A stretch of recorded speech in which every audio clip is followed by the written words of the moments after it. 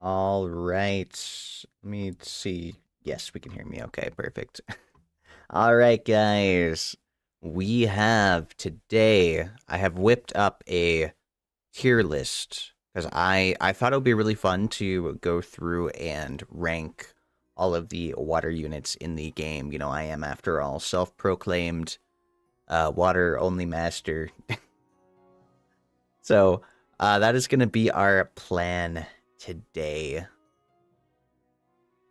And Vortex, before we get started, of course, Vortex, congrats on first, and hello, Coffee, congrats on second. Hope you're both doing well today.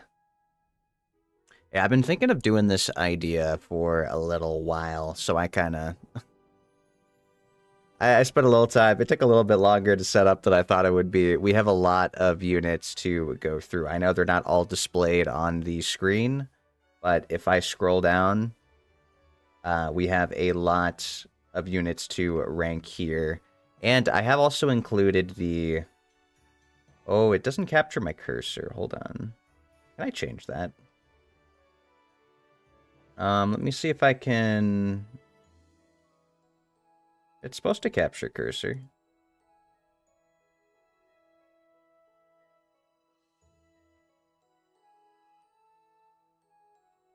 Huh. Okay, it won't capture my cursor for some reason. Okay, I'm sure that's not a problem. I'm sure that will be fine. How did I have it angled? I had an angle like this before. Okay.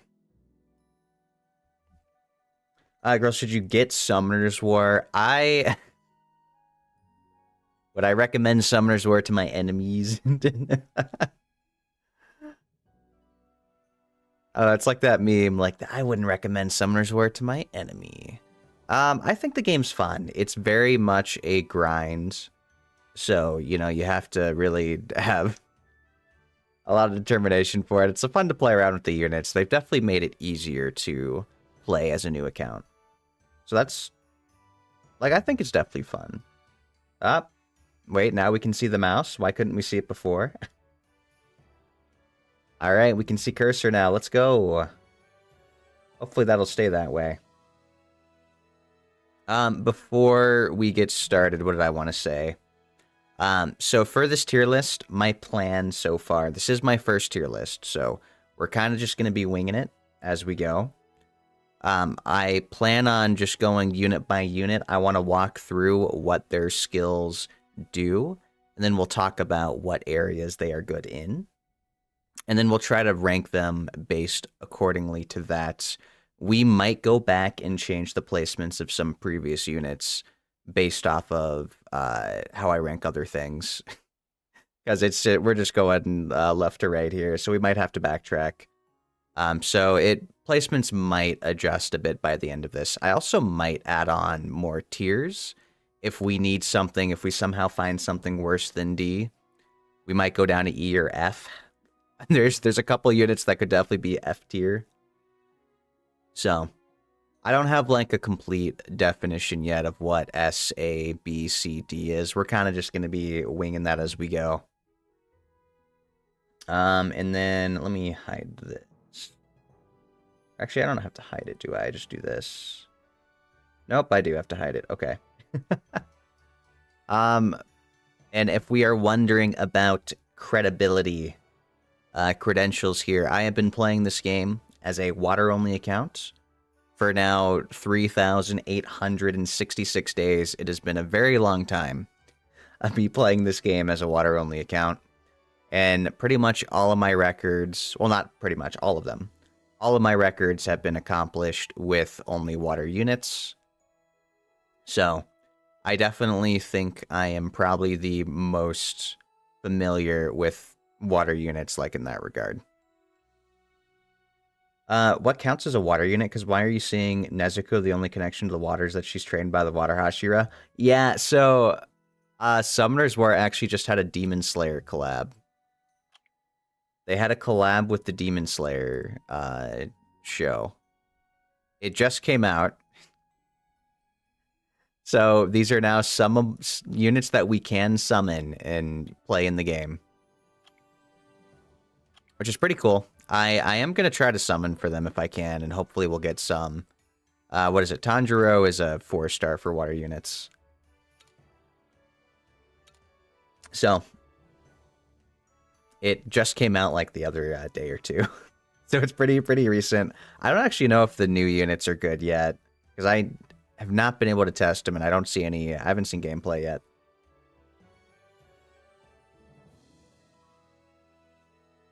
All right, let us. Oh, I should open this back up. We're gonna go ahead and get started. These are not really gonna be in any order.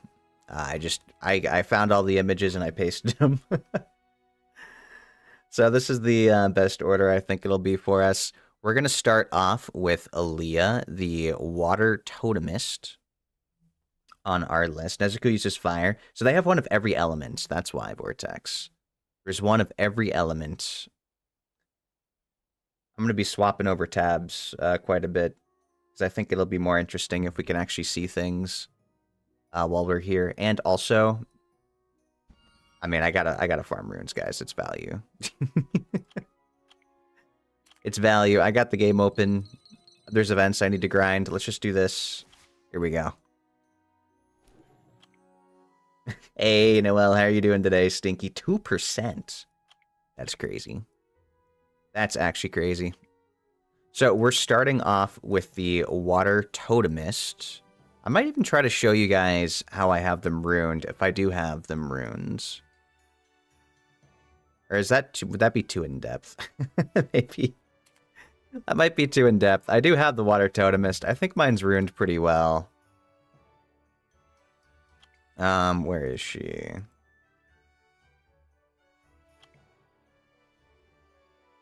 Oh, that would save me. I'm going to spend so much time looking through trying to find things. You've been farming, ended up summoning 3.5 5s. Hey, of the... Did you get the new ones? Any of the new event ones? Alright, but our first unit here is Aaliyah, the Water Totem Warrior. Or not Totem Warrior. Is it just Totemist? Something like that. So if we look at her first skill, attacks the enemy and then heals the ally with the lowest HP ratio by 15%. So really good healing on skill 1. Second skill gains immunity to all allies for 1 turn. And then third skill removes 1 harmful effect granted on all allies by 1 turn each. And then recovers their HP by 15% each for 2 turns and increases their defense for 2 turns. And then she actually has a 4th skill as well. A few units do.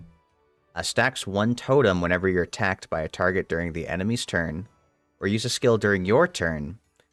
And then you become able to use the Sea Tribe totem skill when you stack 3 totems. And this skill recovers the HP of all allies by 20% and gives a defense buff for 2 turns and immunity for 1 turn when you use the skill. So she is a really good defense buffing healer. I think she's a really, really solid unit overall. You got 2 dupe water beast riders and a dupe Rocky. Oh no! At least maybe you got, what is it? Blessing food. But the Water Totemist here, where was I? She's a really good unit overall. I actually use her a lot in RTA if I want like a slow team. She's like pretty much like a core unit for that, for like these tanky bruiser teams. She has defense buff, which is really good for other defense-based units. The only downside is that this skill 3, this recovery is over time recovery. It's not instant healing. So it's the cleanse into the HP over time. And then this one actually is instant healing. So it's a little different, but she doesn't heal as much as the Wind Totemist. But I still think she's a super, super solid unit. I really like the Water Totemist. I want another one. I have her runed up very tanky. A lot of HP, a lot of defense, because she does defense buff, a lot of speed. We have her on Violent Will. With high resistance as well. So I think definitely I'm pretty proud of my Water Totemist runes here. So I would say Water Totemist. If we cut back over, Water Totemist is really, really good I think we're going to start off with A tier. Also, another thing I should clarify. I am a water-only account. So these are going to be water units based off of how I view them. It is going to be completely ignoring like the meta. I don't care what the current meta is or like the RTA meta. What's the list for? I just thought it would be fun to rank all the water units. So this is like priorities of what is good for a water unit account. I did not know you played Summoner's War. Yeah, I do, Turtle. Welcome, welcome. I am a water-only account. So I've been playing this game for like 10 years, only use water units. So yeah, this tier rating is going to be based off of what I think is good for a water-only account. And we're going to be completely ignoring what's good, what's meta. Because that's... my priorities are very different compared to other players. Why water? I like blue. Yep, I like blue. I like tanky units. Back in the day, water units used to be a lot more like they used to be the most like support tanky units because the elements were more classified into roles. So wind was like big AoE DPS, water was the tanky supports, and fire was I don't even know. They were like single target DPS or something. I can't remember. I was. Rena was like my first six. No, she was my second 6-star, I think. The Water Samurai was my first 6-star because I thought he was cool. I thought Water Samurai was really cool. And then I think Rena was my second one that I 6-starred. She was so broken back in the day, man. So broken. This is going to be helpful when you work on a water-only account and reset for Nat 5s. Yeah. It will help... It'll definitely, hopefully that'll help with the priority list. So, Water Totemist, we're going to put her in A rank because I think A is probably going to be my tier for like super, super solid overall. I think S tier is going to be like my must-haves.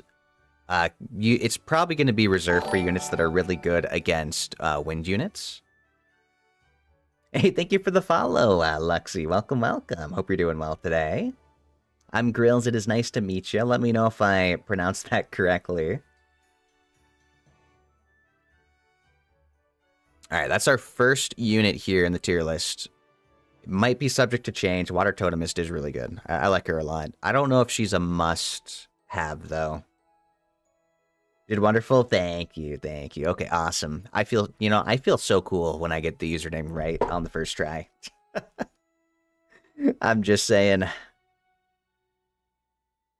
You're gonna love the Water Inosuke. I need to see him in action. We're definitely gonna talk about the collab units on the tier list. Even though we don't really know how great they are, I'm gonna talk about them and like guess where I think I'd put them. A's good for Siege, so good placement. Yeah, I think this will be really, really good. So I am, I'll say one more time, because we have some new people here. I am a water-only account. So these are going to be based off of what I think is high priority for a water tier list. I think I have to, I'm going to deny that just for moderating, Turtle.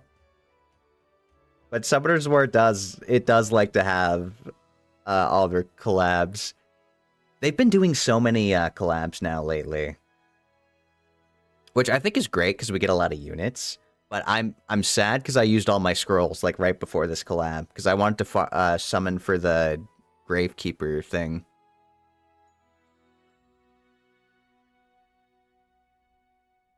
Okay, up next in our tier list we have Abellio. Let me see if let's look him up here. Let's look him up here. And I will say, this is very much... I gotta hide this. Here we go. Perfect. Perfect. I will say, we are ignoring the RTA tier list. I know he's a very good RTA unit, right? Where is he? Let me see his icon.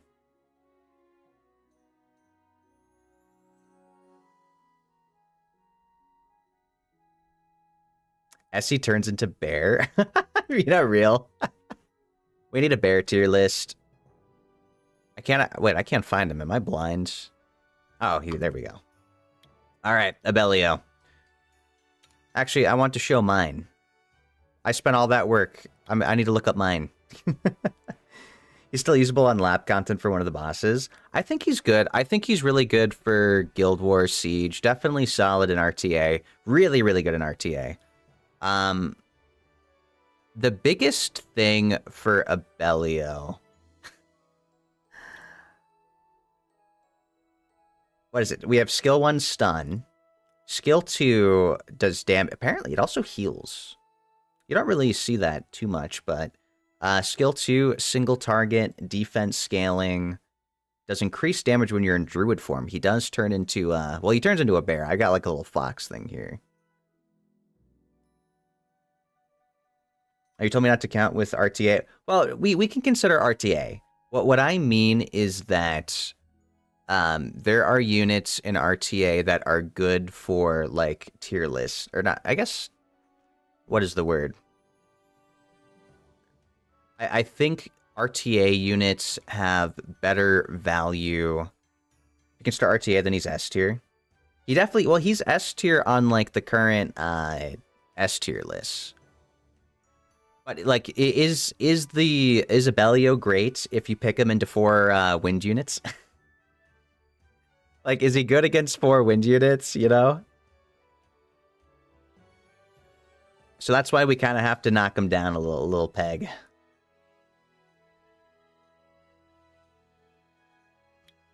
Third skill, we have it's AoE heal, increases attack bar, which is very nice.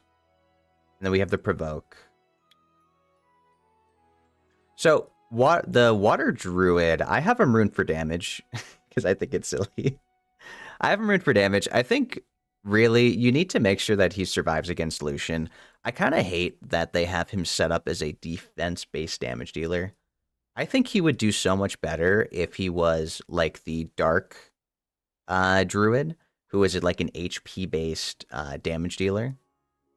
Because then you could rune him up like you would like Ariel. Except, you know, you wouldn't want him on Nemesis. He doesn't need Nemesis with his passive. But a ton of HP would be so much better for him. Because the biggest counter to this guy is like Lucian. Or like he's meant to counter Lucian. But if you build him on defense, he just dies. So I don't know. I think Abelio is really solid, though. Maybe in the future. I'm hoping they'll buff him in the future. Make him an HP-based damage dealer. And it would be so, so nice. But yeah, this is mine. You build defensive if you want damage. It's true. I want damage. I want mine to do damage. In RTA, I don't think he should be on damage. I think he should be on HP to survive. Hey, Flap, how's it going today? Welcome, welcome. We are getting started on a water tier list. Hey, Flubbed, welcome, welcome. Hope you're doing well today. He's on crit? I do. Yeah. Mine's on crit, Luxy. I built mine silly. What can I say? I think mine's for fun. It's for fun. I have him. I use him more in like Guild War and Siege.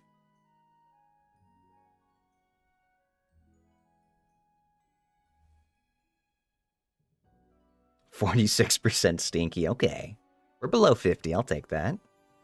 I usually use them against cleaver teams when you have a squishier unit on your team. That makes sense. So I would rune him differently for RTA. He would definitely be way more HP, probably less. Like, I don't think I'd have him for damage. I'd have high speed, high HP. Probably some defense still. And maybe a little accuracy for provoke. Let's see where we put him on the tier list. He might still be an A. Let's look at this tier list again. IRG3, so maybe people use him more. I'd agree. Yeah. I could definitely see him being more used. Like, he's an insane RTA unit for sure. But is he like a must-have for a water-only account? That's the question. Because that's what S is going to be for me. S is going to be like must-have. And we can't come back. I might come back and adjust my placements. I think we're also going to put him on A.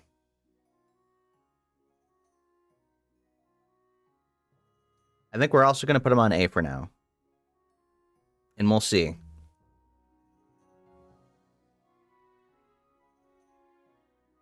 If he doesn't have a good resistance, he ends up being hard countered by skill increasing stuff. So I think accuracy and resistance in Summoner's War is the biggest lie ever, man. I don't even bother with it anymore. It's so bad. Like it. If you have 100% accuracy and like max resistance, like the enemy only has like a 15% chance to resist. It just doesn't make sense. So I really just don't prioritize it anymore. I think just you bring immunity if that's the biggest problem.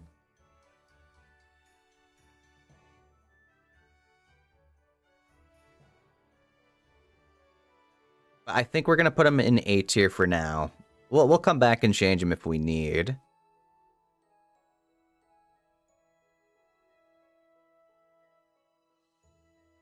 Oliver, Chunk Pung are huge counters. Oh yeah, and Lucian too.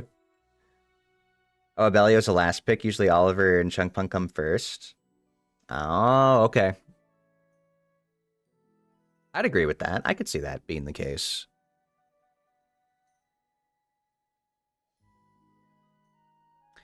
For me, when I do RTA, if I do RTA as a water-only account, I'm pretty much picking him almost every time. So I have definitely had to bring him into those teams before. It's not great. I use a different team for the most part.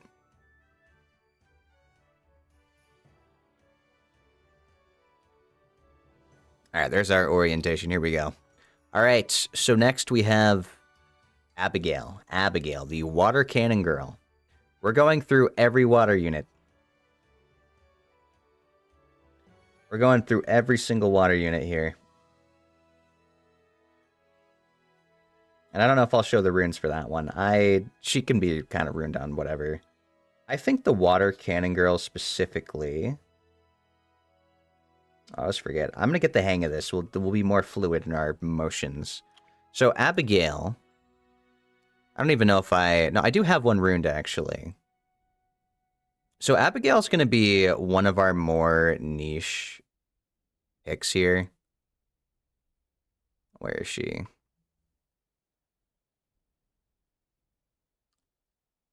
Ah, there she is.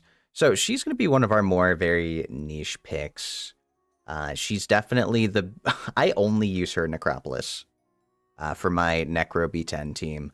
I need to figure out a better B12.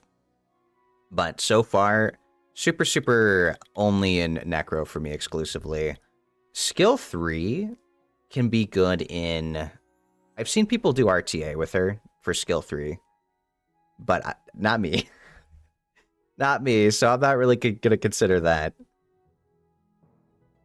If you don't awaken her, you can use her for Necro. B12 is her on Triple Revenge.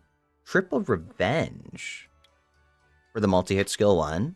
I could see that. What do I think I have her on damage. So I have mine...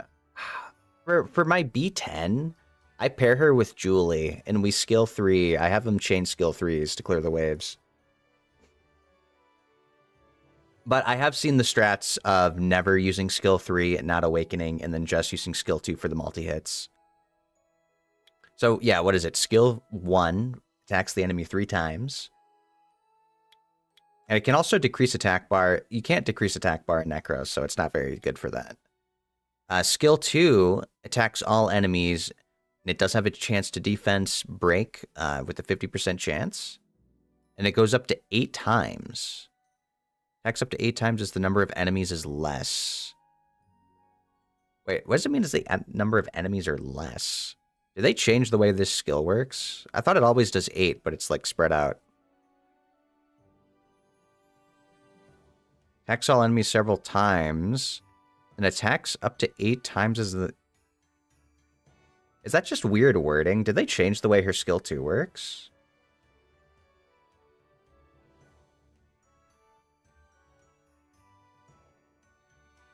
Awakening's been fine for a long time now. There's a small hiccup when they changed the Fire Magic Knight. I saw they had to hotfix buffer, yeah.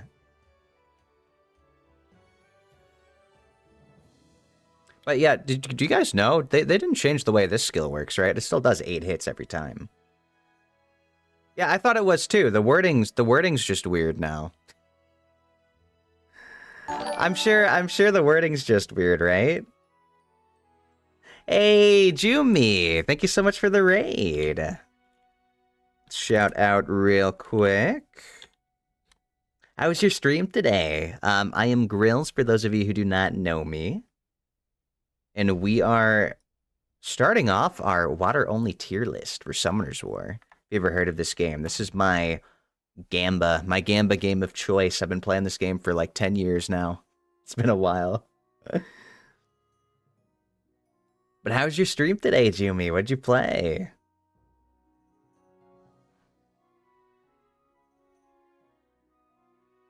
It was good. You were testing your PC with Marvel Rivals and it didn't explode. Let's go. I saw they started to optimize like the frame loss stuff for that, right?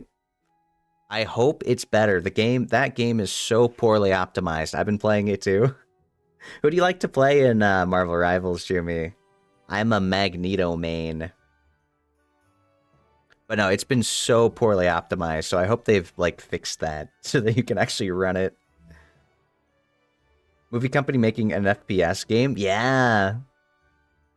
It's crazy. I mean, the game's like it's really popular right now. So I mean, it's well done. Like their attention to like detail and design is really great. I just think the actual like how well it runs on the computer, it needs more optimization. It really does. Yeah, that needs better, more work.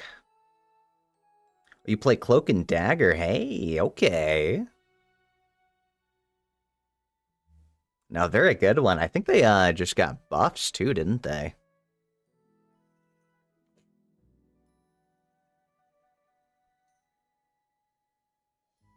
Yeah, we're going over Abigail now. She's a water 4-star. What is it? Did I talk about her third skill? Attacks all enemies, removes all beneficial effects from one target, and then I think it decreases everybody's attack bar. Attacks, I think it does, it hits twice on one target, though, I think. Yeah. So, she's a pretty quick one. I definitely think we're not going to linger too much on her. She's definitely going to be... Ooh. It might be C. A lot of people, you know, play the game, play Cloak and Dagger. Yeah, I wonder what the statistic-wise, like, most played. I think Jeff is, like, super played. I started to say this, but it'll die quickly if they don't worry with fixing the game. That's fair. I definitely think they were supposed to be putting out more patch optimizations like this update, I think.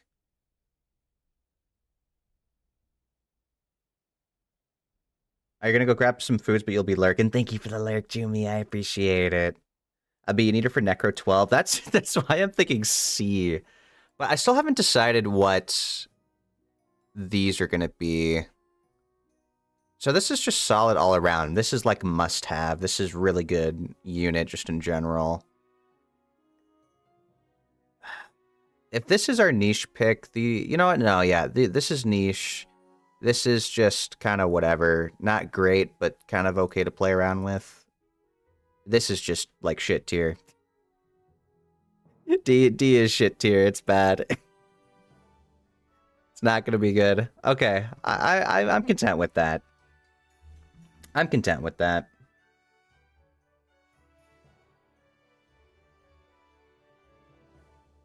All right, who's next? Ooh, the Water Barbarian King. Okay, so he is probably only good in... Let me swap back over. So this is Ajir. At least that's Ager. I call him Ajir. So this guy, he's like nowadays, I think he's only good in probably Siege. Do people even use him in RTA anymore? He used to be fine for like Giants, maybe R5 for branding on second skill. Like he's fine for branding. So they tried to rework the Barbarian Kings a while. It's a lot of text. we're gonna summarize. He attacks and does dots on the first skill. Second skill is a branding that increases the attack bar. And then this confiscate, so it's a strip, and if they don't have any buffs, it absorbs attack bar, hits twice, and then puts him under a berserk state. And while he's under berserk states, oh, they changed the HP decrease. Now it's just defense. That's actually much better. That's much better. They nerfed him a lot. He's decent for Siege offense or Special League if you want to count that on. Oh, that's fair. Yeah, 4-star Special League. He's definitely good for that. He's definitely good for Special League.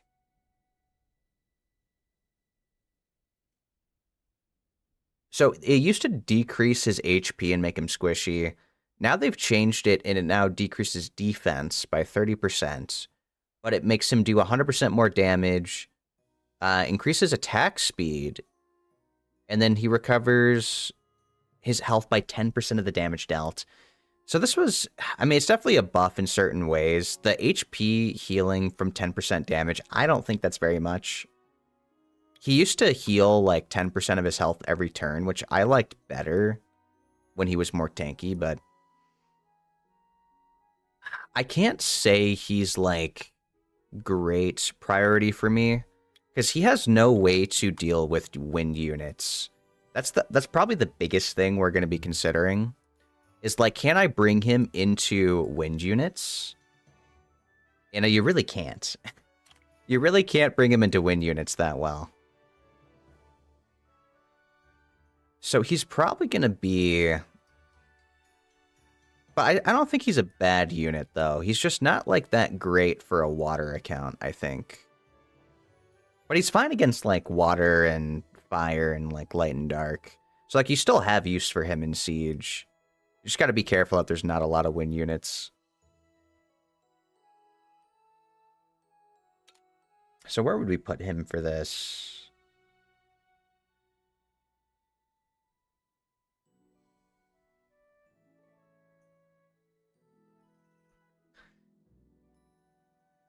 Okay. See, this is where I'm torn with B and C tier. So I think he's a fine unit, but he isn't, like, great.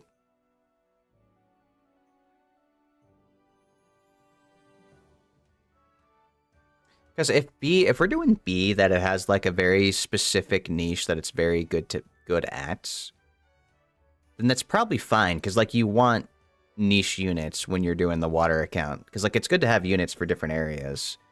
So he's probably going to be C, I think. Because he's like, he's not a bad unit. He's okay. But as a water account, I don't think he's that helpful. He does supply branding. So maybe we could put him in B. But it might be a C for now. We'll adjust. We'll adjust. I'm thinking C. It doesn't mean he's a bad unit. Like, I think, like, for base game, if you're considering all the elements, he'd probably be higher. But this is a water tier list. So we're going to put him lower. All right, we have Alicia. I think Alicia. The water Elsa. Now, the water polar queen will be our next up.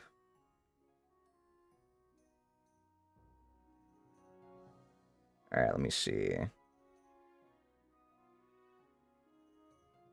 Water Polar Queen. Mine is not ruined right now. Oh, also. Sorry, I gotta grind points for the event, guys. It's important. It's important that we grind for the event.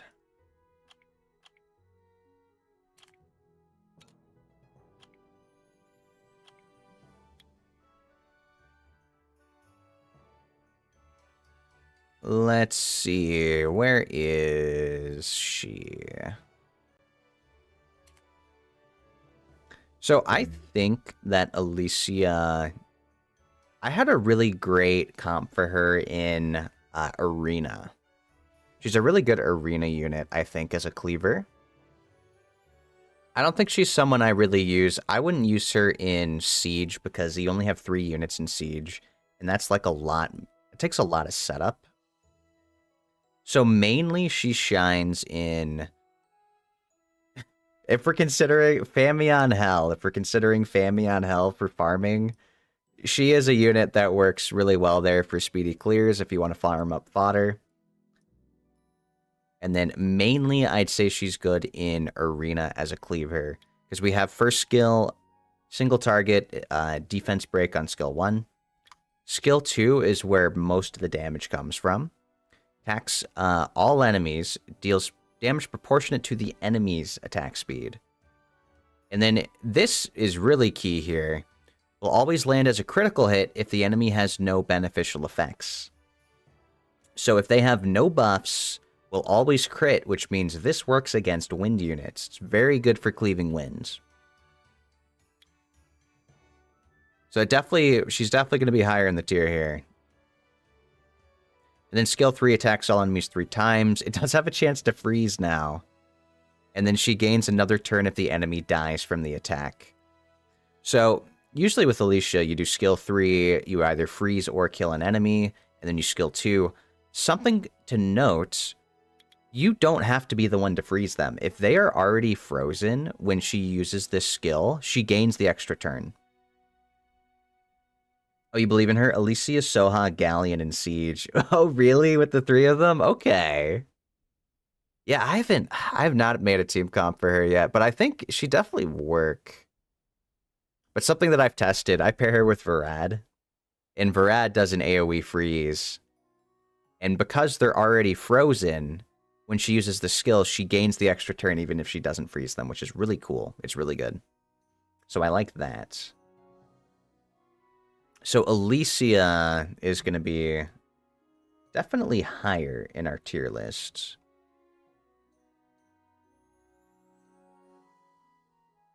She's going to be higher in our tier list. But is it B or A? It might be A. It might be A for now. No, I think it's A. AoE cleaver. But I don't think she's S. I don't know if she's S tier yet.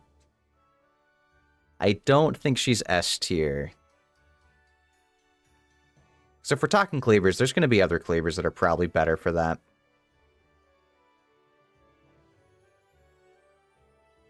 So yeah, let's do that. Next we have Alan, the second awakened vagabonds.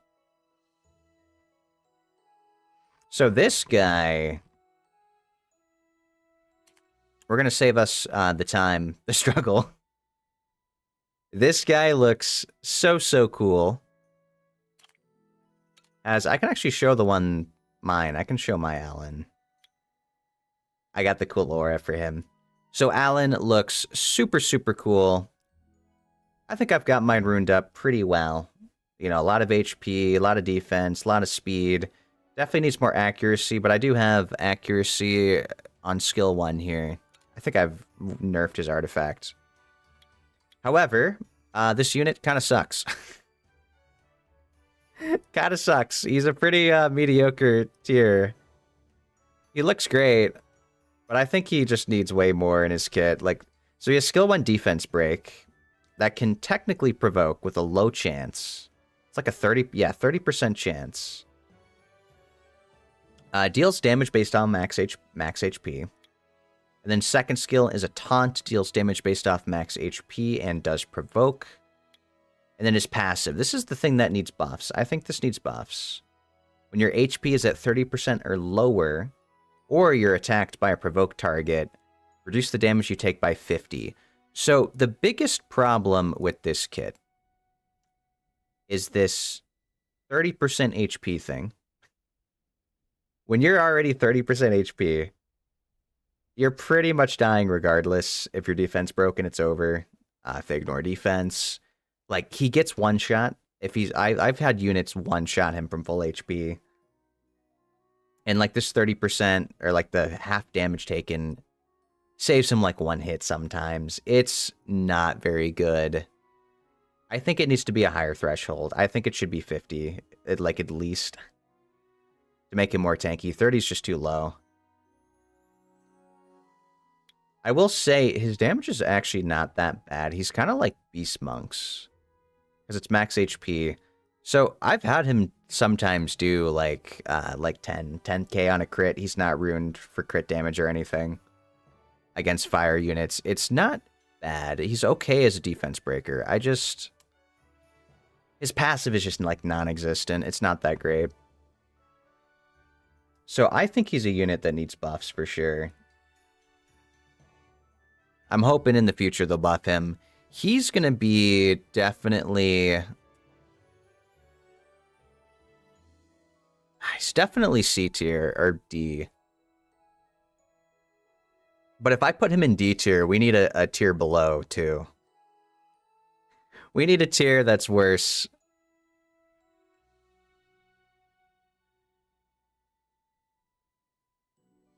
Yeah, I want another tier. We're adding a row below. D, let's go E. There definitely needs a tier lower if we're doing this for him. Because I know units that are way worse than this guy. But he's not great. He's okay. He's not very great, though. Oh, okay. We have the Water Battle Angel up next, who was definitely going to be higher in our tier list.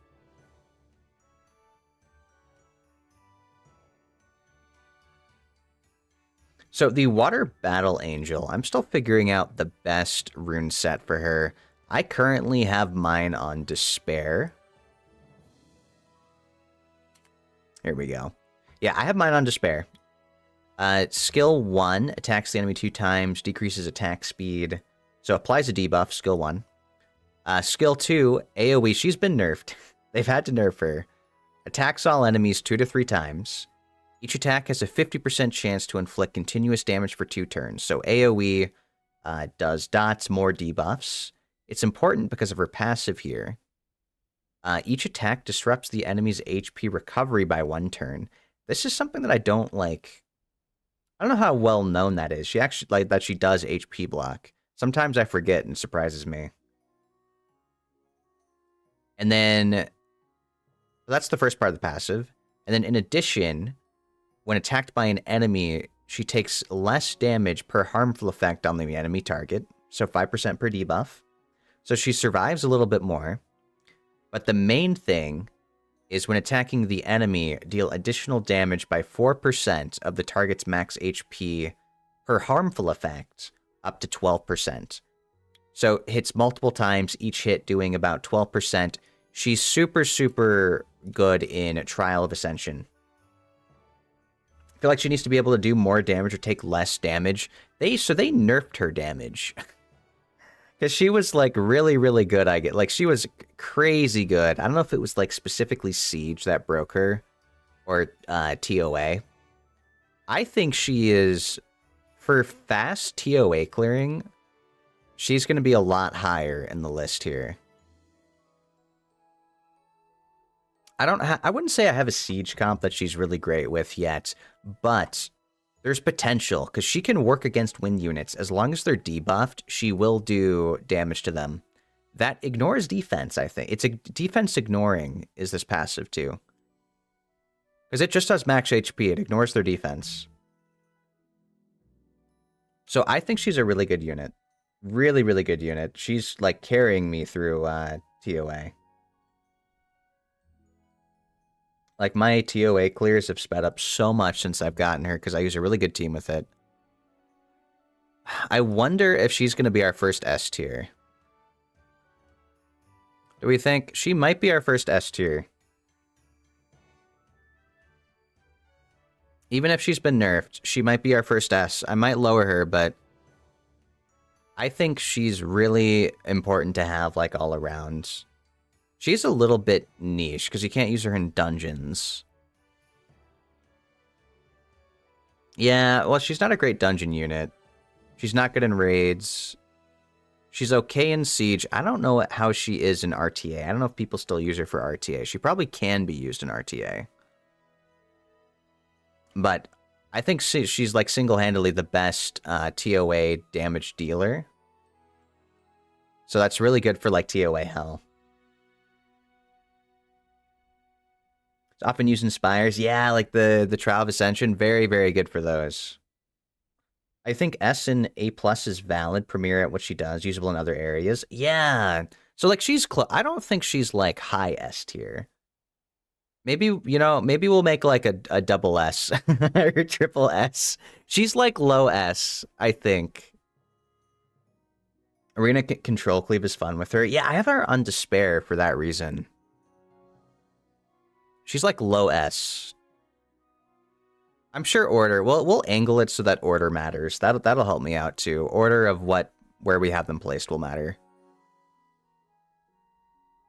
But she's definitely going to be low S tier for me. Or high A tier. Yeah. I definitely think she's a solid unit, though. Like, I was glad to have her.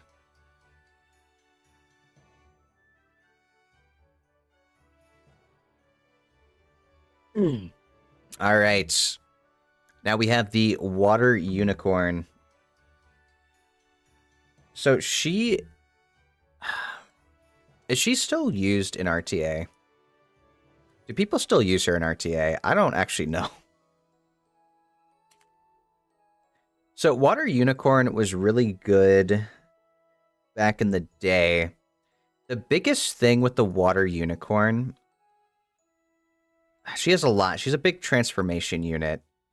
So she has like 2 different kits. So skill 1 is a provoke, does damage, or it's a freeze, not a provoke. Skill 2 is the provoke.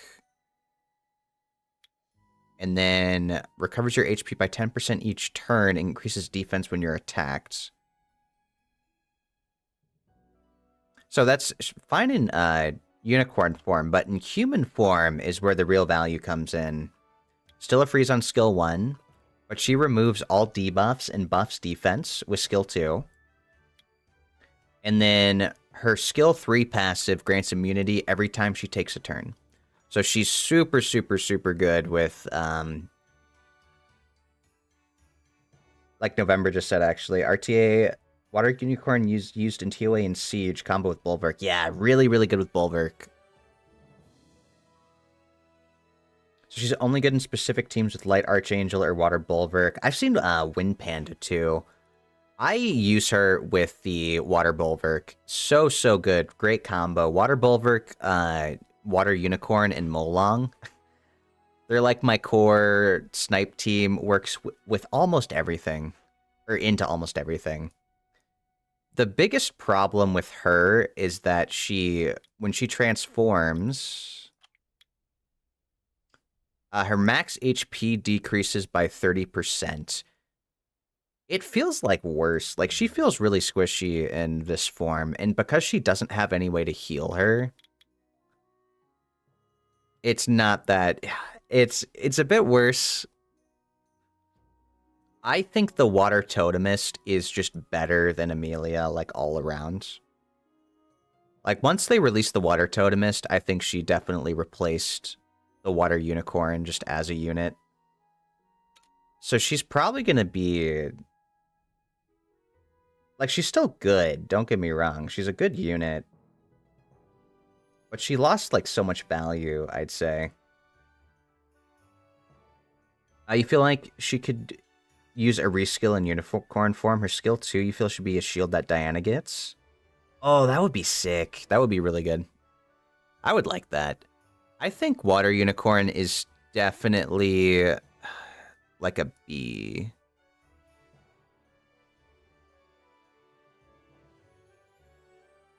Yeah, I think she's definitely like a B tier. I think she's a good unit, but she's just not good. Like, she's not as good when you compare it to the Water Totemist. I think the Water Totemist is so much better.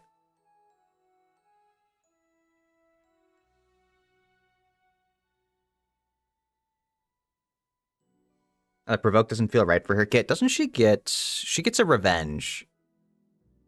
I think. I think I read over that. She gets a revenge buff, right?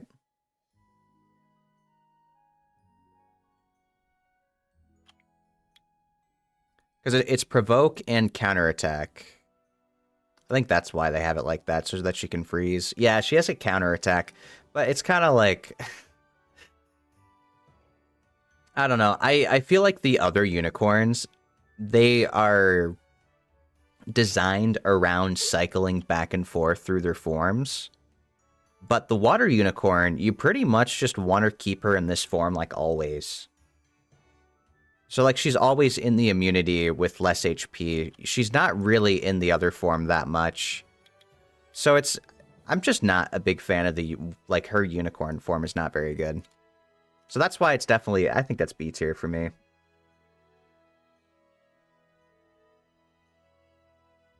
Oh, I forgot to look at what was next. Ooh, Annabelle. Okay, Annabelle is probably... She's a solid unit. She's a solid unit.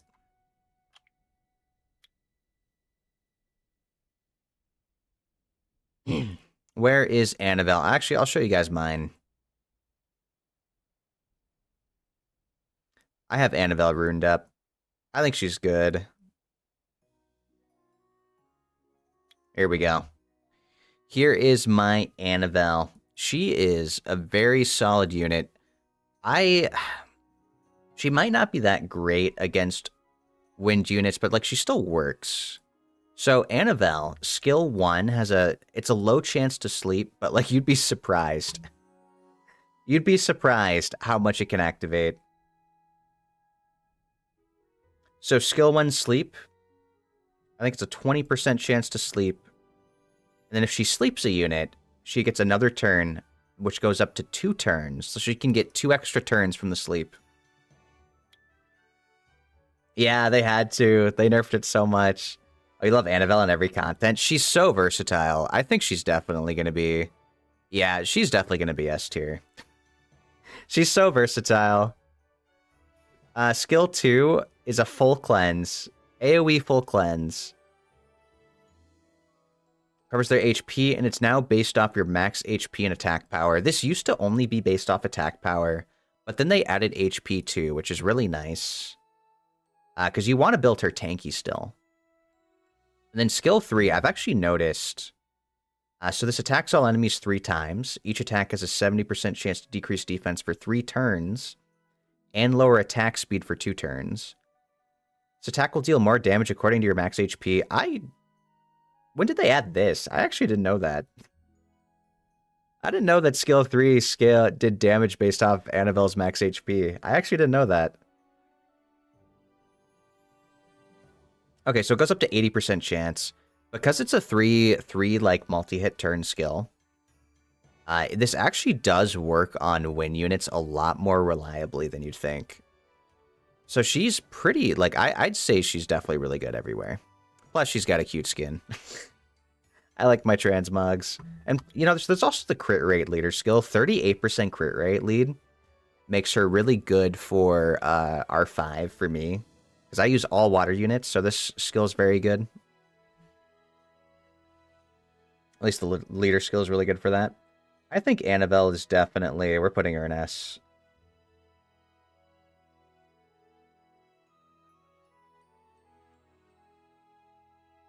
And also, welcome, Josh. It's nice to meet you. We're putting her in S tier for sure. I think she's a really good unit to have. I didn't get Annabelle for so long. She was your most wanted unit early on. Same. My very first most wanted unit is actually coming up. It was Ariel. He was my first 5-star, by the way, but he was my most wanted unit back in the day. But yeah, Annabelle, very, very solid unit. I think she's definitely S tier. If we're doing this by order, she's better than the Battle Angel, I think, definitely. All right, we got the water charger shark. Okay. We're gonna look over his abilities. We are gonna look at his kit. We're gonna gloss over it a bit because the units, I have not found a single place he's good in yet. I think he's a unit that may be fun once he gets a second awakening. 23% attack speed. So usually speed leads can be really good, depending on the units. There's always potential when there's a second awakening if they have speed lead. But skill 1 attacks increases crit rates. Skill 2, it's single target. Decreases attack power and attack speed. And then his passive, when landing a crit, it does additional continuous damage for 1 turn on the target. If they die from the attack, you will heal as much as the amount of damage dealt from the finishing blow. So I have not found a single use for this guy yet. Like, at all. I think he's pretty bad. I think he's pretty bad. I think he has potential once they second awaken, though. Like, I'm very interested what they would change with second awakening for this guy. So, I can't really... I don't have a slot for him. I don't have a part of the game where he's good. So he's like super low in the tier for me.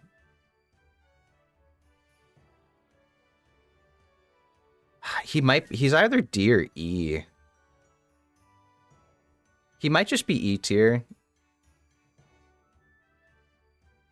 No, he's going to be E, because even D, I can still use this unit. This I can't use. I need to study this list because Fire Monkey has been kicking your butt in RTA. Oh, okay. There's a lot of water units that are good against Fire Monkey. So he's going to be our first E tier. I think he's... I have him built. I've never found a use for him yet, man. So he's bad. Maybe like 4-star Siege you could try to use him in. But I think it's just not worth it. So next we have the Water Archangel. And I think this finished.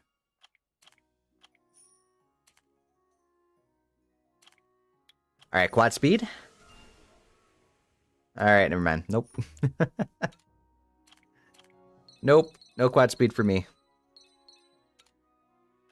Just gonna use all the energy. I'm gonna be here a while, I'm sure.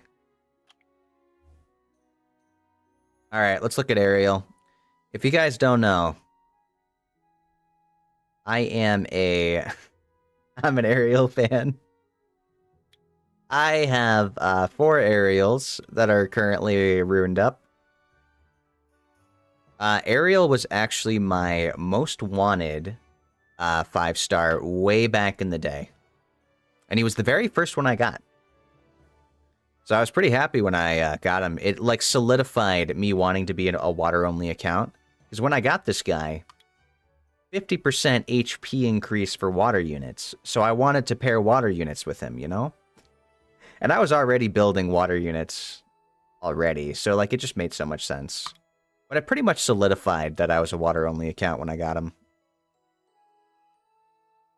So the Water Archangel, he has a lot of different builds you can use, which is why I have so many. We have Violent Nemesis.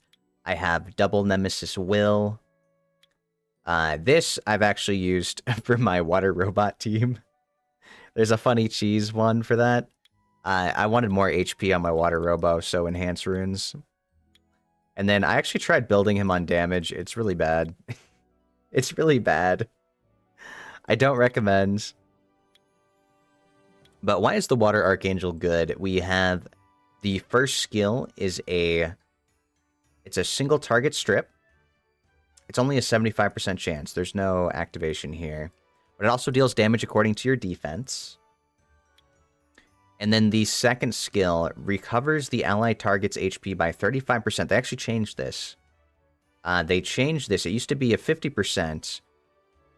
And then alongside the defense buff.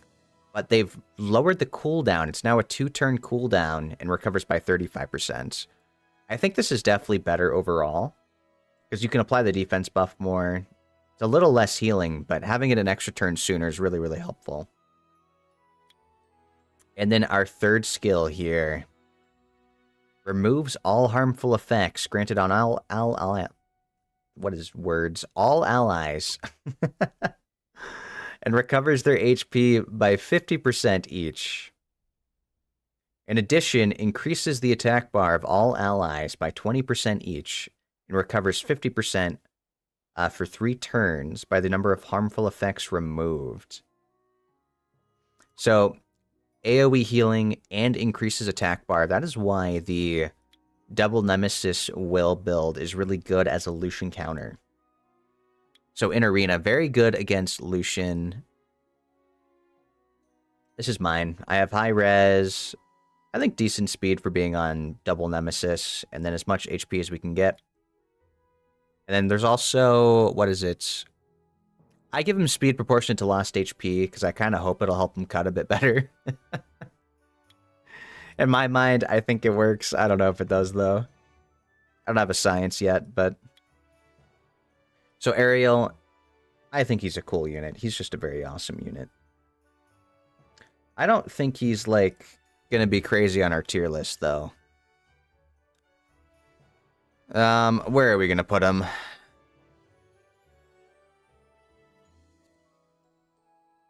He's probably, like... Well, he does have the HP lead. And he is a healer. Like, keep in mind, there's limited healing slot options. He's probably, like, either low A or high B, though.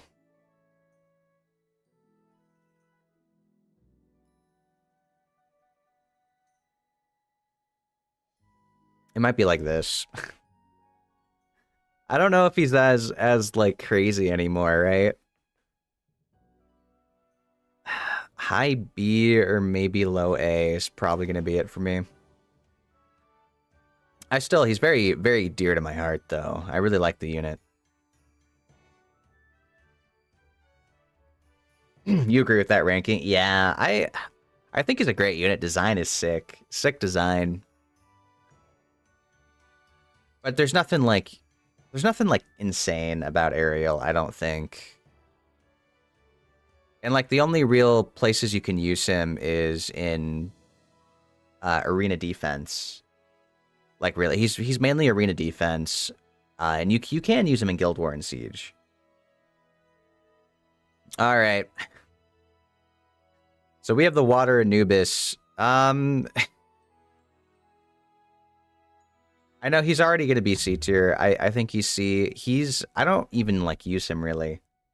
Because he's not great against wind units, but he's one of the few anti-revivers that water units have in the game.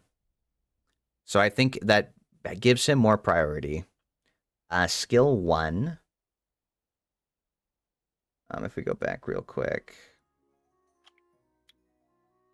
Skill 1 here attacks twice, I believe.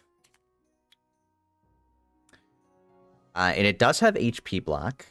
And then the damage increases as the enemy's HP decreases. So he's good at finishing units off. And then skill 3 attacks 3 times. And each attack has a chance to apply branding, which is really nice. And then does more damage as their HP gets lowered. And because of his passive, he prevents enemies from reviving. And then he gets Soul Protect if he kills something. So I think... the biggest problem is that he doesn't work against wind. He's not good on wind units. So it's a little struggle because I don't really bring him... I don't use him that much. But he's good against things like Perna, Bisama, things like that. So he's an alright unit. I think he's definitely going to stay in the tier we have him in currently, C. He's definitely a C tier.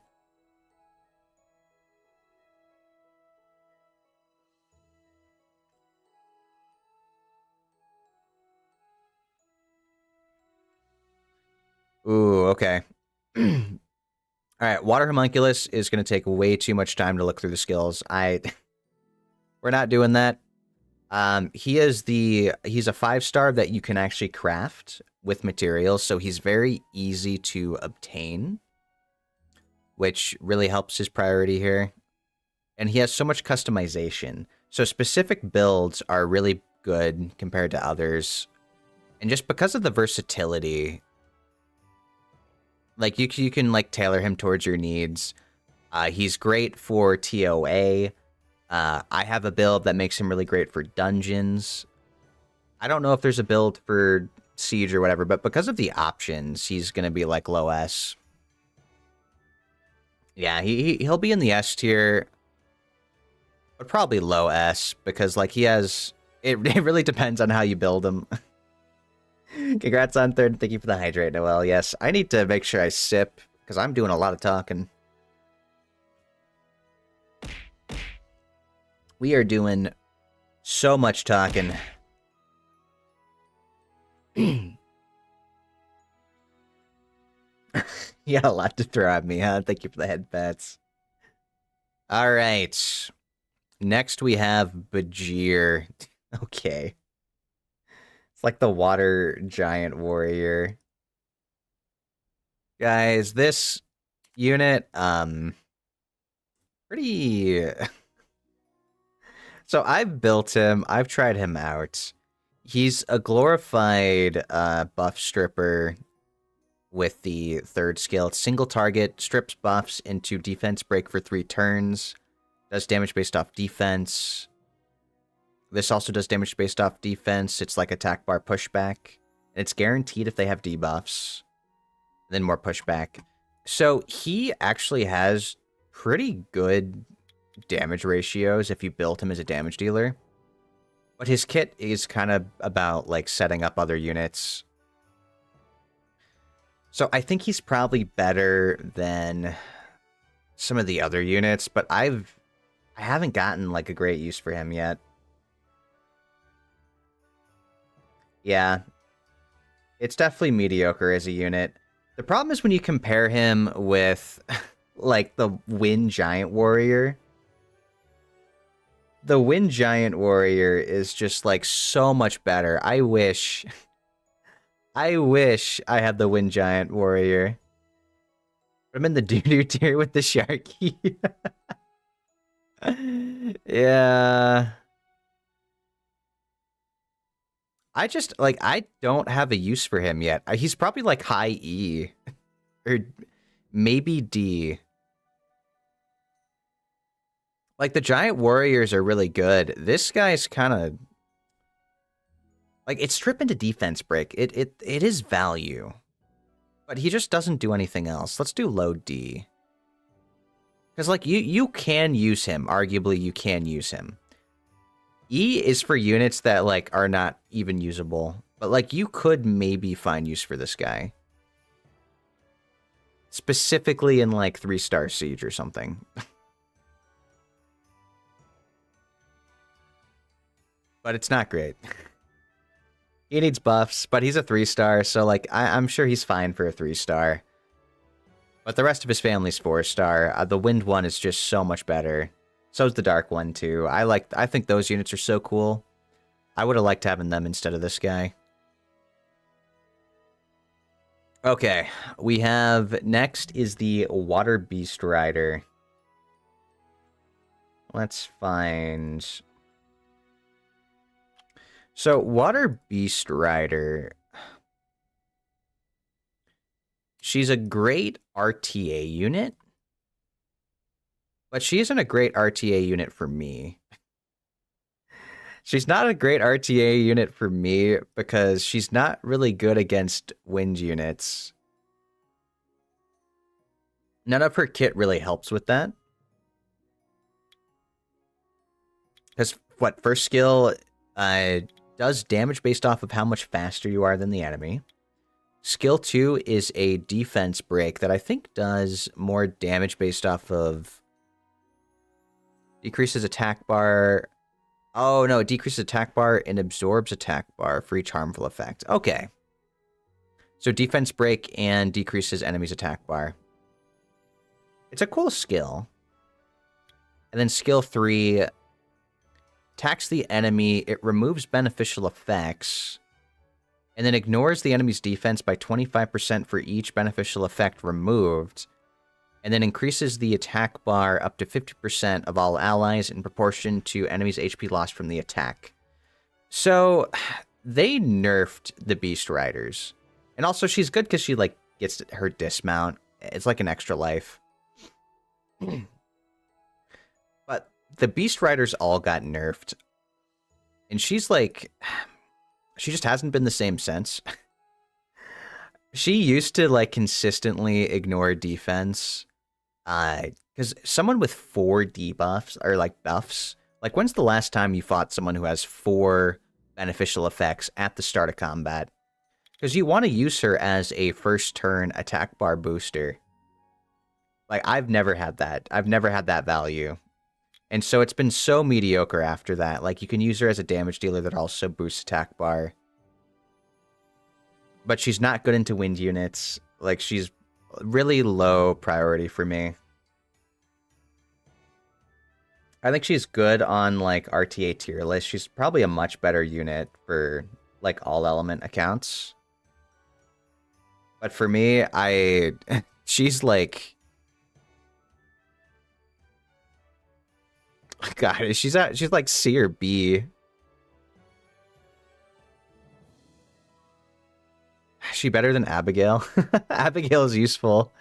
The Water Beast Rider, I don't know, man. Like, her kit is good, it's just not good against wind units. And she's like, she's exclusively a PvP monster. So she's PvP, but not good against wind units, and that, like, makes her not useful for me. I don't really use her. So it's probably B. Actually, no, maybe it's C. We'll put her with the Bajir tier. Yeah.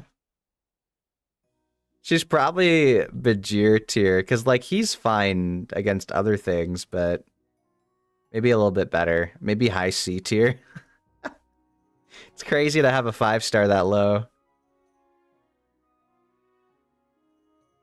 Okay, next we have Bastet. Bastet is definitely going to be better on this tier.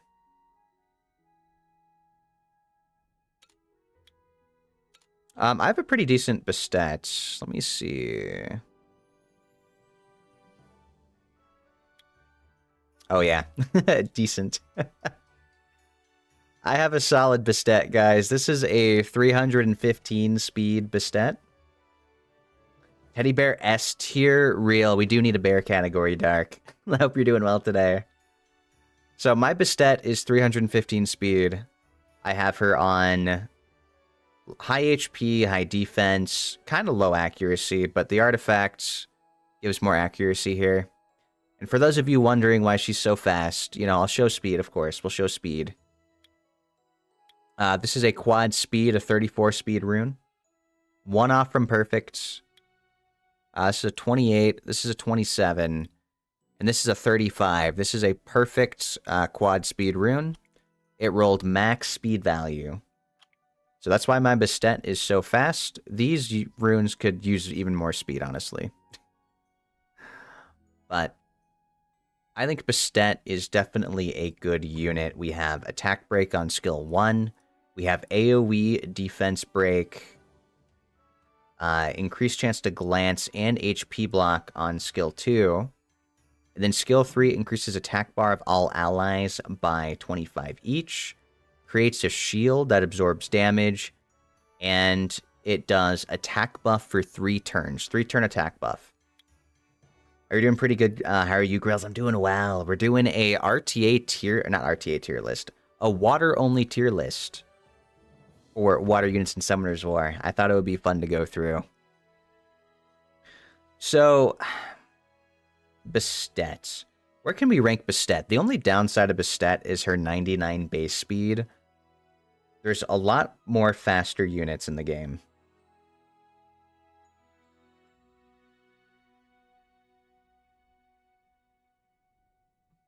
So if we take a look at her... let's see. So she is a speed booster with attack buff. I mean, she's still got to be S tier, even if she has lower base speed. Because, like, how many attack buffers are there really for a water-only account? Like, you have Galleon, you have Megan, you have Bastet.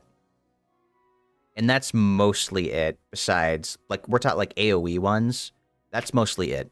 So she's definitely going to be S tier.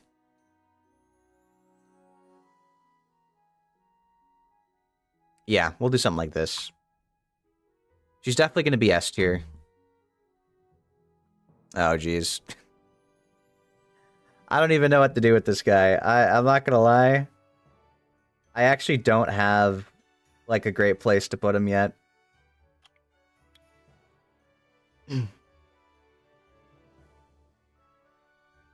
Where is he? The Water Bayek. I'm still disappointed with this guy. I tried him. I don't even know where he's great in. Like, maybe TOA, but there's just better units. He's all about, like, decreasing the attack bar of stuff, but, like, his cooldowns are decently long. I mean, I guess it goes down to 3 turns each, right? Maybe it's not that bad, but...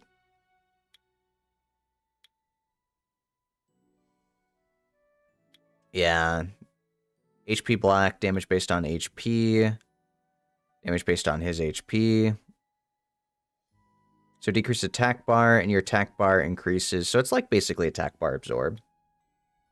And then this one resets the attack bar, and then inflicts damage proportion to the enemy's max HP instead of his own. So he's like a control unit. But I don't really see the potential in him yet. And he glances. So for me, I think he's pretty mediocre. We're probably going to go down in D tier. I think he's D tier for me. I think he might have some use, but I really just have not found it yet. Ooh, okay, Water Demon's fun. I like the Water Demon. Water Demon's great. We're going to go... For the Water Demon, I actually... I have 4 Water Demons. Or no, I did a video of 3. I actually do have 4, though. I have 4 Water Demons, guys. Because I just think he's great. I mean, this Transmog is sick. The biggest thing about the Water Demon, I think he needs buffs for satisfaction. Just for user satisfaction, he needs buffs. But he's still a good unit. So skill 1 decreases the current HP of the enemy with the best health status by 10%, and then attacks the enemy target to inflict damage proportionate to the reduced HP. So 10% of someone else's health, and it does extra damage based off that. So it's great against things with really high HP. He was actually really good in Giants for a while for skill 1, because it did a lot of damage. And then we have Madness. Consumes half your current health to attack the enemy, and it deals a portion of the enemy's defense as your HP status gets worse. So ignore defense as your health gets lower. Free siege win. Yeah, Shadow. He's so good. My favorite thing to do with the Belial, I would go Water Warbear with Rena, and then him. And we would just stall and cycle turns for an easy siege win. I think against certain teams, it's just an auto win. He's a really good unit. And part of why he's so good is that he cannot glance. Now, he can still miss crit. He can still miss crit, so keep that in mind. Because even though when enemies have elemental disadvantage, so like water units have elemental disadvantage on wind units, so they will always have a minus 15% chance to crit. Which does suck. I think that kind of sucks. And that's kind of why I don't use him as much now, because he can miss crit with a 15% chance, and it feels really bad when you do miss. However, if the allies and enemies act for 12 turns when you're dead, you'll revive with little HP and gain a turn instantly. So you gain a turn. The only problem with this passive here, I think they shadow changed it. So when they first changed this passive for the gain an instant turn, he used to interrupt things like Antares, like the Fire Lich. He used to be able to interrupt things like the Fire Lich, which was amazing. It was so great. It lasted about 2 or 3 days, and then Com2uS shadow patched it. They never talked about it in patch notes, but I think it got shadow patched. That's my conspiracy theory. Because now, Violent Procs, anything that gives additional turns, will cut the demon when he revives and then just kill him. And it feels so bad to play. It's so frustrating to deal with.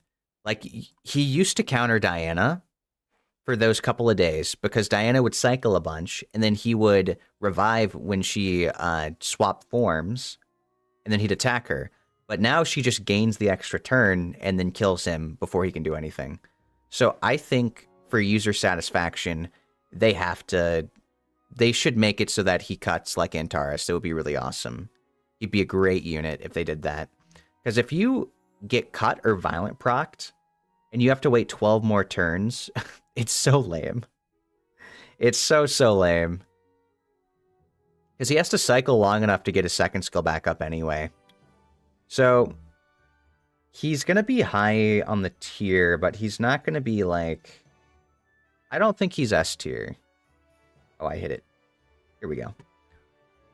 I don't think he's S tier. I think he's probably like A. Because he still has some moments that just feel bad.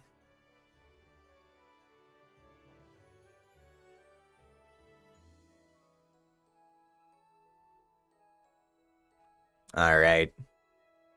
It's been an hour and a half, and I've only done these many units. Oh, God. Dude, my poor throat.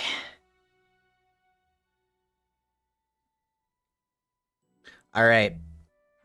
Next up, we have Beth, the Water Hell Lady.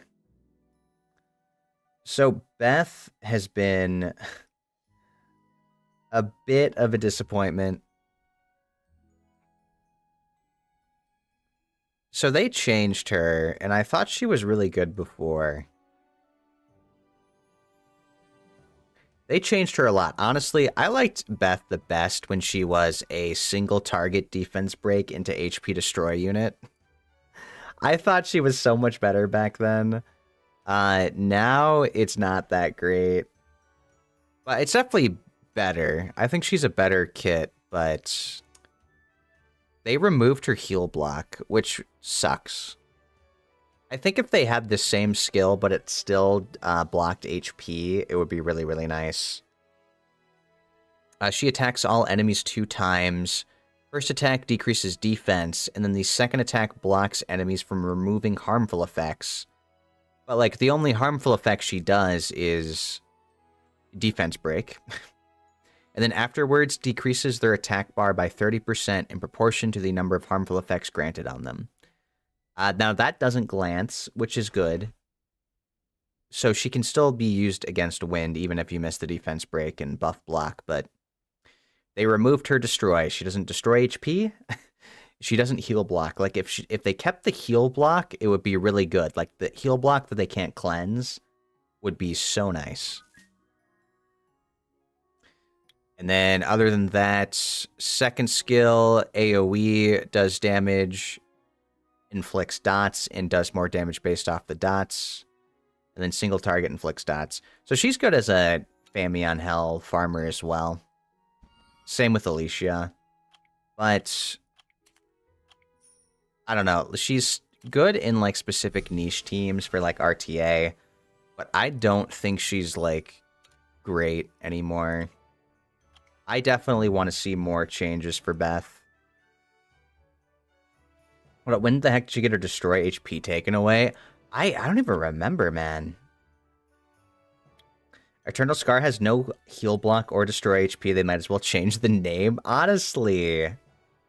Is it a year ago? It's been a while. It's been quite a few patches. But it just doesn't make sense. I don't know. I think if they keep the HP block, I would like this skill as is. But it's just not satisfying. When you compare this to any of the other Hell Ladies, Beth is the worst Hell Lady of the family. Like, if you compare this to the Wind one, I think Efna, super S tier broken unit. I hate her. She's actually like my permaban, man, because she has 119 base speed. It's super stupid. The dark one revives. Light one, AoE. You don't even have to build her with damage. She just kills you with like dots and cycling. And then this one is anti-revive. I think they're just like way better. So Beth, very disappointing for me, honestly. So she's not going to be that great on my tier list. She's probably...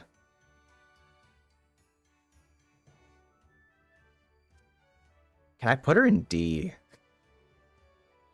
Because around the time they released the girl with the briefcase. Oh, the Shadowcasters.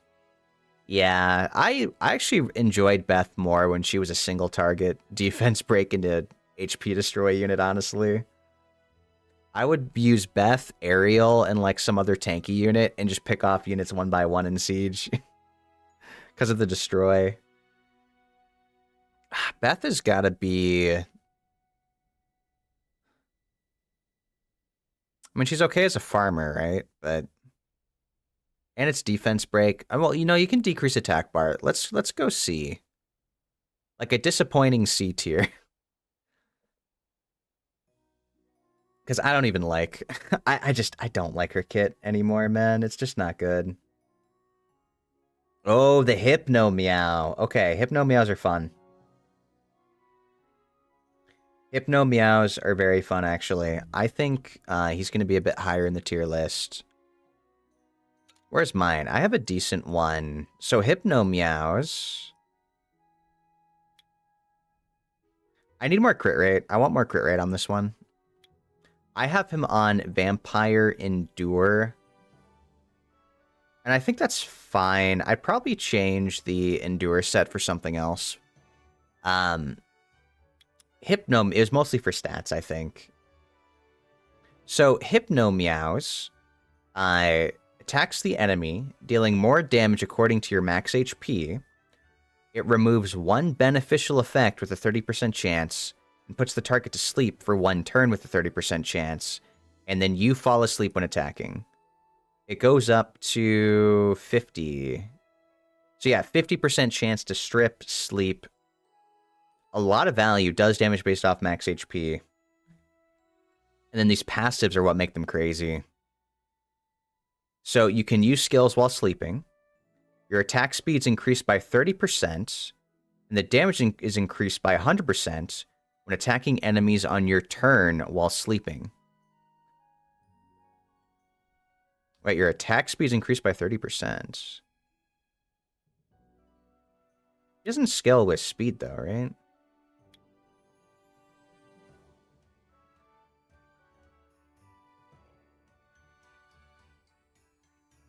Wait, what is this part? Why does your attack speed go up when you attack someone while sleeping? That doesn't make sense.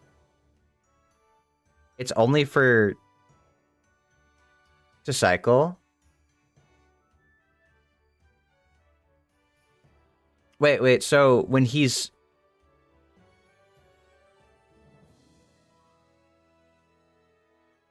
So attack, sleep himself, and then attack with sleep debuff. So I get that. It's just the your attack speed is increased by 30% portion. I didn't know about that. And I'm just wondering why that's useful. I think it's bad wording. So does he get faster speed? Is he faster when he's sleeping? Or is he faster only when he's attacking the enemy while he's asleep? Because that doesn't actually increase his speed.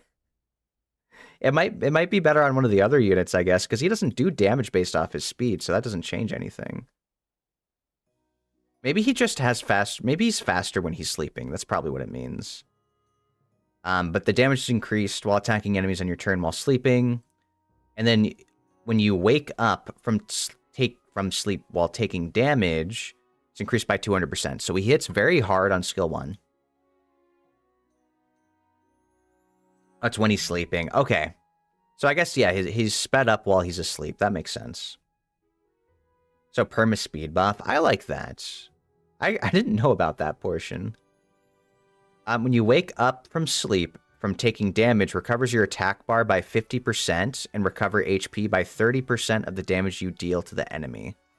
So this is very fun. He is like a sustain bruiser. He cycles really fast because of his 2 passives.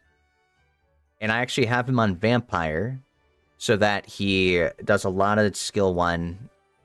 And I have 21% extra crit damage on skill 1. So against certain niche units that sleep a lot, he's like an auto counter. It's really great. He's really good against the light heart magician. And units like that. He's like an auto win into her. Like the light 5-star. So I think he's really fun. He's definitely niche, but he's really good for Siege. And World Boss. These guys do really well in World Boss if you skill them up. That's why I have extras. I've built a couple.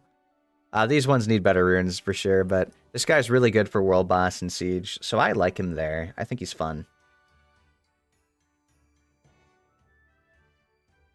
So I'm going to put him probably in B.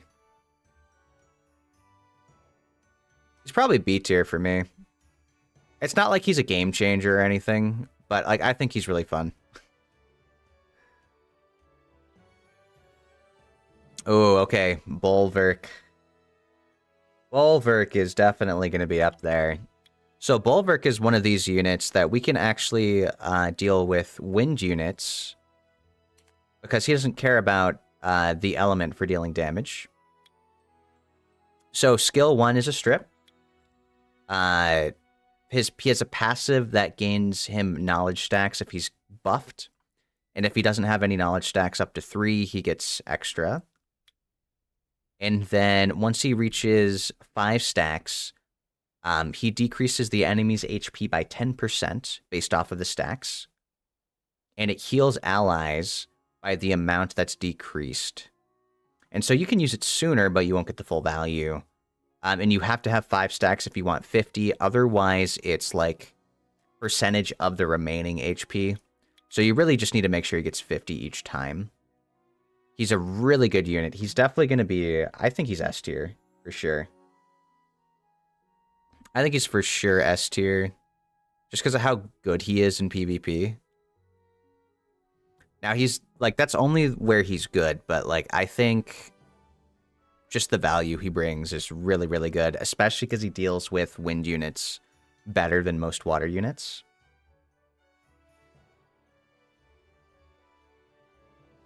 Okay, we got Camilla. So the Water Valkyrie.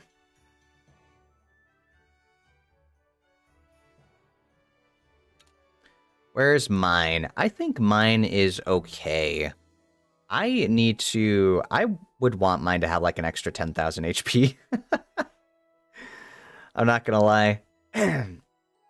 So I have Camilla on Violent Destroy. That's kind of my favorite set for her. Skill 1 attacks the enemy. It has a 20% chance to decrease their skill cooldown. I forget it does this half the time. Because it's such a low chance, a 20% chance, that it really doesn't happen that much. And plus, I don't want to build her with accuracy. It feels like a waste to give her accuracy. Now, granted, she can decrease attack speed and freeze, but, like, you really just want a ton of stats on her. I really don't want accuracy on Rina. Or not Rina, Camilla. Oh, also, if she kills an enemy, it activates skill 2, which is nice. And then skill 2 decreases attack speed, freezes the enemy, and damage proportionate to max HP, to the enemy's max HP. Now, the main reason Rina's good is because she is a... she does damage, but she's also a tank. But she doesn't do, like, too much damage. But she reduces the damage from non-critical attacks by 20. And the damage of crits by half. And then she fully removes all harmful effects if she gets crit. And she additionally recovers your HP by 10. in the HP of the ally with the worst condition by 10%. Which is a different change. That's actually it is nice for helping keep the team alive. So I think Rena, I keep saying Rena. Why do I keep saying Rena? Camila. I think Camila's really good. How is she for a water account? So she doesn't deal damage to wind units well. But she's a great tank. The only thing is that you can't trick the AI. You can't manipulate the AI with only water units. You can't make units attack Camila. So like you need to pair her with units that are tanky so they can survive as well.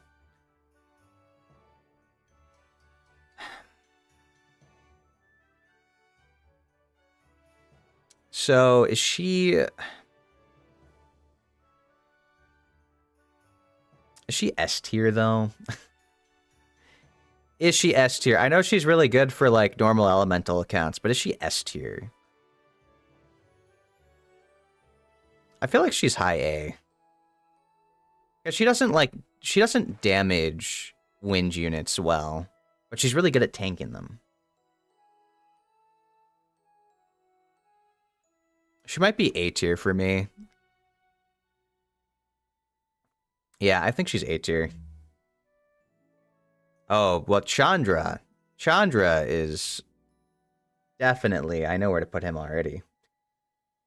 I know where to put Chandra already. They had to nerf this guy. They have already nerfed Chandra, who has very quickly become one of my more used units. I'll actually show mine, because I think mine's ruined pretty okay. Not this one, though. This is my second one. Alright. So Chandra is a unit that has been buffed. Mainly it's the skill 1 that's kind of crazy. So he attacks with a hit that always lands as a crit. When you are a water-only account, skills that are guaranteed to crit ignore elemental advantage. It's so nice, or disadvantage. It has so much more value. And he also strips on the first skill, and stuns, and does damage based off max HP. This skill has so much value in it. Plus, speed leader skill. And it's like global everywhere. Hey, hello, Mar. How are you doing, hon? Yeah, I'm doing some Summoner's War. Summoner's War tier list. This is my Gamba game. We have gone through and rated quite a few. Right now we're on Chandra. His second skill here does a hug that defends for 3 turns and gives him an extra turn, additional turn. So his cycling is crazy. And then, what is it? He takes half the damage of the target that's hugged, and he counterattacks if you attack the hug with skill 1, which guarantee crit, could stun, could strip, deal damage according to max HP. Chandra is your hear me out, you fear. Oh. That's wild, Mar. I don't blame you, though. One thing, Com2uS definitely knows what they're doing with their art design. They got some great art design. Oh, and then skill 3. Attacks all enemies with a spell that summons the... So, decreases attack speed and boosts allies' attack bar by 25%. And damage proportionate to your max HP proportionate. So, he's a speed lead that is an attack bar booster that does well into wind units. He's definitely S tier for me. I actually use him in my RTA comp now. He's really, really good, but he's really good in Siege. So we're going to put him definitely on S tier. And he might... Honestly, I think he's better than Annabelle for me. I think he's definitely like high S tier.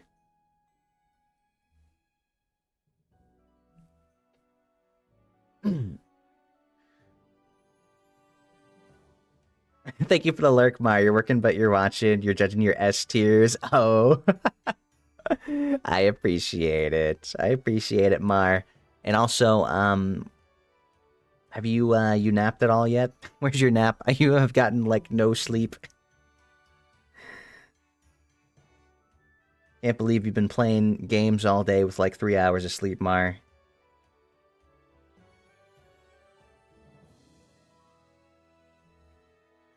Ooh, chilling. Okay.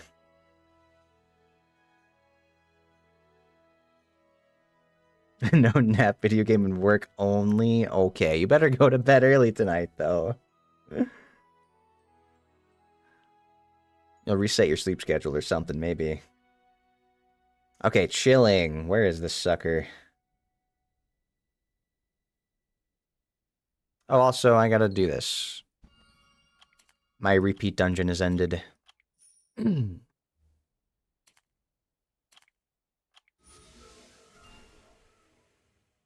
Can't make you.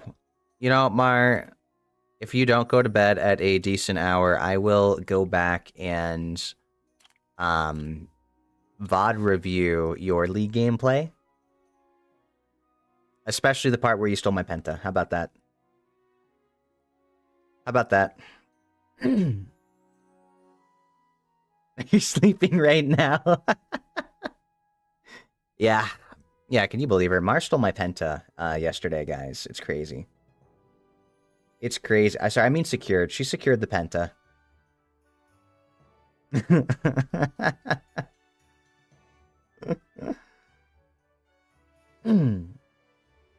Oh, wait. I was trying to look at chilling skills. I forgot. Alright, where is this guy? Okay, so chilling the water pumpkin something. So chilling, he's actually a really good unit. I think he's going to be higher tier here. He's a single target stripper, but he strips a lot of debuffs. Third skill hits 3 times, has a chance to decrease attack speed, and it does damage based on your attack speed. Skill 2 increases the attack speed and crit rate of all allies for 2 turns. And then skill 3 steals a beneficial effect. Your attack speed increases according to the number of beneficial effects on you. So skill 1 does a lot more damage when more buffs. And then in addition, recover your HP by 10% when you steal 1 beneficial effect from the enemy. So chilling is a really good single target stripper. He's like so good into enemies that do a lot of buffs. Which means, for a 4-star, really high value, he's probably A. I think he's A tier. I think he's their first 4-star in A tier. I think he's A tier for sure. I don't even, maybe, he's at least A tier.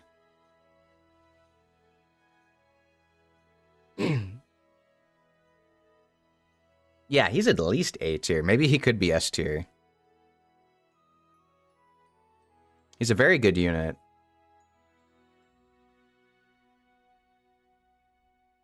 I gotta think about that.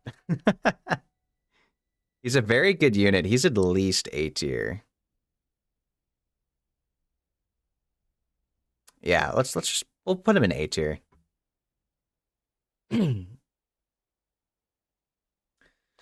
Okay, we got Chow.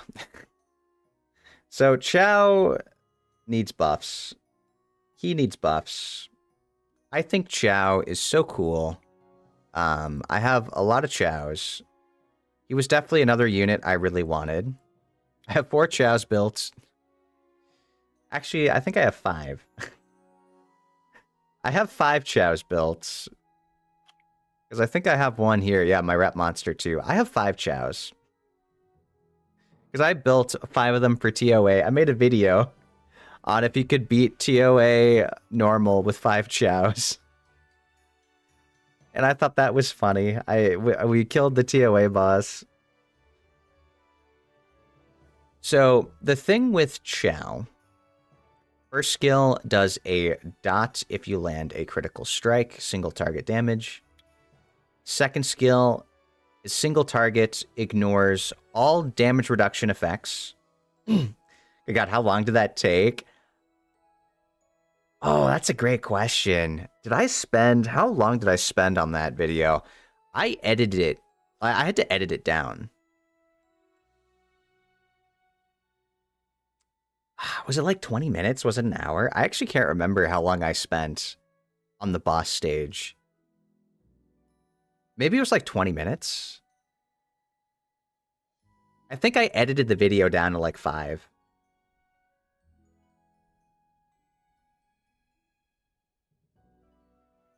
But it was, maybe it was an hour. I don't know. I was committed. I was committed to the bit.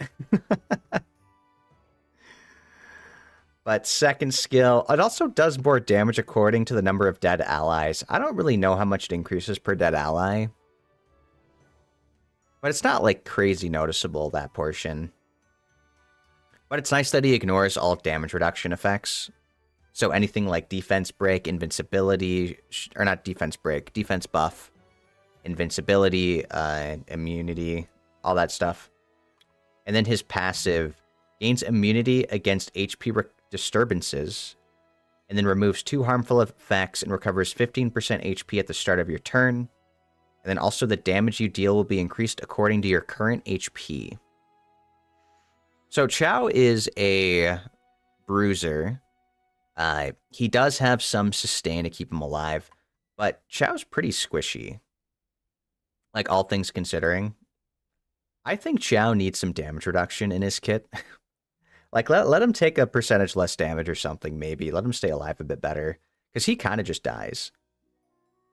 That's why I don't really use him, because things like Savannah, who defense break and then push back attack bar, and then one-shot him immediately after that. Because, he can cleanse debuffs, but it's only if he takes a turn. So, I think Chao looks sick. Very, very cool. I like his, like, transmogs. I got the cool Dragon Slayer, whatever it's called. I like him a lot. I really liked him a lot back in the day. But I don't use him that much anymore. So he's probably B. Or maybe even C. Because he doesn't crit on wins. He might be C tier. But he's better than, well, he's better than this. He's better than this. No, maybe he's low B. Let's do low B. He's better than C tier. I think he's more fun than that.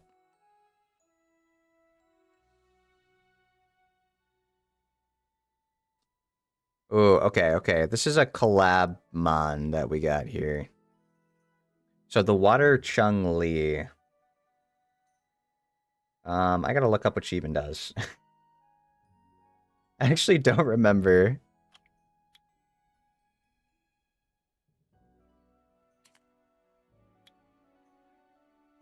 Oh, I do remember. Okay. So she's probably lower on our list. So she single target, does damage, and decreases the attack bar with a 50% chance. Second skill, attacks all enemies 2 times with a spinning kick to decrease their attack speed for 2 turns with a 50% chance. So yeah, AoE. And then third skill, attacks the enemy target 7 times, decreases the attack bar by 40%. If the attack bar becomes 0, inflict damage that ignores defense, and the 7th attack always ignores defense. So she's meant to push back attack bar and then ignore defense. I have never used her in PvP, like, ever. I don't know how great she is for that. Maybe there's some teams, but, like, if they have immunity, like, she can't do anything against that. The only place, I think she's really good in Rift Raids. And so, like, she does pretty well in Rift Raids. Especially, like, the fire one, because she has the second skill AoE. Because, like, something secret about her third skill, if the enemy can't have attack bar to push back, she just ignores their defense. I actually wonder how she works on enemies immune to attack bar pushback. I want to test that, actually. There's units immune to attack bar pushback now, right? Will she ignore every hit? She ignores every hit on the elemental rift beasts. Because they don't have, like, attack bar. But I wonder how that works on other units. I kind of want to test that if I have units that do that.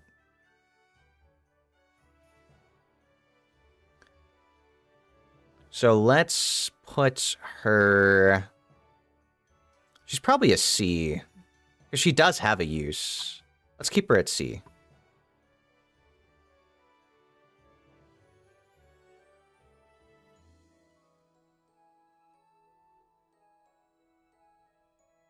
What about Abigail's up in this tier?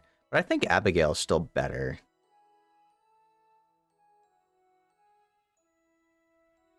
Yeah, but I think she's probably C. Because she's good in Rifts, but, like, Rifts aren't really high priority in Summoner's War. At least the Elemental Rifts, I don't think they're that high priority. Oh. Okay, next, guys, is probably, definitely, another contender for, like, best water unit S tier in the game.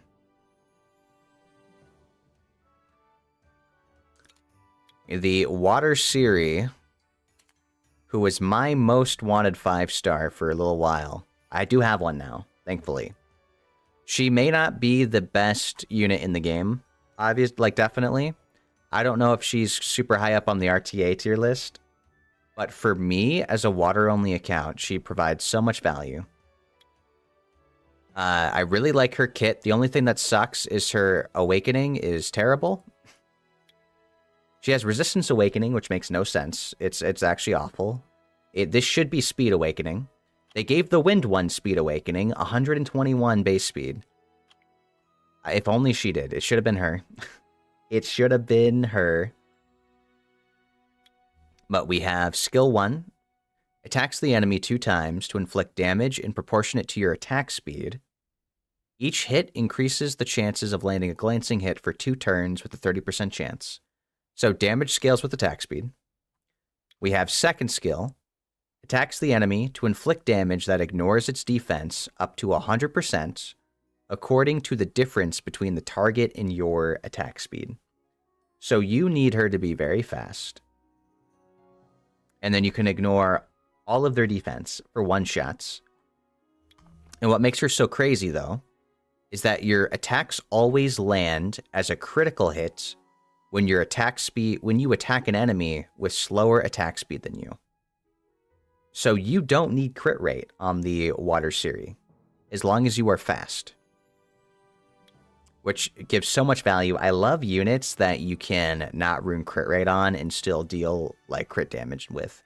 Like, it's high value efficiency for that. Oh, and then also, critical hits won't occur when you're attacked by the enemy with slower attack speed than you. So she also can stay alive a bit better when the enemy can't crit. She's a direct counter to the Wind Unicorn. It's so funny. I've had Wind Unicorns try to attack her and then just instantly die because they can't crit to cycle. It's awesome. And plus, HP lead is... okay, it's whatever. I don't use her for the lead. But I think... definitely probably one of my most favorite units in the game now. Such a good unit for me. I wish that she had a proper speed... or, like, I wish she had a proper Awakening skill. But maybe it's just a lever. They're nerfing her on purpose. So I think she's really good. I don't know if she's, like, insane in the tier list, though. For, like, normal RTA standards. Because the only reason why is that if an enemy is faster than her, then she doesn't do any damage to them. And so you have to pair her with units that give, like, speed buff and stuff to make her really good. But if you have the setup, she's really awesome. So she's definitely S tier for me. Is she better than Chandra? I don't know. I don't know on the order. I think definitely these two are big contenders for being really good, though. Maybe she's better than Chandra. I don't know. Maybe. We'll put her at first for now. Okay. So next we have Dragora, the Water Warbear. We got a second Awakening unit. Also, why am I getting a pop-up? Is this done?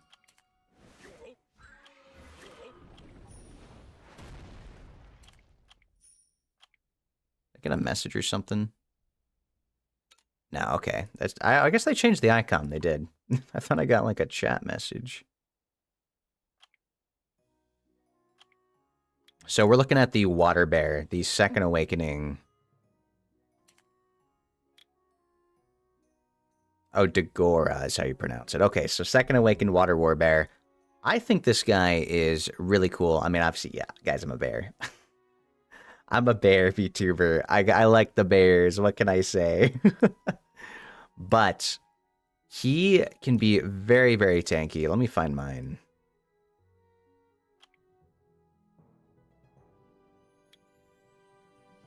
So I have a ton of HP on mine. I have him ruined on Violent Broken Set. He should be on Endure or Max Resistance. Ideally, we want Max Res. But Violence really good on him. As much HP as possible. Decent defense, because he does buff his own defense. So defense is kind of okay. And then speed is kind of whatever. I didn't really care too much about speed. I just wanted the HP stats. So Thrash attacks the enemy, inflicts damage proportionate to your max HP. Then the attack has an 85% chance to reduce the enemy's attack bar by 25%. So attack bar pushback does damage based off max HP. Skill 2 recovers your HP by 35% and increases defense for 2 turns. And then your max HP increases by 20% whenever you use Crouch, and this can stack up to 5 times. Now, it says 20%. They're talking about base HP. So this 12,675, this is what can stack up to. So you can get an extra that much HP. It's not total. It doesn't add this together and then do it that way, which is a shame. It's a shame. I wish it did. But the main thing, though, counterattack with a 50% chance when you receive damage, and then revive with half of your HP at the last dying breath. So when you die, revive with 50% of your, half your HP. And then plus HP leader skill, it's low though, 15%. So this guy is really good with some of these artifacts I have. HP on revive, skill 2 recovery, more HP when revived. I think he's really, really fun. He's actually a really solid water tank for certain options. He's comparable to there's some cases when you can't really use Rina when you're against units that don't crit. So like the Wind Onimusha is a unit that doesn't crit, so he kills Rina. But the Water Warbear can tank through him pretty easy as long as you have like some extra healers. He might need a little bit extra healing. So very good as a tank. I think he's fun. I like him. So he has... he might be C tier though. Is he C? Actually, maybe he's B.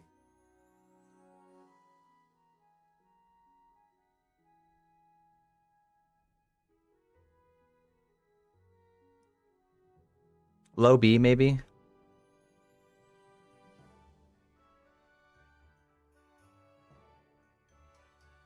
Yeah, let's do low B. Because I like him. He's a bear. He gets a little more increase because he's cool like that. Alright, we got the Water Sniper.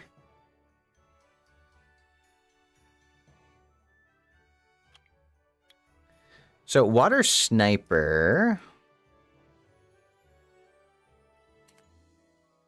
Covenant, yeah. So, Water Sniper is cool. He's specifically only good for his third skill, really.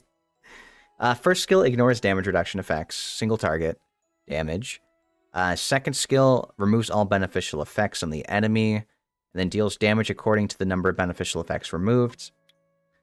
And then third skill aims at the enemy's head and inflicts damage that ignores the target's defense. So he fully ignores defense. This skill 3 does a lot of damage. You're probably shooting like 60k, ignore defense. Probably more if you have him ruined for that. I think he's... The only thing is that he doesn't crit on wins. However, he's still really good in that regard, so we're probably going to be putting him at B. He's probably B tier. There's a team that I would use, and it's this guy, the sniper, with Megan, with this guy, actually. And it would be just like an ignore defense team. And it was nice, as long as they didn't have win units. He did a lot of damage. He could one-shot like a 60 HP unit. Okay, Water Dhalsim.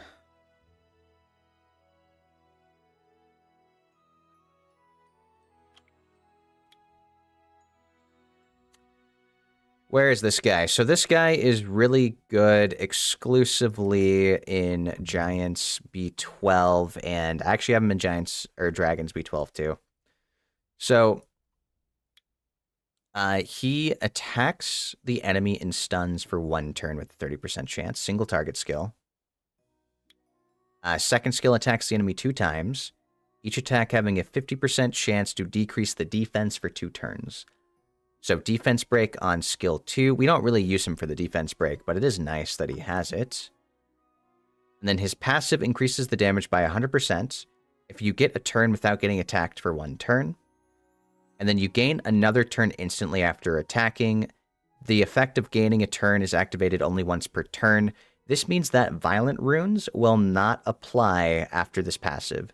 So he doesn't work well with violent. However, if you get attacked and then violent proc, you'll gain the extra turn after that. So I don't know if that's great or not for him. It might be okay if you want to rune him on violent, more bruisery and like siege. But he's kind of best used as a damage dealer for giants and dragons. So for my team, he does really well there, and I like him a lot for that. So I'm going to put him at...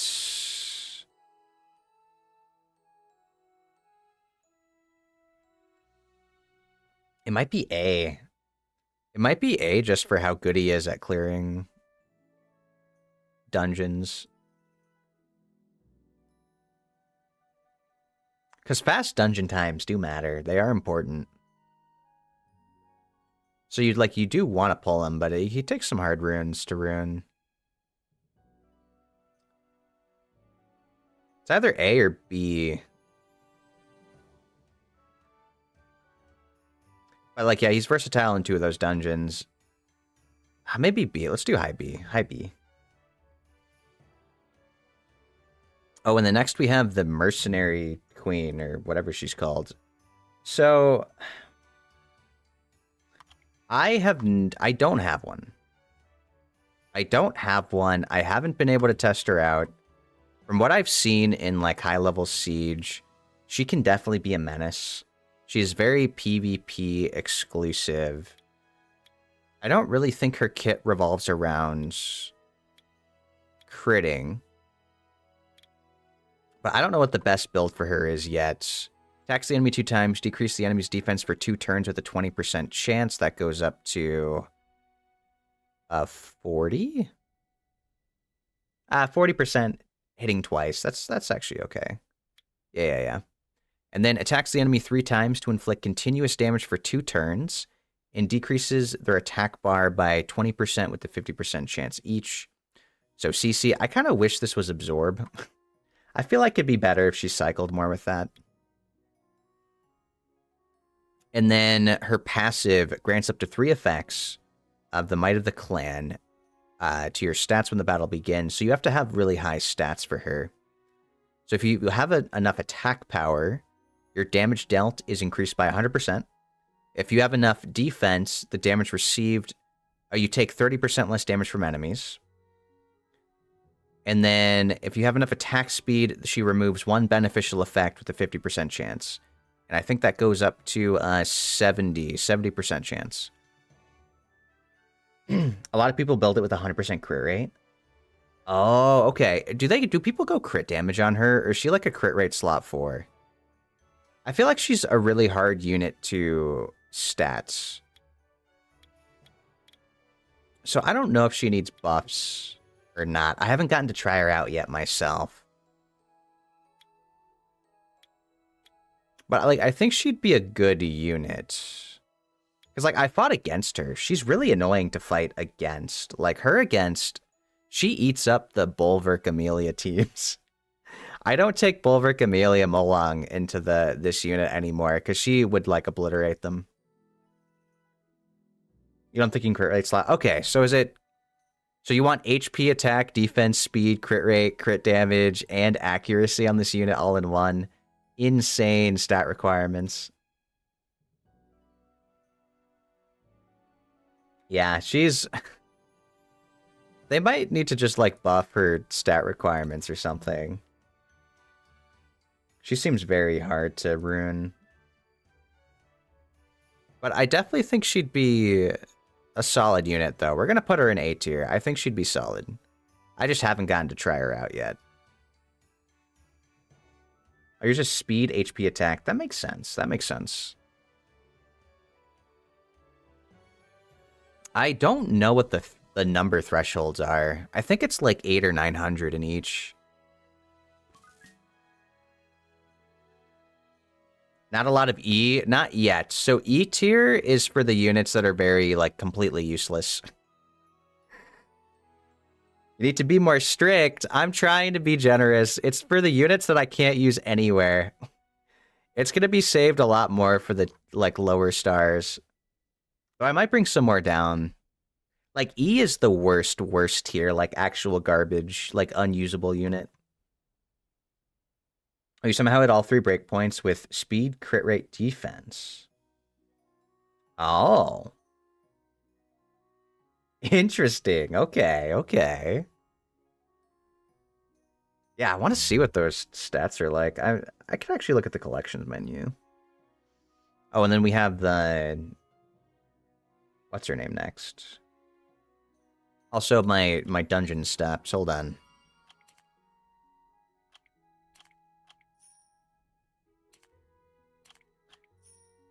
Oh, not... yeah, I don't know if I have a use for F tier yet.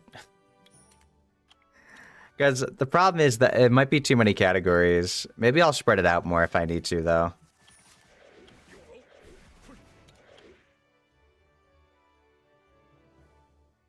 Yeah, what is it? What are the stat breakpoints? Also, it's nice to meet you, by the way, Lunari. Welcome, welcome.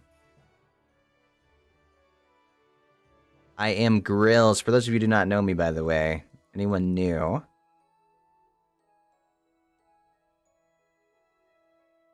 Where is she? Oh, she's not highlighted. I don't have her yet. I'm missing like 8 of the Water 5 stars. I guess more now since they added the Demon Slayer collab. If we go to Monster Review... Plus 980 attack, defense, over 1,000, and speed 135. That's kind of nuts, man.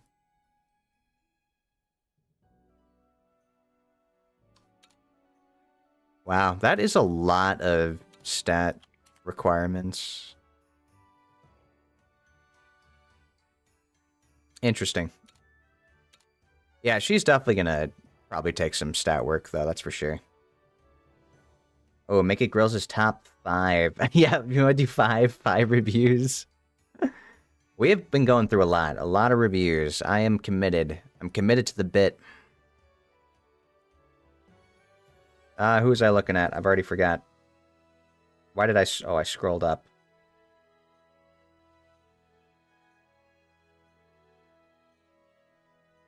Oh, it was the... Elemental. It was the second awakened water elemental. Okay.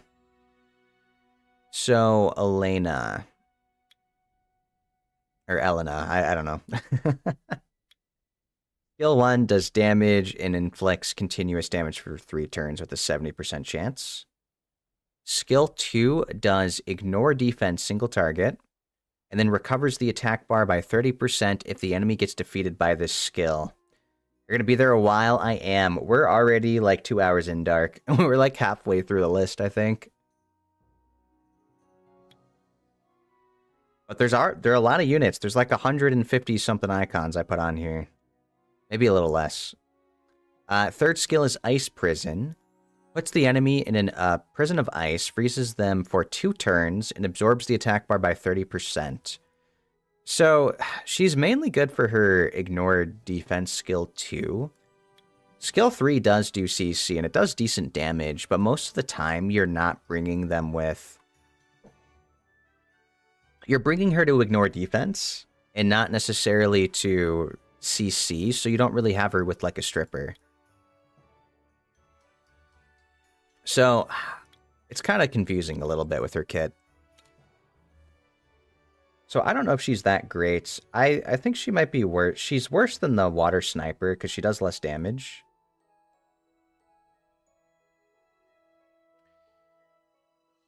Yeah, she's worse than Covenant. So she's either low B or high C, maybe.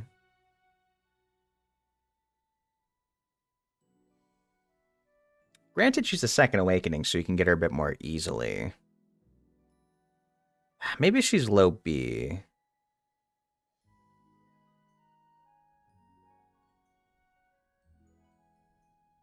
Yeah, maybe low B.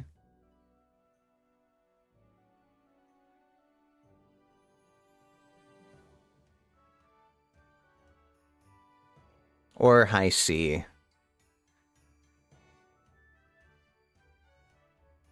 Because I do think it actually matters how easily you can obtain her. Like, you can farm for this. You have to summon for this.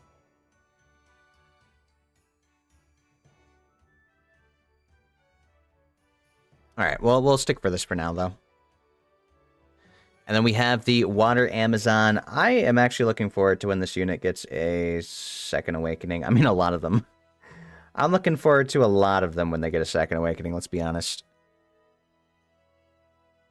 But I think I actually used to use the Water Amazon for Giants B10 with 3 second awakened Inugamis. Because second skill, or first skill, it gets 30% increased chance to crit, and that does damage proportionate to the enemy's max HP. So it was really good for Giants. You only needed 70% crit rate. I was just praying she would never use this skill. 2 magic arrows, which have a 40% chance to freeze the enemy. I was hoping she would never use this skill. And then skill 3 attacks all enemies 4 times. Each attack has a 75% chance to decrease the attack bar by 15. And the rate goes up. I don't know if it's 25 and 85. It might be 85 and then 25, something like that, for the harmful rate. But AoE decreased the attack bar, and then the Inugamis kept teaming up, and she'd do a lot of damage with this skill 1. I thought it was fun. I think it'd be interesting to see her as a second awakened unit now. Now, obviously, the team up doesn't work anymore because dungeons are at B12s now, and you can't take in repeats. So it's less value now, but it was fun back in the day.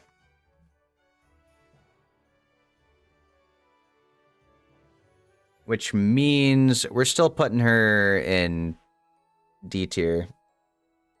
Actually, it might be E now. I thought it was cool. But that was the only way I had use for her. So she's... Because I guess third skill decreases attack bar, but no, you could maybe use her in TOA as a CC unit, but there's just better options. She's probably E. Yeah, I think she's E tier.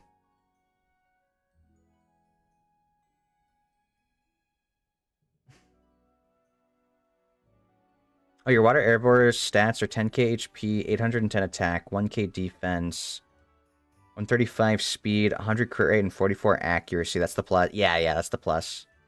So 800 was the break point. Okay. I wonder how hard that would be to rune. I wonder if I have... I probably have runes for it. I think I could do it. I think I could rune her. Yeah, I think Water Amazon's going to be E. All right, let's do another second awakened unit. Which is going to be a Lucia. I think she's really solid, actually.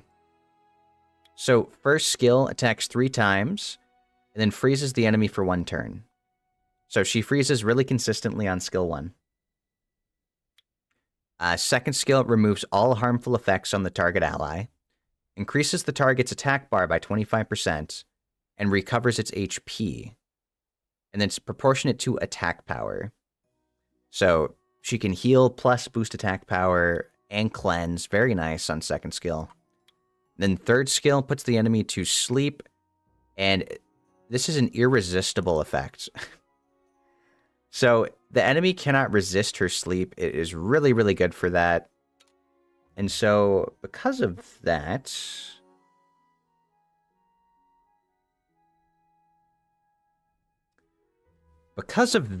she's going to be probably A tier. She's an A tier support, I think. Because she's really easy to get to.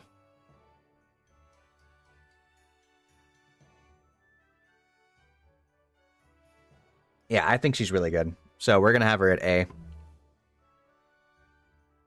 So Weird Bill just requires decent efficiency. I don't think she's worth your best runes. I hope they buff her to make her more worthwhile. Yeah, I kind of feel like she's not worth the stat payoff currently. But she is still good. Oh, I got another archer. I actually don't even know if this unit's good. It's kind of the same as the other one. Fires 2 shots. It can fire another shot based off your crit chance, which is cool. Then each attack can decrease the attack bar. Second skill attacks the enemy and stuns it, and if they're stunned, you gain another turn, so it's good cycling. And then damages all enemies and decreases their attack bar by 75% each. Stuns the enemies who have less than 30% attack bar. So they're okay as a CC unit for like TOA and stuff that can cycle. I don't think they're that great. They're probably like D. They're probably D tier. Maybe a little higher up. Because it's a 3-star. I think with the Second Awakening, it's going to be really good. Say, like, both these units, I think, can do well with Second Awakenings. Alright, Water Neostone. Water Neostone agent is what? Emma. So, hits 2 times, has a chance to glance. Second skill is a single target strip that removes all beneficial effects. If you remove more than 2 buffs, it increases allies' attack bar by 20% each. And then third skill heals all allies by 30% of your max HP and increases defense. And then the shield lasts 2 turns and is equivalent to the excess healing. So Hey, Draken, thank you so much for the raid. Welcome, welcome. How was your stream today? What were you doing? I am Grills, Grizzly Bear VTuber, for those of you who do not know me, and we are going through a Summoner's War tier list. I'm doing a water-only tier list because I only use water units in this game. But I hope you had a good time today. We were just looking at this unit, Emma. We're going to rank her. Because, what is it?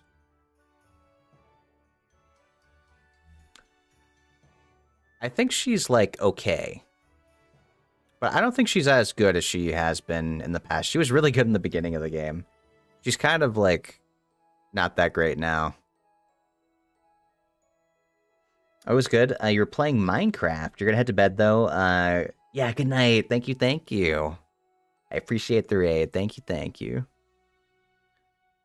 So yeah, I think she's probably C tier. I don't think she's a game changer.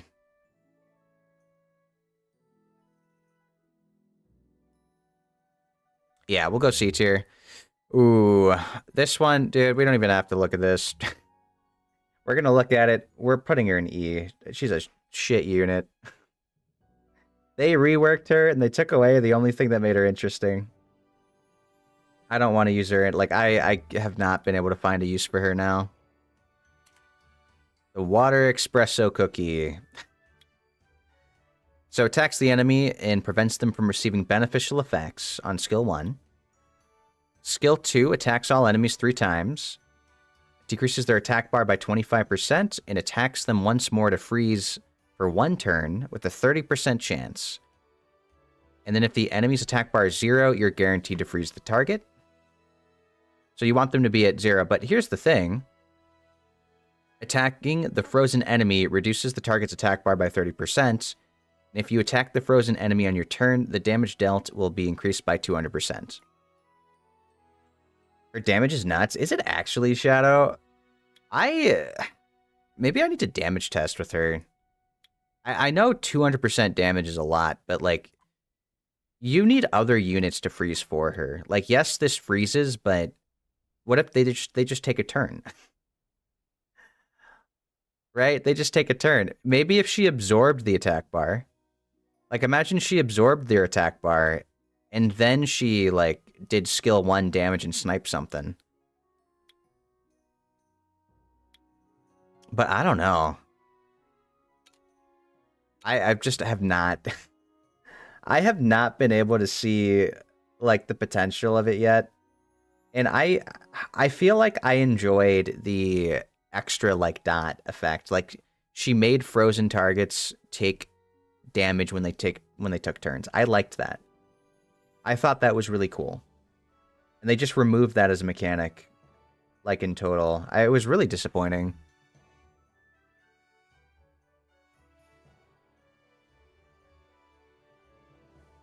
Takes a lot of setup to try Galleon, Varad, and her. I could see that working. I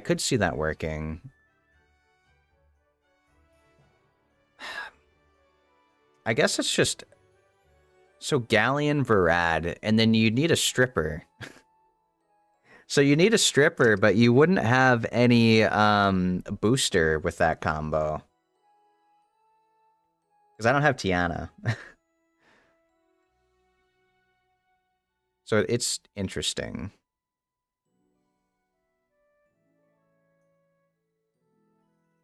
I want to rework her kit again.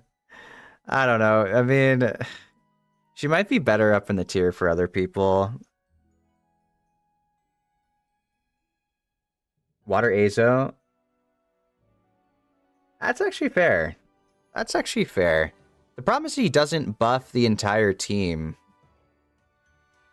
Actually, he's up next. We can talk about him now. God, maybe this is just my personal preference. I have yet to find the potential for this. We'll go D. Maybe there's still uses for her. But I still hate the unit. I don't like her. Alright, Water Azo.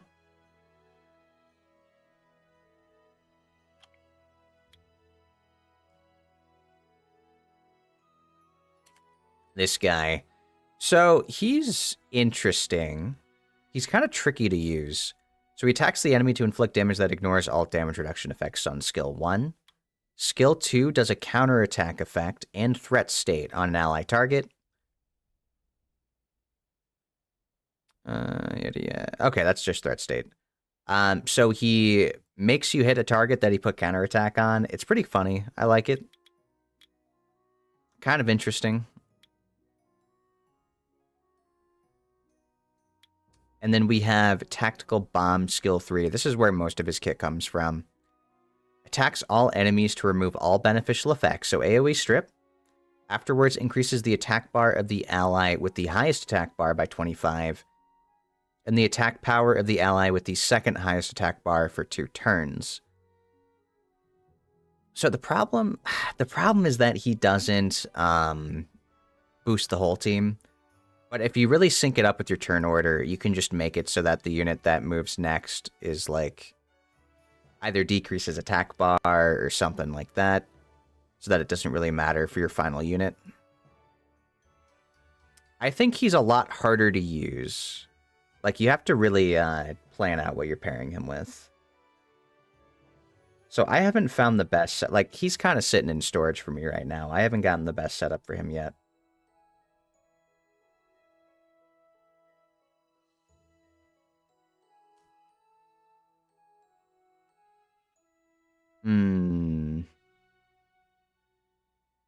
Is it B or A? I don't know if I like him yet. I really... But this might just be a user issue.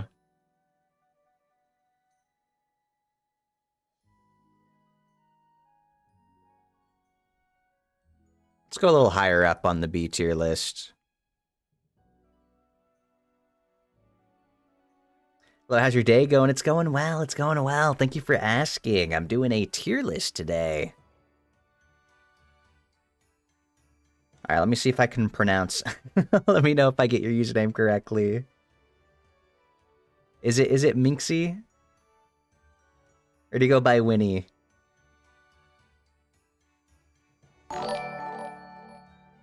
And thank you for the follow. I do appreciate it. Welcome, welcome. I am Grills. And maybe I'll just call you Winnie. Not sure if I said the first one correct.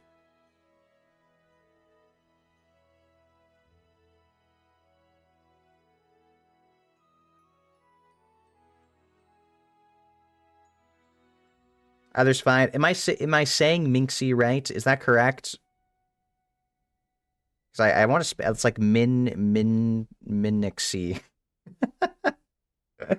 Oh, I did say it right? Okay, I was second guessing myself. Minxie. Okay, perfect. That's fine then. Yeah, this is our current tier list so far. We have still a lot more units to go. Next we have the Water Death Knights, Fedora. Yes, the Milady of Death Knights. So silly. Oh, you made it complicated for some reason? I see. Yeah, it took me a second. So, the Water Death Knight, I've actually had fun with him in the past. He's probably got room for improvement now. So, single target attacks the enemy, disrupts HP recovery with an attack that increases damage according to your max HP. I think they took away the crushing hit thing, right? This used to be a crushing hit. Now it's just a normal attack, right? Oh, what a nerf. And then attacks the enemy 2 times, weakens their attack power and defense. Attack deals more damage according to max HP. And then third skill here, removes all harmful effects, grants endure for 1 turn, and then grants immunity and HP recovery for 2 turns. So, there's been a tech where you put him at, like, low star level on, like, double Nemesis Will or something, and then he cuts in against, like, the Water Ryu. It's kind of gross. That's mostly what I see people use him for now. I think he's probably, like, C tier. Because I don't really use him that much anymore. But I think he could have potential. Also, I think I saw that my dungeon thing ended. Oh, Galleon. Well, I think we already know Galleon's probably going to be up there on the tier list.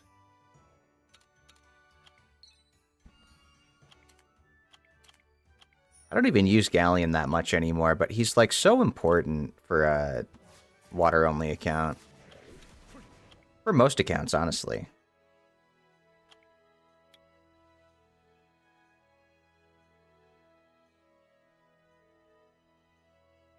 Where is this pirate captain? Here we go. So, Galleon, defense break on skill 1. Single target. We have no idea what this game is, but it looks cool. So this is it's called Summoners War Sky Arena.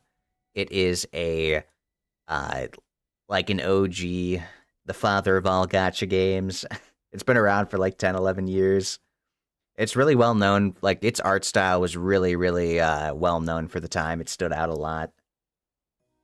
But it's been fun. I like it. I play this game. I only use the water units in this game. There's different elements. And I'm crazy, so I only use the water ones. But Galleon, defense break skill 1. Skill 2, absorbs attack bar, damages the enemy. And skill 3 is an AoE, defense break, and attack buff to your team. So Andy has speed lead in Arena, which is nice. Attack speed and... Oh, no, it's guild content. Yeah, guild content, speed lead. So the thing with Galleon is that if defense break gets resisted, he immediately becomes terrible. But he's really, really good otherwise, because he buffs attack and provides defense break in the same move. It's really good. But he's just frustrating when it gets resisted. He's probably going to be... He's definitely A tier, though. I think he's super important to have. Yeah, he's definitely going to be an A tier unit. We're probably going to put him higher, too.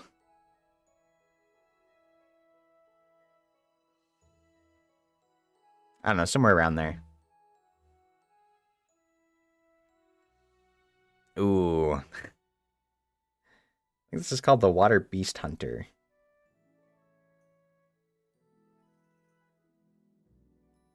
So next is the Water Beast Hunter.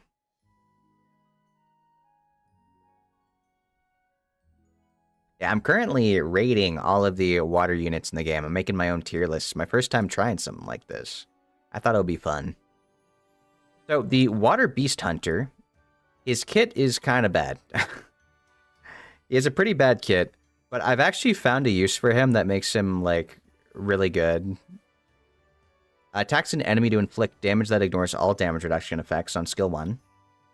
Skill 2, disrupts HP recovery for 2 turns, and the inflicted damage increases based on the amount of harmful effects on the enemy. And then skill 3, weakens the enemy's defense for 1 turn if you attack them with no beneficial effects, and freeze the enemy for 1 turn if you attack the enemy under a harmful effect.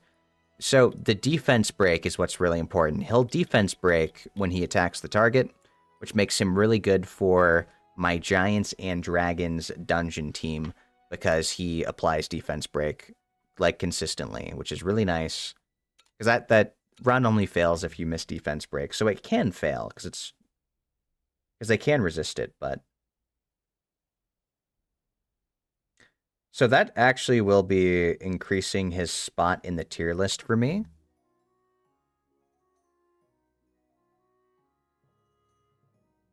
But he's probably still just going to be like a C tier.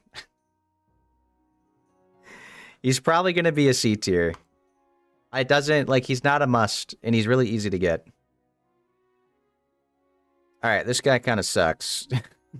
I don't even know what people use him for. First 4-star in the E tier list. What do you use him for? Oh, your phone died for a second, you're back? Oh no, that's okay, that's okay. Welcome back. Rip the phone. Yeah, the Water Taoist. What is he even meant for now? So I've seen people use him specifically for World Boss. He's like a bootleg water monkey. Maybe he's not E tier. Maybe he's probably D tier. Yeah. He's probably D tier, because you can use him to CC TOA.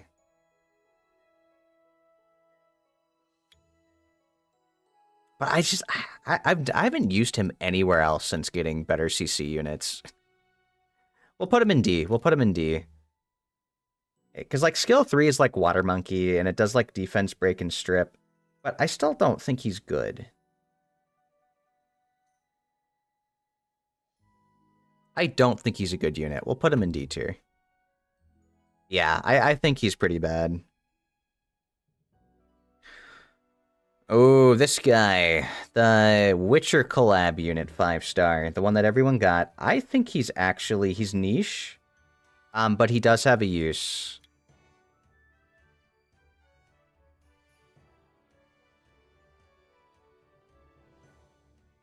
Where is he?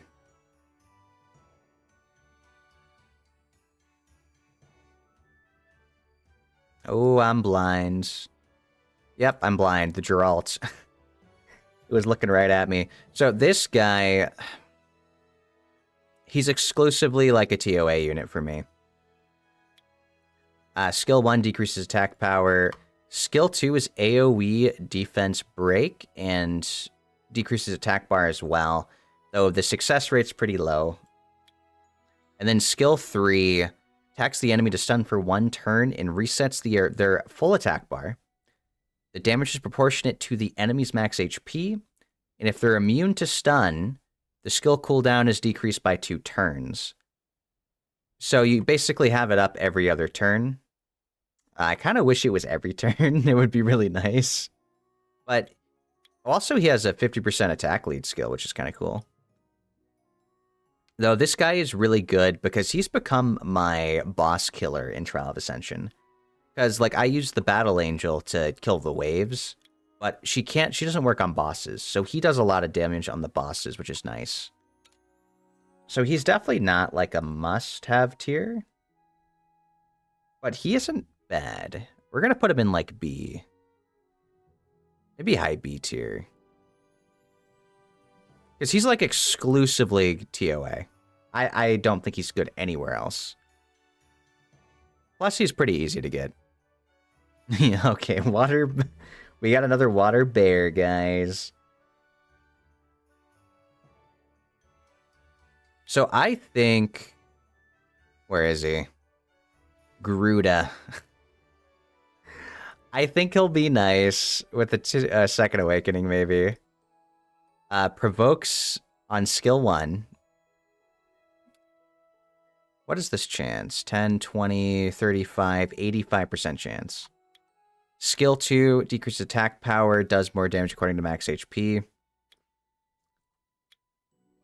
And skill 3 decreases all incoming damage by 25%. Oh, you used to alt for early game dragons on alts.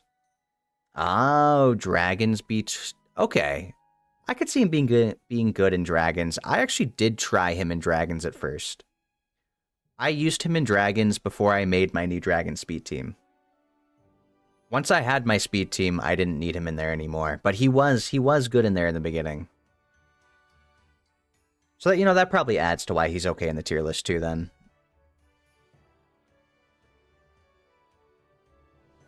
I feel like he's 2 buffs away from greatness. I think the Geralt would be better too, with some buffs. I wonder what they'd really change about it. Like, do you go more... do you want higher accuracy chance on... like skill 2? Should skill 1 be up like should they lower the cooldown of skill 3 even more? I don't know. Would be nice. Oh yeah, but this guy, I think Second Awakening, I don't know what they do. Maybe make his passive AoE. Like maybe give him an AoE 25% damage reduction, make him like the light vagabond or something. Could be really nice. He's not usable, like, at all. I don't think he's good anywhere.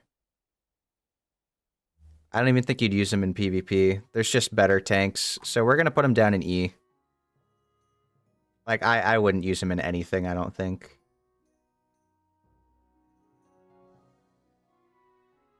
Yeah. Just no. Yeah, and he's a bear. It sucks. He's a bear. Yeah, he's a bad tier for sure. Oh, the Water Art Master.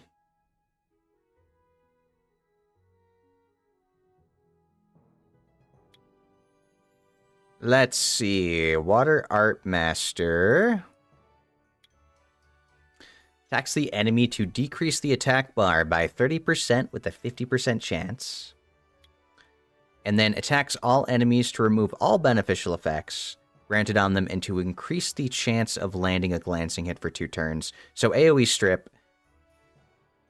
I think water units that provide AoE strip are very important. There's probably like only 4 or 5 in the game. So they're very important. Also 50% attack power leader skill for water units. Very good. And then when enemies or allies remove harmful effects, the attack bar of all allies will be increased by 20. When enemies remove beneficial effects of allies, all harmful effects on the ally with removed beneficial effects will be removed, and the attack bar will be increased by 20. So he is a really good... He's like exclusively really good in RTA. Yeah, he's really solid. I haven't really been able to work out a great comp for him yet, though. But he's probably still S tier, man. Like, he's definitely S tier. No, he's for sure S tier. Though he might not be high S tier for me, just because I don't really know what I want to do with him. I think he's really good, though.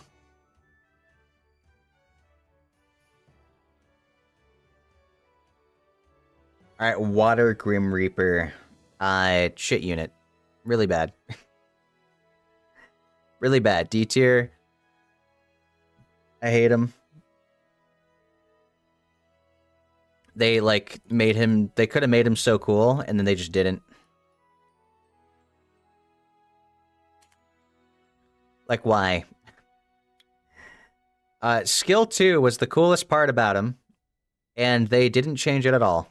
They didn't buff it at all. The Dark One gets an additional turn when using Skill 2. Not us. So yeah, Grim Reaper... What does it do now? It just, like... It does a dot on Skill 1 or something now. And then Skill 3 removes beneficial effects, decreases attack speed for 3 turns, and freezes for 1. He's like a single target control unit. I don't like him. I really don't like him. So yeah, he's really mediocre for me. Okay, Hearn is definitely going to be good. She's definitely going to be good. She's a very important unit to get for an account because... Where is she? Did I flip my thing and now I can't find anything? I can't find anything now that it's flipped. Alright. So skill 1 absorbs attack bar. Skill 2 is really nice. Transfers all harmful effects on allies to the enemy target and recovers the HP of everybody by 15%. So a little bit of sustain. Not too much healing, but transfers debuffs back, which is pretty cool. It's a Uno reverse no U card. And then skill 3 attacks the enemy to decrease the attack bar by 50%. Weakens defense for 3 turns, and puts the enemy target in oblivion for 3 turns. So cancels out passives.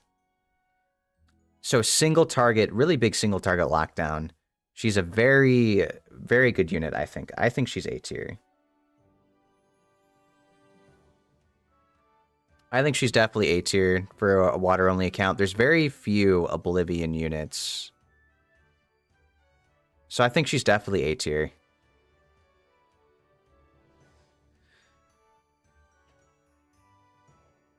So you're not talking as much, you're just watching while texting people. That's okay. Hey, I appreciate you lurking. I do. I appreciate my lurkers.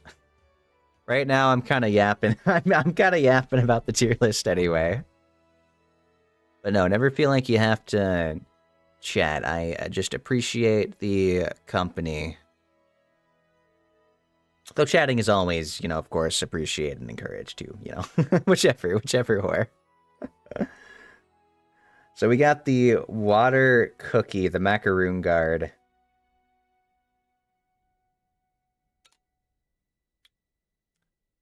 Where is she? So we'll do this one. I have the not collab one. So she was so broken before. And now she's like pretty decent. So skill 1 attacks the enemy to decrease defense for 2 turns with a 40% chance. Will deal more damage according to defense. Buffs her defense and immunity for 3 turns and gains an extra turn. So good. So she cycles out of debuffs with this. It's very nice. And then her passive, if an ally excluding yourself takes damage from an enemy, you have a 15% chance to offset the damage. Attack the enemy and deal damage proportionate to your defense and stun for 1 turn. So, she used to be like Omega broken because it applied to everybody and there was no counterplay. Now they've made it so that it doesn't work on herself. But the problem is that she kind of just gets ignore defense killed now that she can't protect herself. Hey, Aline Johnson, thank you so much for the raid. Welcome, welcome. Let me know if I pronounced that correctly. I'm sorry if I butchered that. But I am Grills, a Grizzly Bear VTuber for those of you who do not know me. And we are currently doing a Summoner's War tier list, if you ever played that game. Also, thank you for the follows. Ghazi and Pure Immortal, thank you, I do appreciate it. And thank you as well, Aline. And Hammond for the follows, thank you, I appreciate it. Welcome on in. How was your stream tonight? What did you end up doing today? I introduced myself, right? I'm Grills. I am a bear tuber, and I play some Summoner's War if you've ever seen this game. I am a water-only account. So we're making a water tier list. Thank you, EJ's fine. Okay, EJ, perfect. Oh, you did summons. Awesome. How are your rates? I wish you luck on that. Did you get the good rates? They have the Demon Slayer collab is out, right? I need to do my summons still. I used all of my scrolls for the Tomb Guard guys, like right before this collab dropped. So it makes me so sad.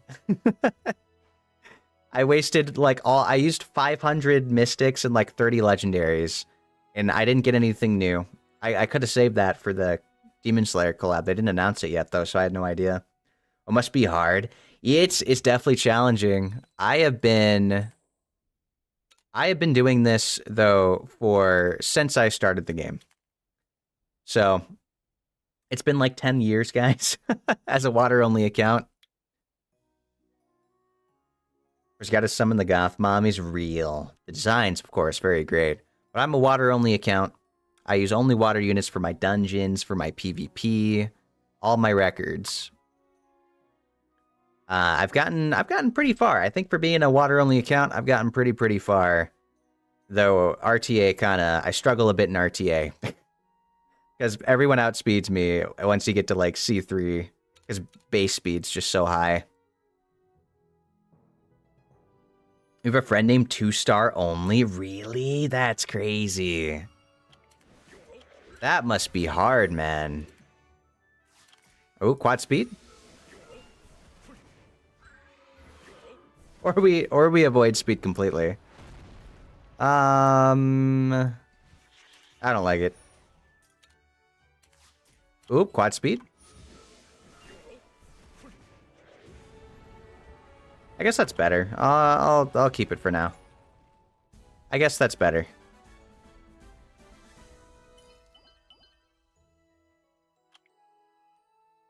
Yeah, it's never speed. I have had some fast runes though. Also, you guys might know me for my Wayne. I am a Wayne user. We're actually going to cover this guy on my tier list still anyway, so maybe I shouldn't be showing him yet, but I love Wayne. He's so fun. He's my favorite unit. Oh, she does G1 content with 2-star only monsters. G1 with 2 stars? That's insane. That's really impressive. I like that. Yeah, that is awesome.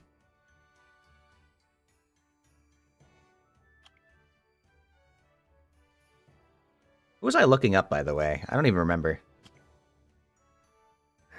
I actually don't remember. Yeah, this is our tier list so far. I'm kind of trying to base it off of units that I, as a water-only account, would want to prioritize. So this is a bit separate. It's not like who's broken in RTA. You know, it ignores the RTA tier list. It takes a lot more things into consideration because it's also like what unit's good against wind units. Like this water series, really good against wind units. Oh, it was the cookie thing. I think I already covered her kit a bit. She's probably just A tier. Yeah, my biggest thing with her is that her, like, she dies to ignore defense very easily now that she can't block her own pass, block herself with her passive. So I'll probably do an A.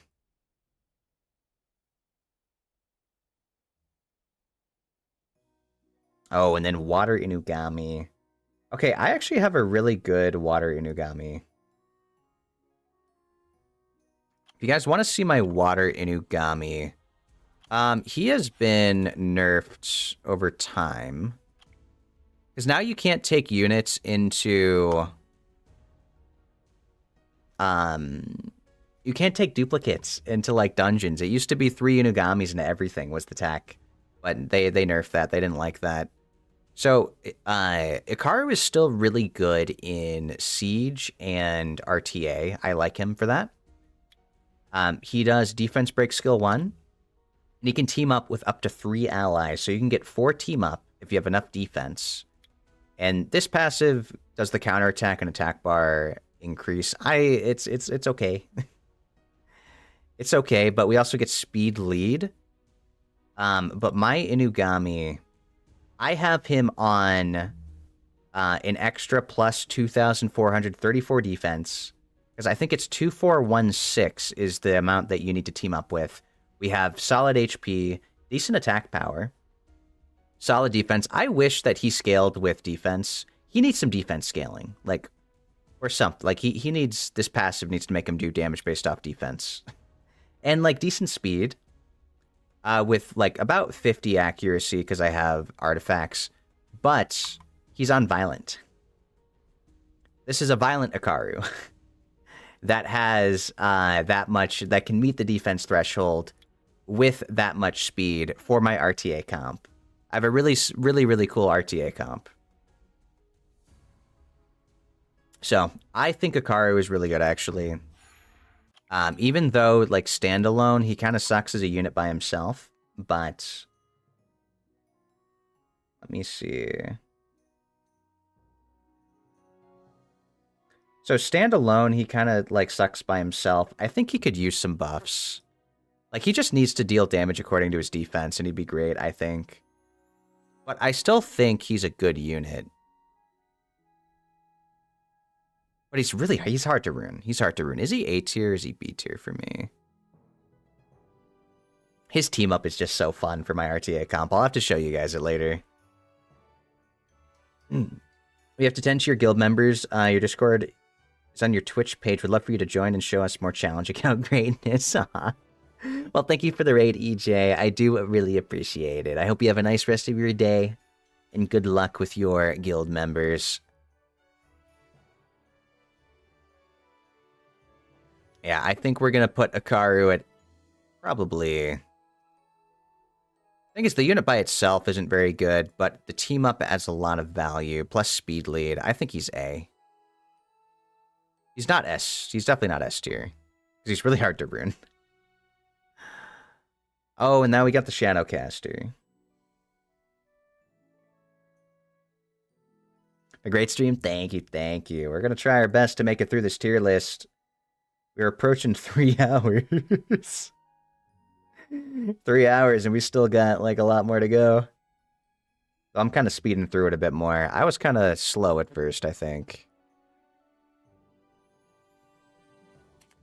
Alright. I think they're called the Shadow Maiden, I think. Irene. So, skill 1 does glancing for 2 turns. Skill 2, this is a unique debuff, or buff. Grants reflect harmful effects on the ally target for 2 turns. And the ally goes under the threat state while the enemy attacks with a single target skill for 2 turns. Or 2 times. Okay, and it reflects all harmful effects except inability effects. So this is kind of fun. Because she doesn't really want to be attacked because of her 3rd skill here. I think this still could use buffs. But it has potential because you can damage enemies that are wind with it. So steal 2 beneficial effects. It used to be 1. They buffed it now to 2 in a recent balance patch. Absorbs all attack bar. Absorbs all attack bar. Wait a second. That's new.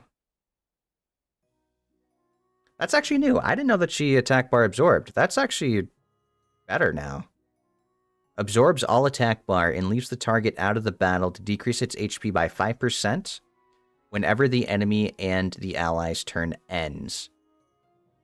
The effect lasts for 10 turns, and its duration is decreased by 1 turn if the caster gets attacked. It can only be used on 1 monster at a time. So my biggest problem with the skill so far is I think the cooldown is too long. Because the enemy breaks out very quickly.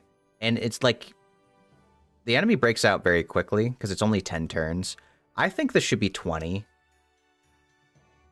And have potential to 100 to 0 something. Because it doesn't even work when there's 1 target left. So I think it should be 20 turns, and then the enemy has to attack you to decrease it sooner. I think it'd be really cool. I think they'll be much better. Either that, or this needs to be a lower cooldown so you can have it up more frequently. So she's alright. I don't think she's, like, crazy yet. I definitely think she needs more buffs before she gets, monsters excluding boss. Yeah, I definitely think she needs more buffs before she's, like, a great unit.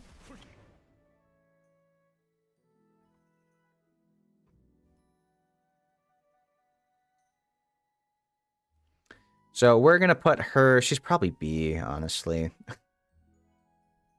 I think it's B tier. I don't think she's A.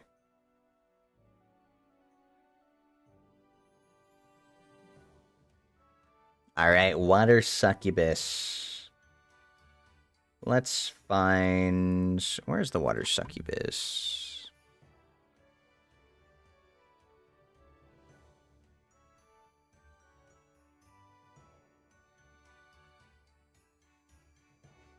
I have a transmog for this one because for obvious reasons. Alright, Water Succubus. So, sleep on the first skill, puts the target asleep for 1 turn with a 50% chance, and recovers the attack bar by 50% if the enemy falls asleep after the attack.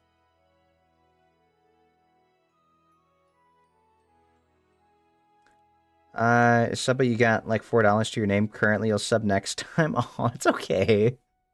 That's okay, Minxie. You know, don't spend any money you don't have, right? You know, support is obviously I do appreciate support and all that, but you can support me in different ways if you don't have the money for that. I don't want you spending anything you don't have.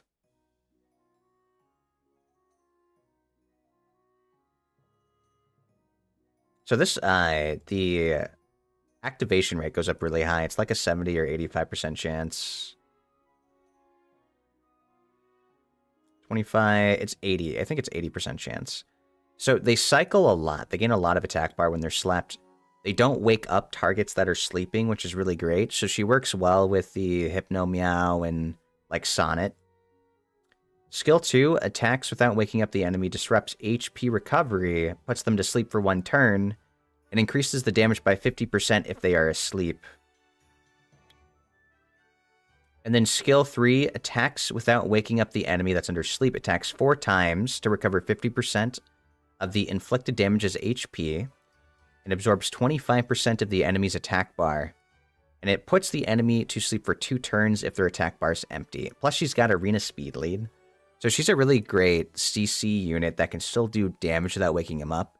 The biggest thing is that you have to pair her with units that don't wake up enemies too. It's kind of tricky that way. So I would say she's probably B.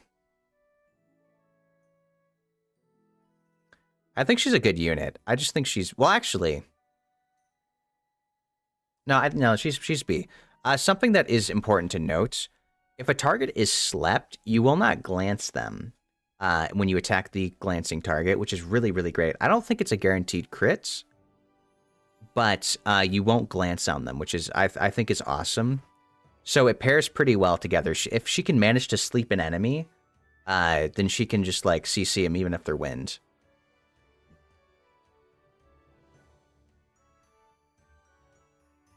Oh, the Water Dokkaebi Lord. Okay, this guy has very quickly become one of my favorite units. One of my new favorite units.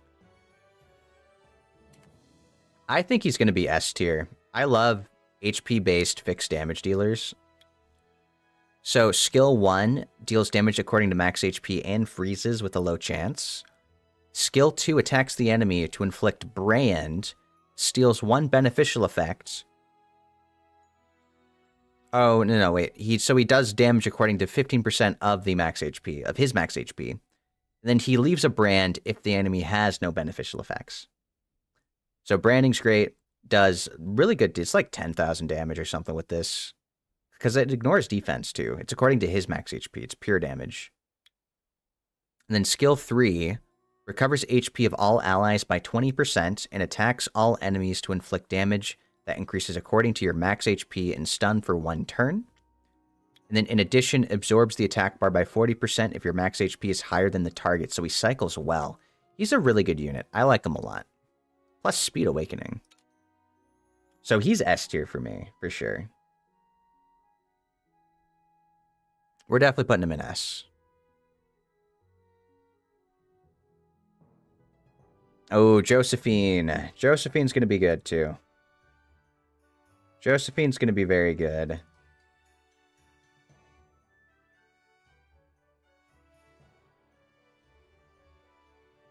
Where would you look her up? Here we go. So, Josephine attacks and stuns the enemy for 1 turn with a 55% chance, which will always be a crit. So, doesn't glance. Very good. Good against winds, right? And then attacks the enemy for 2 turns and removes all beneficial effects with a 75% chance. And provokes the enemy for 1 turn. Afterwards, counterattacks whenever you're attacked for 2 turns. Provokes the enemy for 2 turns if they have no beneficial effects. I don't know if this glances or not for that second part. I'm actually really interested to see. Camila is not S tier, is diabolical. Yeah, well, Rain, so my tier list... My tier list is kind of basing off of what I prioritize as a water-only account. And Camilla's great as a tank, but, like, you can't really manipulate the AI as a water-only account. And she doesn't really... Like, she still glances into wind units. So, like, I don't think she's crazy for me. She's a great unit, though. Don't get me wrong. That's why she's high. She's high A. High A tier. Is kind of my thought process.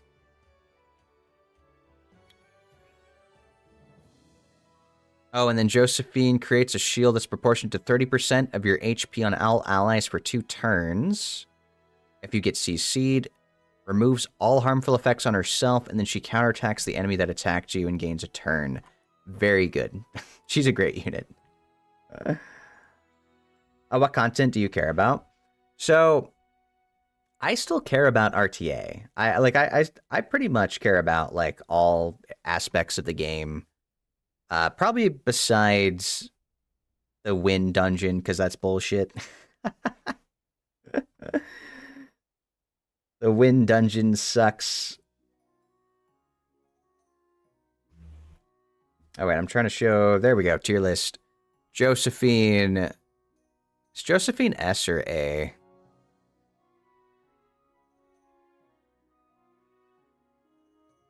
No, she's variant, but there's a lot of CC wind units, but they also increase cooldowns. I still think she's S. Maybe I need a double S tier. Maybe we should have a tier higher than S. Some units are just like... Because, like, these units are good, but some, like, these are really good. I might adjust that later. So yeah, I mean, I care about all the content. I do TOA, I do RTA, I do Guild Battle Siege, Rift Raids. And I do all of it as a water-only account. So yeah, highest I've gotten. Now, in RTA, I have C2 is my highest. I've been in C3 a little bit, but I haven't ended in it. Because everyone outspeeds me at that point. My units have lower base speed. I have fast speed runes, but I can't outspeed like the 119 base speed units. Or like the, what is it, the light werewolf. Or Kabilla. It's crazy. Yeah, all my records are with water-only units.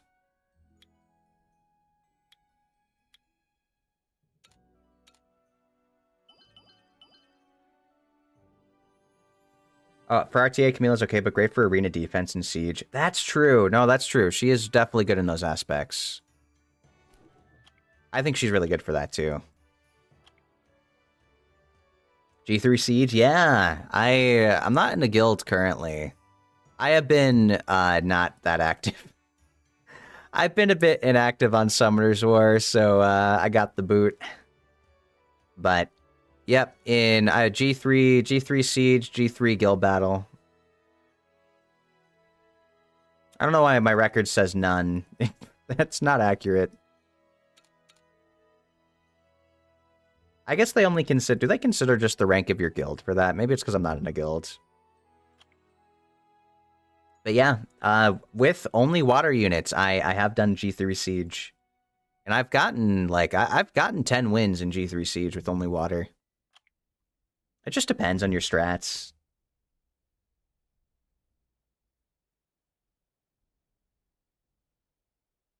Yeah.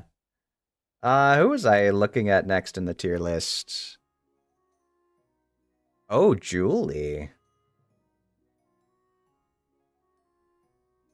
Global? Yeah, I'm on global server. Oh, your phone charger wasn't working and died after your last message. You're gonna have to get a new one. If you respond to me, you're sorry you didn't hear it. Oh, that's okay, Minxie. That's okay. No, what I was saying, what was it? My response to you was, of course, like, I do, of course, appreciate, any support that you would like to give, but I don't want you to spend money that you don't have, That was pretty much what I was saying. You could definitely support me in other ways without having to spend anything. But, that was pretty much the gist of it. So, of course, whatever subs and etc. is always appreciated. It's just as long as you can, like, spend stuff comfortably financially, I would never want you to spend anything that you don't have. I like to support you. Well, I do appreciate it. Thank you, thank you.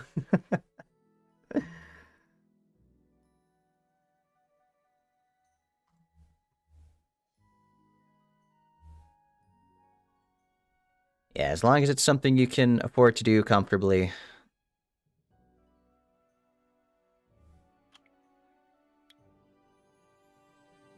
I will just be very mad. I will be mad if you don't have money and you're trying to spend money on me.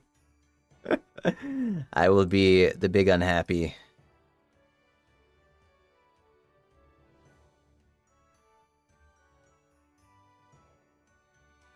Is there a unit that you feel like you miss being able to use the most because it's not water? Dude, oh, don't get me started. Don't get me started. There are. Leo is a big one, man. He is. I would love to be able to use Leo because he counters me so hard just by existing. And I've gotten so many Leos. There is a team, and it is, if anyone ever used to watch What the Fwa back in the day, he made a triple Leo with the Light Pioneer comp. And Leo's passives don't affect each other. So you can stack Leo passives, and they'd cycle on Violent and get extra turns. I, in my lifetime, have gotten 3 Leos. I could do that if I used wind units. But I don't. I think the most fun one, I think Light Dragon would be really sick. Obviously, LD5s, we like LD5s. But there's plenty of, like, other 5-star fire and wind units that I wish were water. when you get paid next, you will 100% sub and gift. Oh, that's really sweet of you, Minxie. I do appreciate it.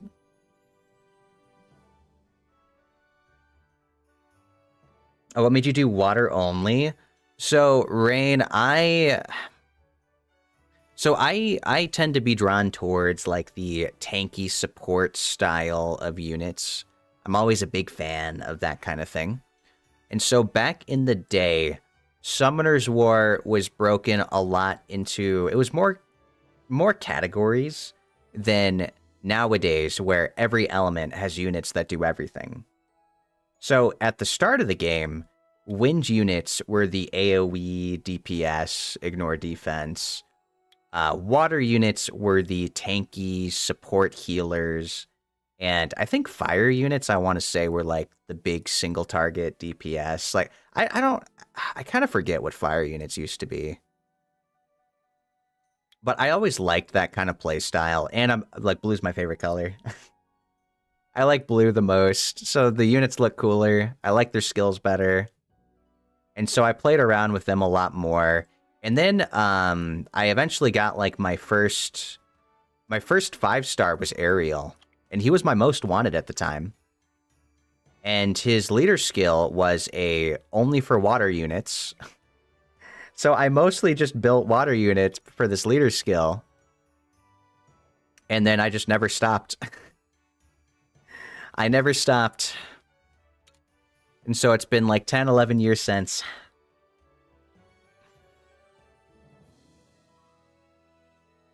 So yeah, that's kind of that's why I do it. And I enjoy it. It's definitely a challenge. It's definitely hard.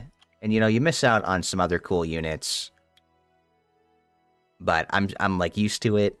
It's how I do things, and I think it's fun. I think it's really satisfying when I can beat full wind unit teams with water units, because I can do that. I've done that in RTA. People draft 5 wind units into my water unit team, and I still win.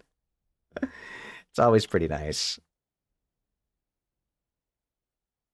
Okay, we got to look at also Lucian.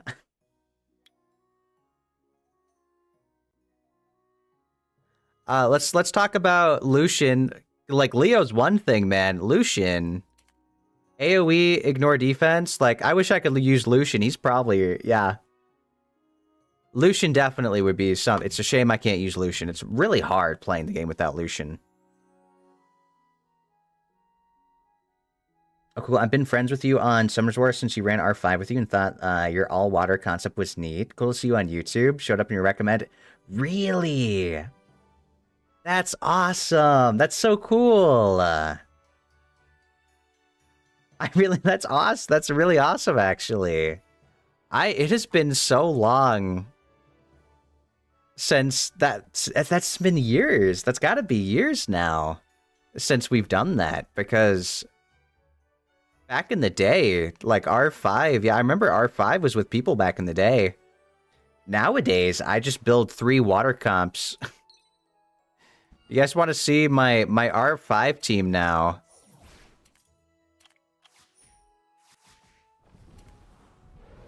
Hold on, we'll finish this. We have to go in a couple minutes, since you have to get up early for work. Oh, that's okay. That's okay.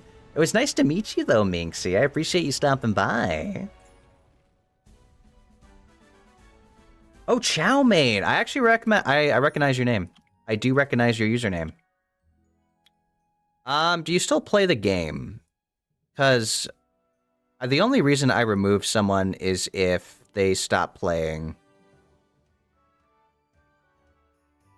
Okay, I think I have removed you, but I recognize your username.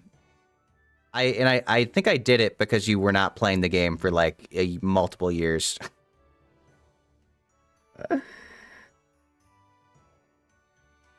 Yeah, because I only remove inactives.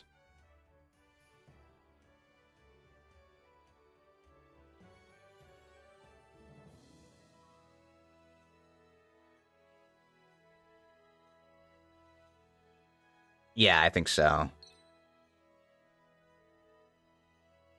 If you want G2, G3 Siege guild again, maybe check us out, Belligerent.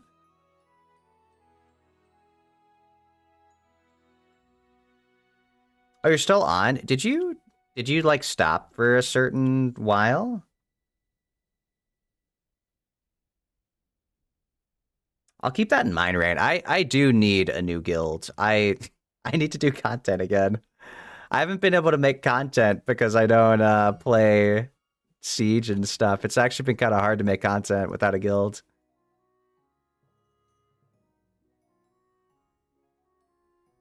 Oh, you saw me on the list. Did you name change? Or am I just blind?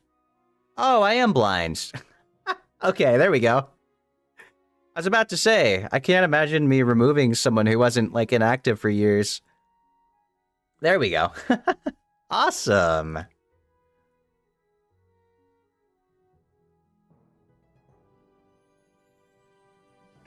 I don't know what the meta's like in G2, G3 Siege, though. It's been a hot second since I've done... I've been a bit inactive in Summoner's War. That's why I'm not in a guild now.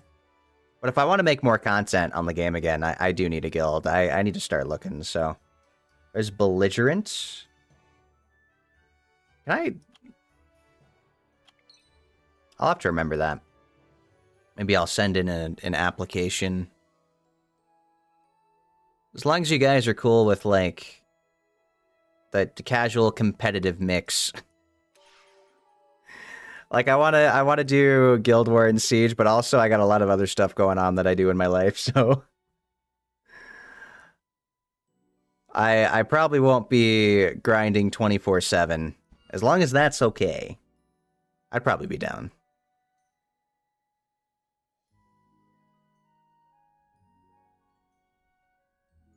Oh yeah, I was gonna show my R5. You wanna see one run of the R5? Oh, I don't even have it. We'll do the auto battler. Oh wait, does it reset my deck?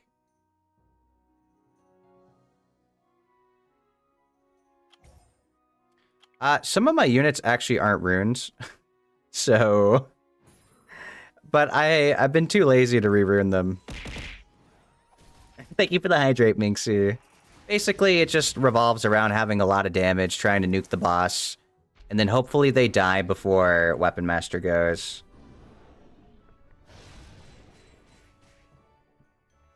I can send application on SW. What is SWGT?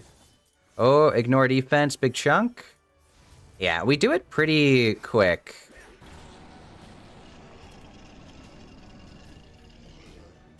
For 3 water unit teams soloing R5, I think at the time, yeah. 29 second, my record's like 24. Some of my units are de-runed actually, so... But it ain't too shabby.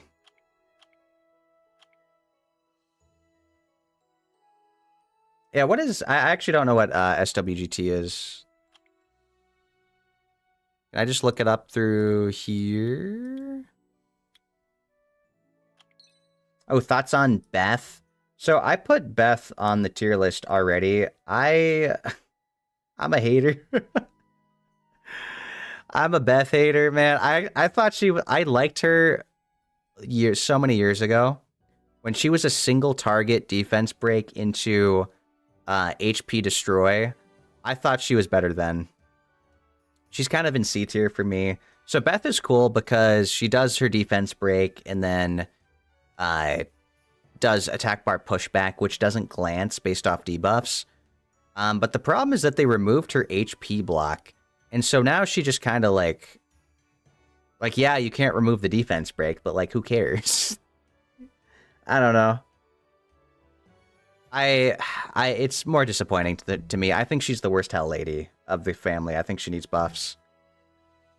But I know she's good in RTA in certain teams. Like, yeah, people can definitely make use of her. I just don't really like her that much. I've never been able to find a use. Oh, we were looking at Julie. So, Julie.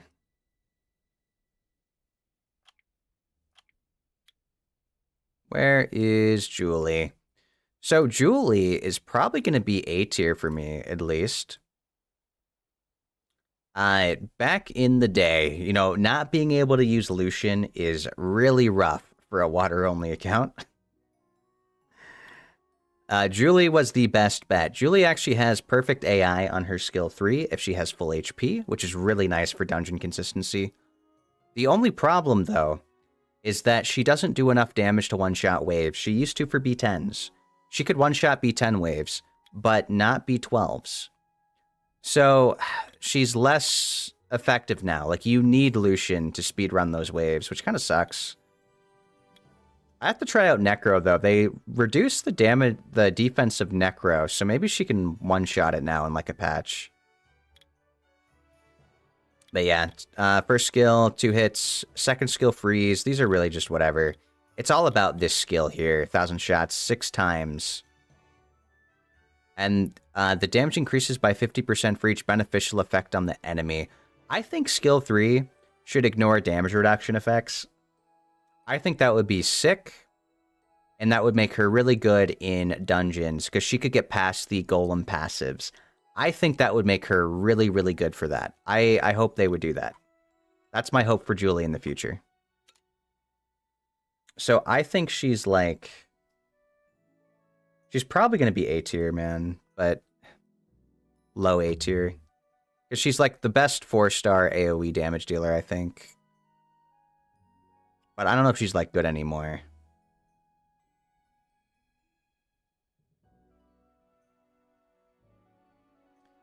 It's either that or high B. Because well, I mean, there's still use for now. We'll keep her there for now. There's still use. Okay, this guy. I have never gotten to use him. I don't have one. I don't have one. Looking at his kit, though, he does seem good. Skill 1 is branding. Skill 2 has a new debuff. It's called Irresistible. So if this lands, the enemy cannot resist your debuffs. It's AoE to apply. And then skill 3 here attacks all enemies to remove all beneficial effects. Increases the skill cooldown by 2 turns, and decreases the attack bar of all enemies, excluding the target. So AoE strip into cooldown reset of 1 target, and decreases some attack bar. I think he's good as a stripper. Only 100 base speed, though, but accuracy awakening. I think he's probably good. I think he's probably good. I don't know if he's a must-have or not yet, because I have not been able to try him. But I definitely think he's in A tier. I don't know if he's S.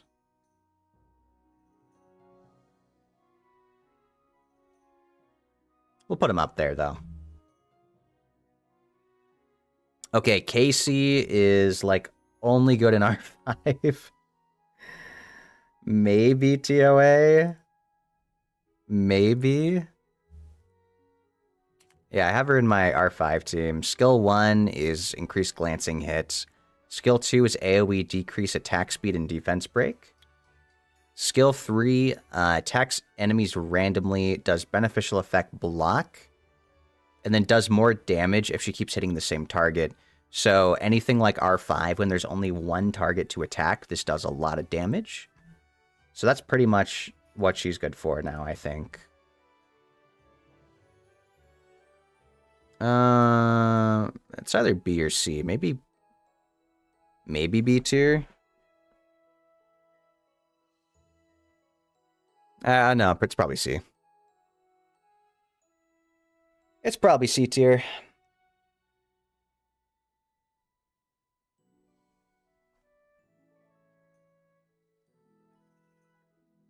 Need not to scroll down. Okay, next up is Khan.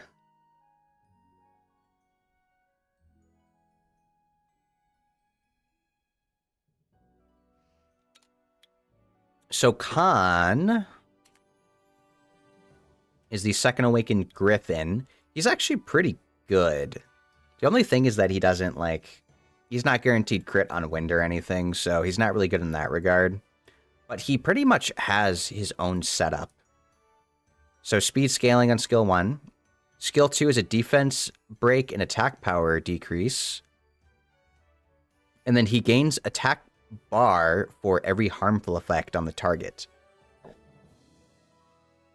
So he has good attack bar cycling, which is great because he can defense break and then cycle himself into skill 3. Pursuits the enemy to inflict damage that's proportionate to your max HP and attack speed. The damage increases by 15% for each harmful effect on the enemy. So he's good as like a single target setup nuker.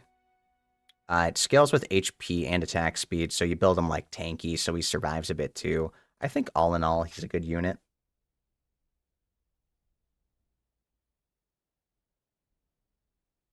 So we are going to put him...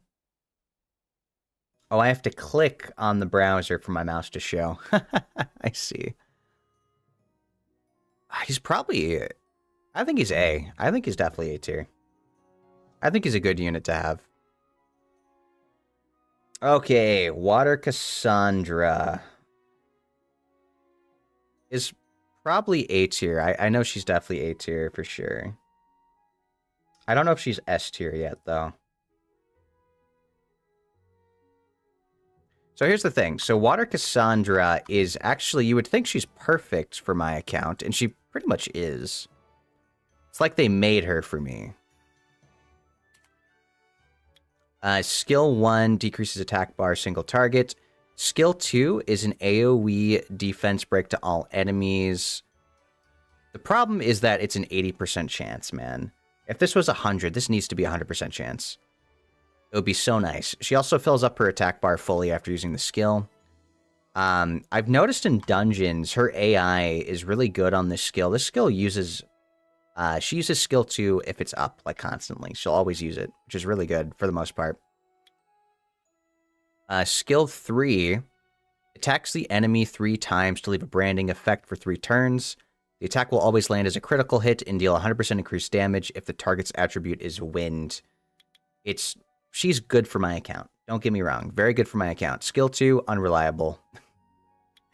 She also does nothing against the other elements, so unless there's a lot of wind units, like if you try to go in siege, like she can snipe the one wind unit there, but then she doesn't do anything against the other 2 units.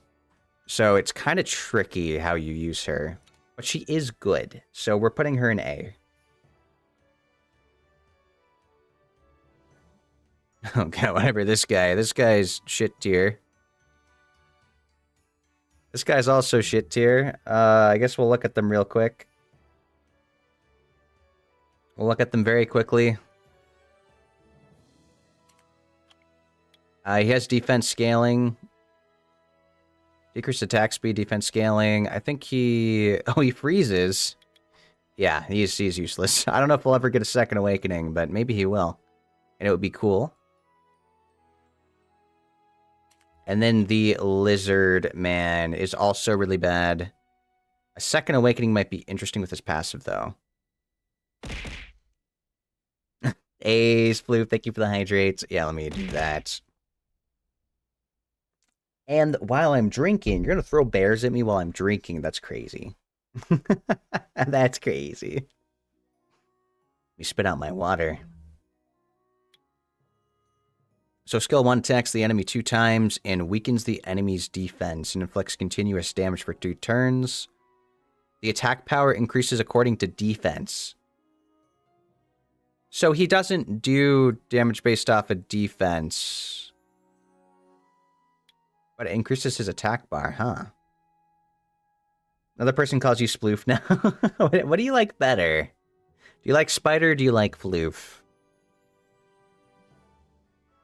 Attacks all enemies dealing damage proportionate to your defense. Oh, so he does scale with defense. That's interesting. Either way, he's bad. I don't know, he's bad. Decreases the inflicted damage from opponents with the wind attribute by 50. So he takes less damage from wind, which is cool. Rest of the kit sucks.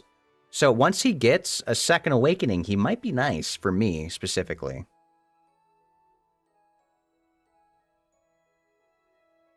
With all the stupid nicknames you have, I see. I see. So he's definitely bad. He's not like there's no use for him. Maybe with the second awakening he'll be cool. All right, we got the Water Samurai Kaz. So this guy, or is it Taz?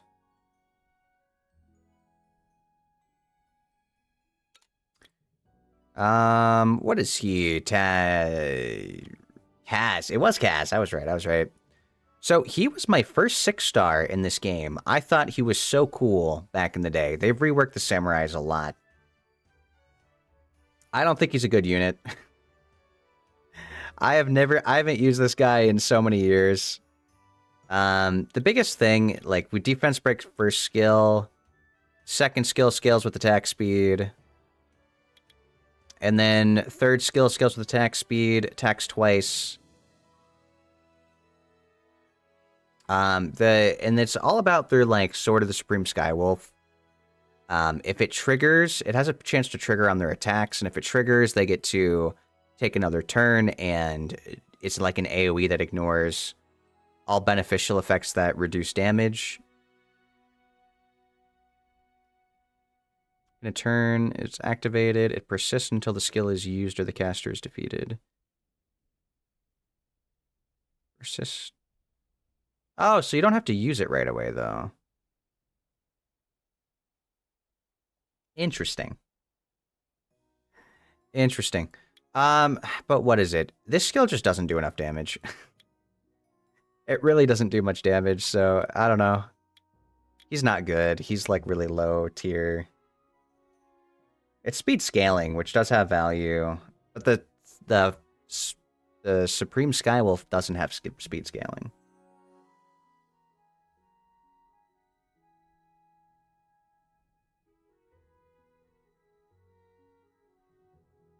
So he's like probably C tier, man, or D. I think he's D tier. I've never been able, like, I have not been able to find a good use for him. Okay, Konamiya though.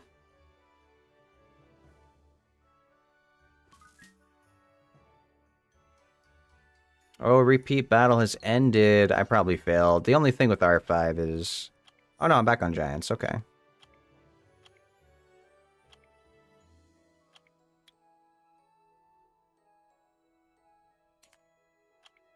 Alright, so Konamiya is actually a really good unit. He's going to be higher on the tier list. We have a stun on skill 1 with a really high chance. It goes up a lot.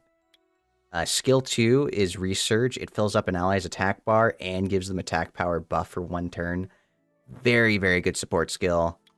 And skill 3 removes all harmful effects on all allies and recovers their HP by 15%. This is without a second awakening. Once they get second awakenings, this unit's going to be crazy.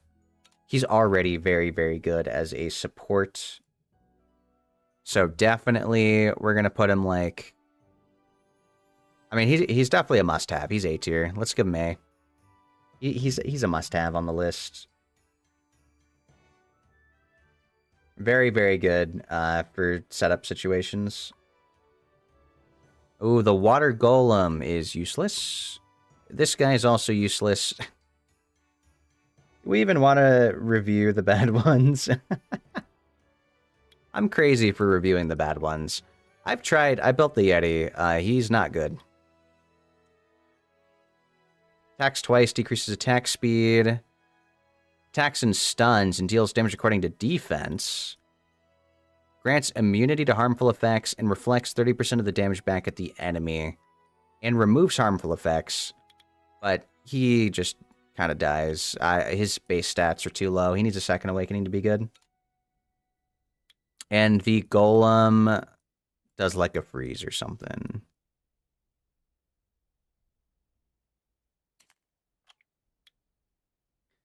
So Shockwave, chance to stun the enemy on skill 1. Second skill is AoE, scaling with defense with a chance to freeze. It's only a 50% chance. And then this barrier reduces incoming damage by 40% when your HP falls below 50. But it's kind of like the Vagabond thing. At least it's a higher threshold, but it's still, like, not that great.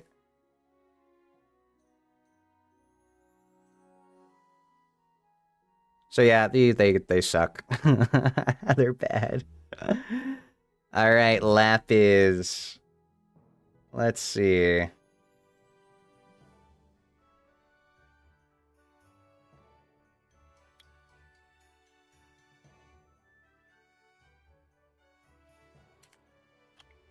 So the Water Magic Knight Lapis, she's good at multi-hitting. Her skill 1 attacks a target 3 times, and then it also attacks everybody else once, and it decreases attack bar on the 3rd hit for everybody. Actually, no, every hit does. Every hit does.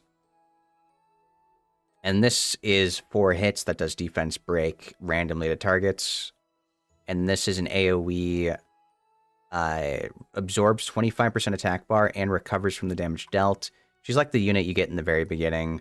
She's meant to be like your farmer. I only use her in TOA normal with 3 Inugamis for a speed clear team. I have them do the team ups and push back attack bar. That's my tech. That's my strats. She's probably like B. She's good in the early game. That's about it. Okay.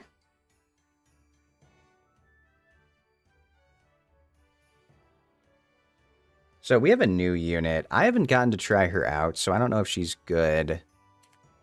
We'll try to summarize her. She absorbs attack bar on skill 1. This is a lot. But basically what it means is that you deal damage to everybody according to her max HP in ratio of the amount of sacrifice she's gotten. So it's anytime damage is dealt, or if someone dies, then this gets fully stacked.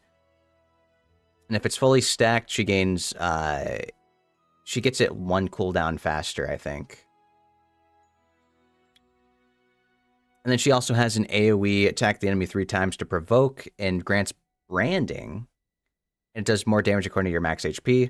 So she is, for some reason, she's a support unit instead of like an HP type unit. I think she should have been HP type because all of her skills deal damage according to max HP.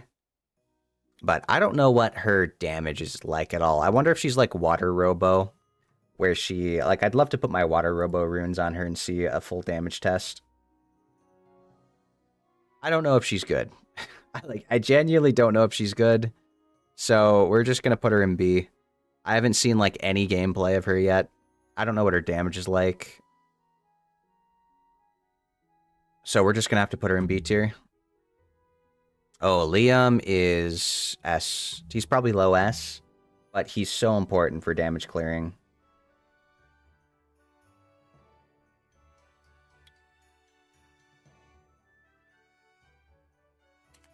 So Water Weapon Master attacks the enemy 2 times, disturbs HP recovery. I think he... Yeah, okay. And then second skill attacks all enemies to buff, block, and increase glancing chance, and deals damage according to the enemy's max HP. And skill 3 does 2 different things. One's like an AoE and stun if there's 4 more enemies. And if there's less than 4 enemies, 3 enemies, it is a single target, hits up to 6 times, and deals more damage, or deals damage that ignores defense up to 100% the lower their HP is. So if they're below, it's like 40% or 45%. It's under half, but it's not like exactly half.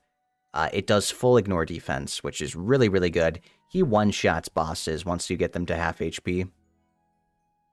So that's why I think he's S tier. He's like, he one-shots R5. He does really well into... He one-shots dragons. He's my dragons killer right now.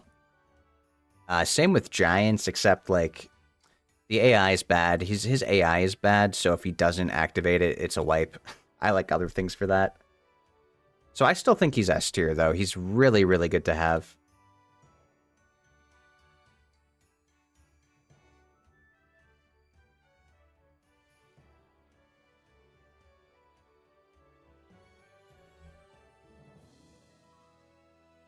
Let me go back to this. Okay, Liesel. Kind of sucks. He's a C tier for me. He attacks with his first skill. He does branding, attack, power, weaken, and slow on second. Hits like 2 times. And then third skill is an AoE wave that decreases defense and pushes back attack bar. But he's guaranteed to crit on fire units and nothing else, and so he's more of a support unit. I don't really like it that much. I wish it was a guaranteed crit for everything. I'd like him so much better. Okay, Water Cyborg has more value because she works... She doesn't glance. But I don't really have a use for her yet.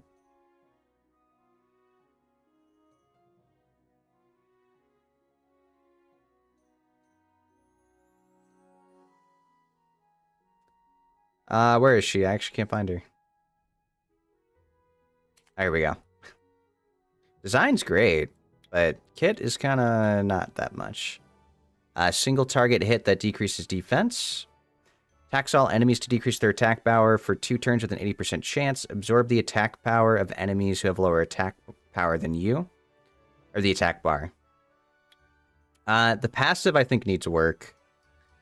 So you don't glance, which is good. Good for me. And then if the target you attack during your turn has lower attack power than you, your skill's harmful effect duration increases by 1.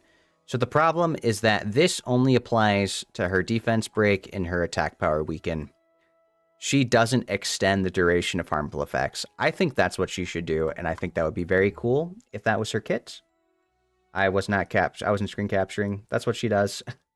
Oops, my bad. That's her kit.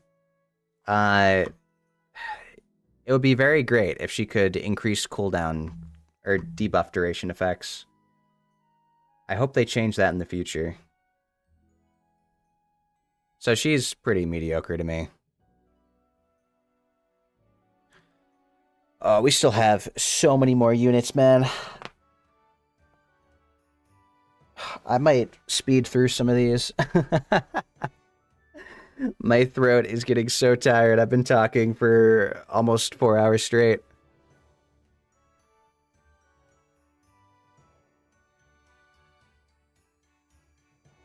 I didn't think that it would be so long.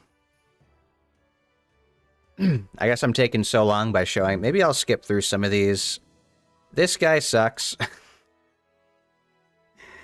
I used to use him back in the day. He's bad. It's like he does a stun on skill 1. He does damage based off of defense on skill 2, which does stun as well, I think. And then third skill gives him defense buff and counterattack. I think he also heals off skill 2.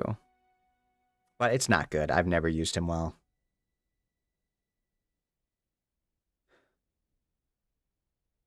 Lulu is definitely A tier. They nerfed her a bit. So skill 2 takes longer. But she does healing on skill 1. She fully removes debuffs on skill 2 and heals. And also heals herself, I think. And then skill 3 is an AoE heal that removes debuffs. And if there's no debuffs to remove, then she gives immunity. So a very easy to access healer.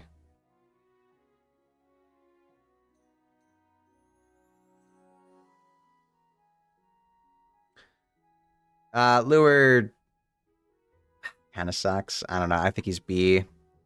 They took out the crushing thing, so he doesn't glance on skill 2 and skill 3. But that's kind of it. It's not like he really does crazy damage. So you can kind of rune him for damage, but his skill 3 does defense break, so it's weird to rune him as a damage dealer. Just to apply defense break. So he's B. I think Lumi is A. She's a really good support unit. Skill 1 is a dot for 3 turns. Skill 2 is a single target reset that has like a 50% chance to stun. And then skill 3 fully heals the ally target and reduces their cooldowns by 1. It's really, really nice. And it fully cleanses them. So that's definitely A tier. I think she's a really good 4-star. Water Bison is mediocre. Yeah, he's mediocre. Skill 1 is a provoke. Skill 2 is a 1-turn defense break in provoke. I think he needs 2-turn defense break for sure. 1 is just way too short. And then his passive, off the top of my head, whenever he does damage, or not when he does damage, when he attacks the enemy, he destroys their HP according to half of their missing HP. And he also makes it so that the enemies take more damage based off the amount of HP they have destroyed, and they deal less damage based off the amount of HP they have destroyed.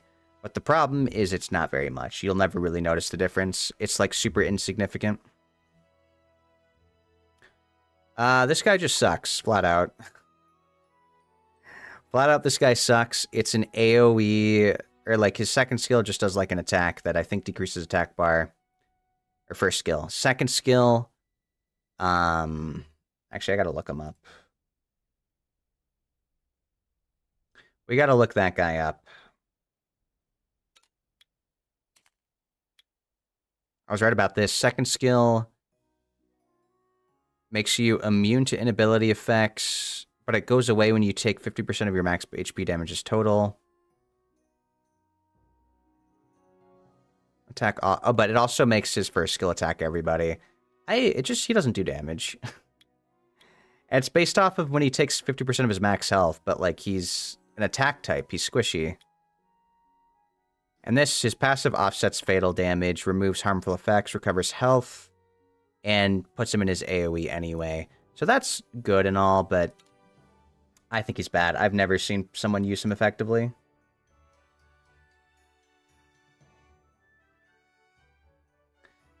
Malaka is a bomber. He's probably B tier.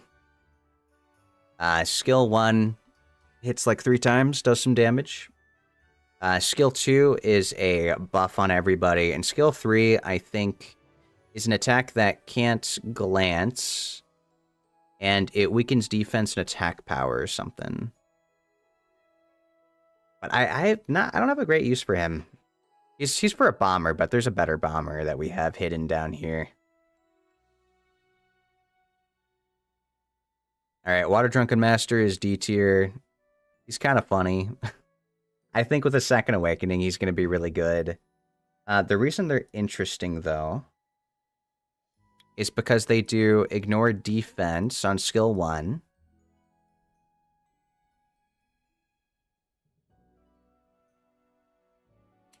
Yeah, Ignore Defense skill 1, which also decreases attack power.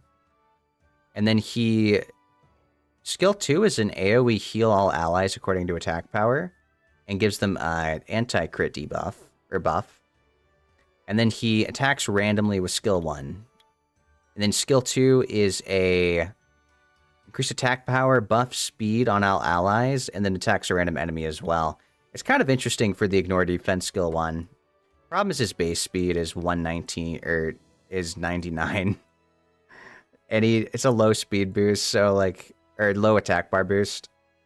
So he's not a great booster. I think he'll be interesting with a Second Awakening, though.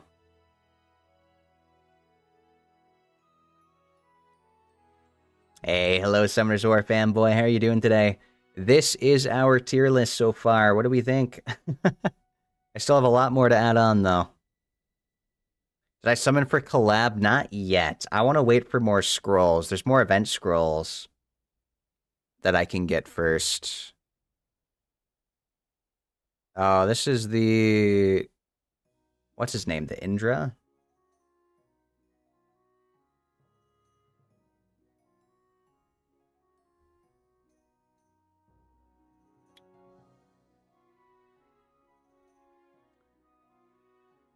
Where is this guy?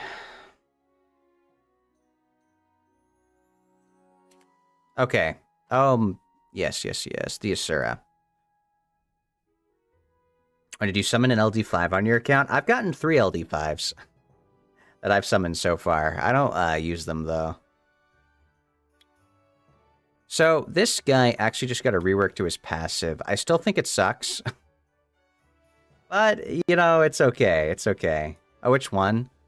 It was the Dark Monkey. The Dark... Devil... What's he called? Yeah, Dark Devil. Or Demon. Dark Demon. And... Oh, Dark Striker. Yeah. The Striker, the Demon, and the Monkey.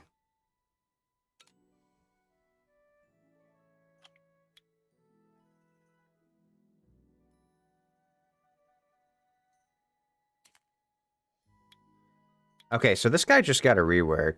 Resistance to Awakening is terrible. He needs crit rate. He needs crit rate Awakening or something. So, attacks the enemy 3 times, leaves a branding effect for 2 turns with a 15% chance.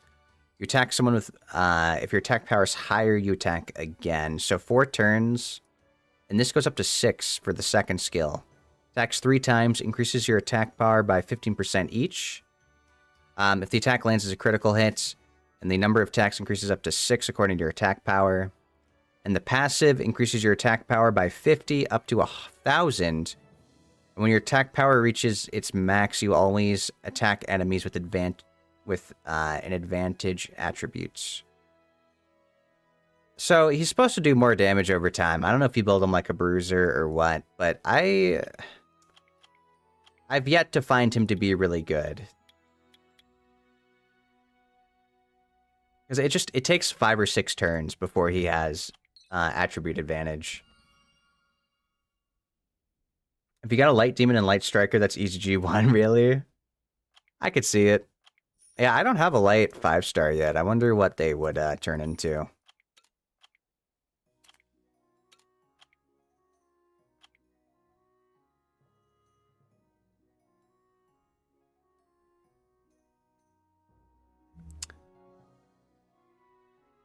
Should buff it to 100 attack per hit.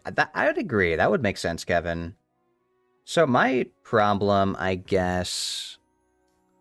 It takes way too long to stack, and, like, what's the payoff, really? Like, advantage attribute is nice, because now you won't glance on wind units, but by that point, I don't know. I don't know. I don't think he does enough damage. I mean, you could rune him 85% crit chance, and then get 100 in a couple turns, but that's just not enough damage to warrant it, I think. Did I rank Water Twins? I actually haven't yet. I've not found them yet. When I do, though, I'll probably just pair them together. Oh, the Twin Angels. No, I haven't. They're down here.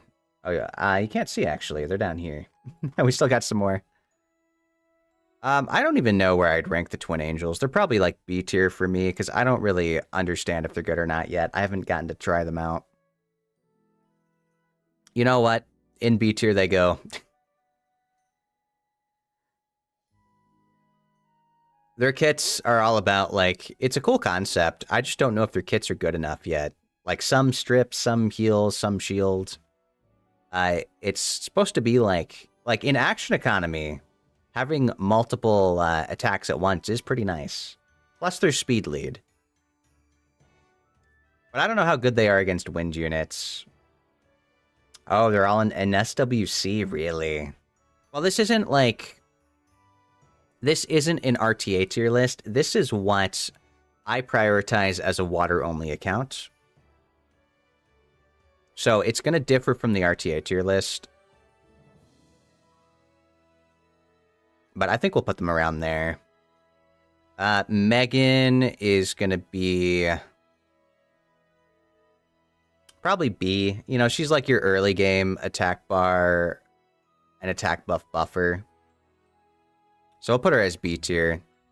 Skill 1 does a dot. Skill 2 does a beneficial effect block. But it glances, and so it's not good for me. Really not good for me. Water Megumi is going to be C tier, I think. I don't like him. I don't like him, but, like, I saw people kind of use him at first. What is it? No, I gotta look at his skills, actually. It's too...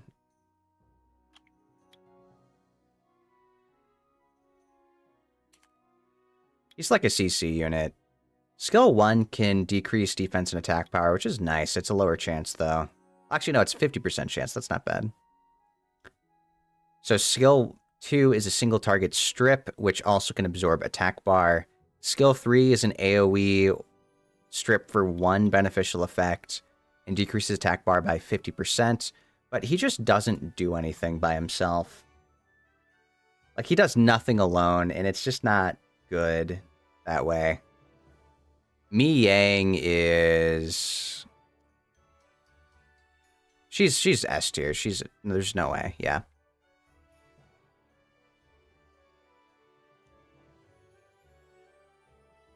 She's an S tier unit. She's really good.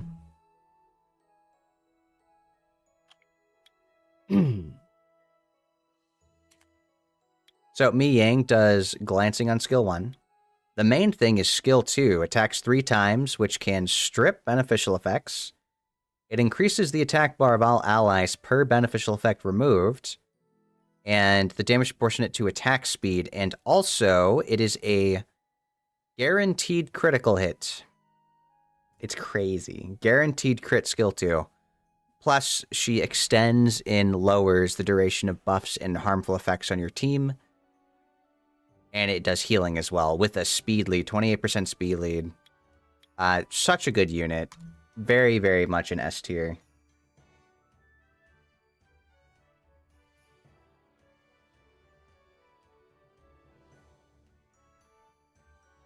So let's see. Let's do this one, whatever she's called, Water Sylph. She's pretty disappointing. Yeah, great skills for 4-star. She's disappointing. It's freeze on skill 1, AoE, healing, and glance skill 2. And then skill 3 is a soul protect that the cooldown lowers if an ally dies, or she can just revive him outright. I think it's C. It's not that great. Water Surfer is S tier for sure. Skill 1 absorbs attack bar, or I think it's decrease. Decrease or absorb. Skill 2 is an AoE strip into stun with like an 80% chance. And his passive makes him deal damage that ignores defense based off his speed. Very, very good. Like, he does well against wind units. Water Martial Cat is probably C. Her passive makes her attack again with her first skill after using a ability. So she hits twice with skill 1 and then 3 times with skill 2. She has high base speed, so like she's meant to go first. She does increase damage to units that have no harmful effects. Or it's like, no, she's guaranteed crit against units with no harmful effects. She was good when she came out. Now she's pretty mediocre, I think.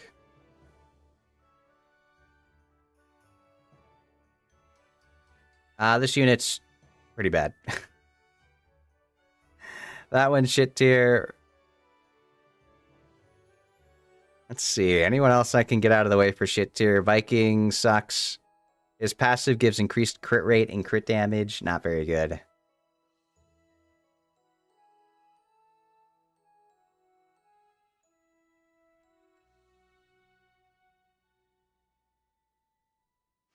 Oh, yeah. Water Blacksmith, I think, is the worst 4-star in the game. Like, genuinely, I hate her with a passion. Skill 1's a stun. Skill 2 is like a defense break and attack power decrease. We'll have to look at her for this passive.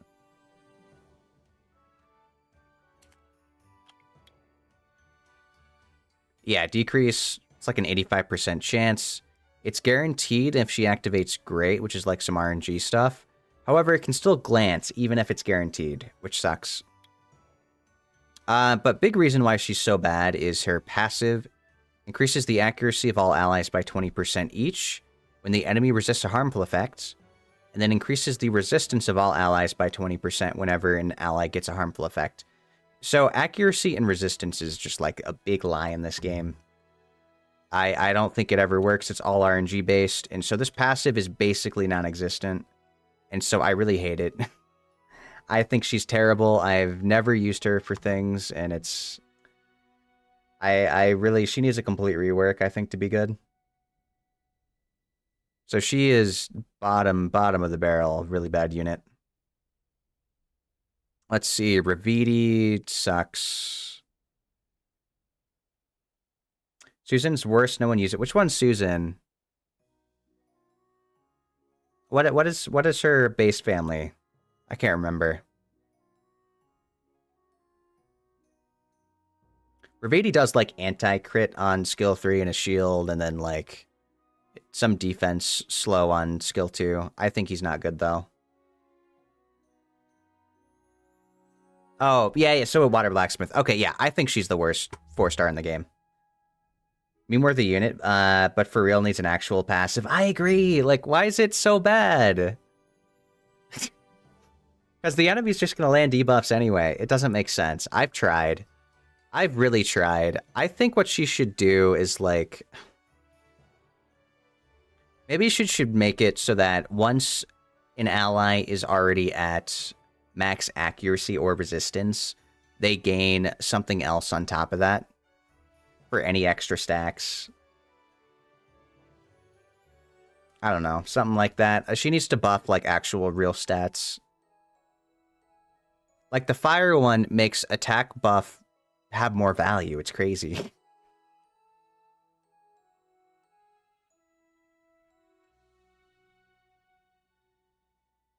I have Stella in here twice. Oops. Well, that's okay. I just realized. Why do I have Stella in here twice?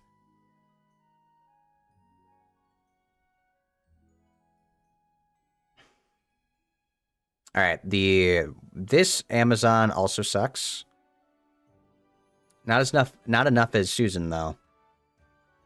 Skill 2 is like an AoE that hits and slows attack speed. Skill 3 does damage if they have harmful effects.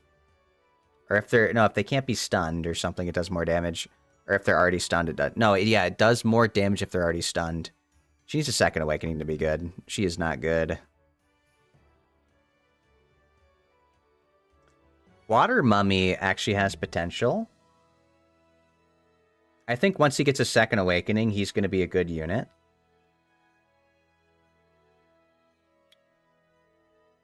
His freeze is decently reliable.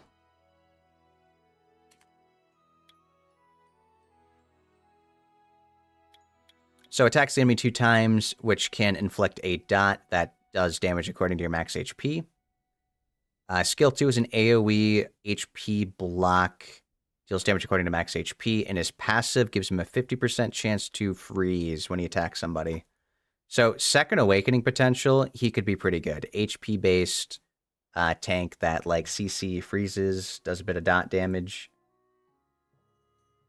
I've actually used him in G3 Siege, because I'm a griefer. But I think it's silly, so we'll put him in C tier.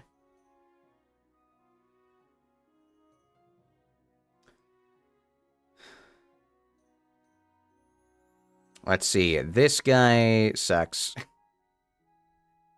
He does, like, dots on skill 1, and skill 2 does a shield according to, like, 20% of his max HP. Not good.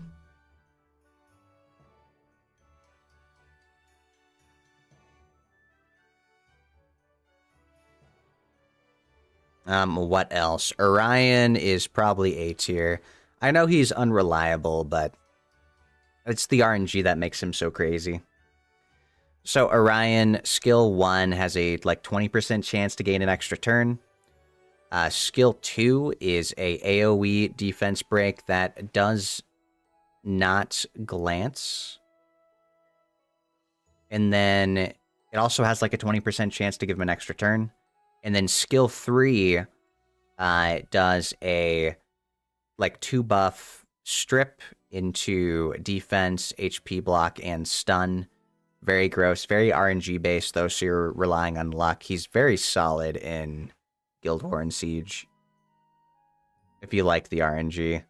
Reno. We're gonna put him in shit tier, because he's terrible. Oh, irresistible effect of her passive when an ally hits with max stack. Still a bad unit at that point. That would be awesome. That would actually be really good. I kind of like that.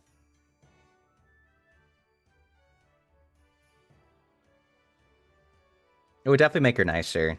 Yeah, imagine it's irresistible if they have max accuracy already. And if they have max resistance, then same with like the Dark Fairy King. there's a chance to just the debuff will not apply. Something like that. Something crazy like that would be sick.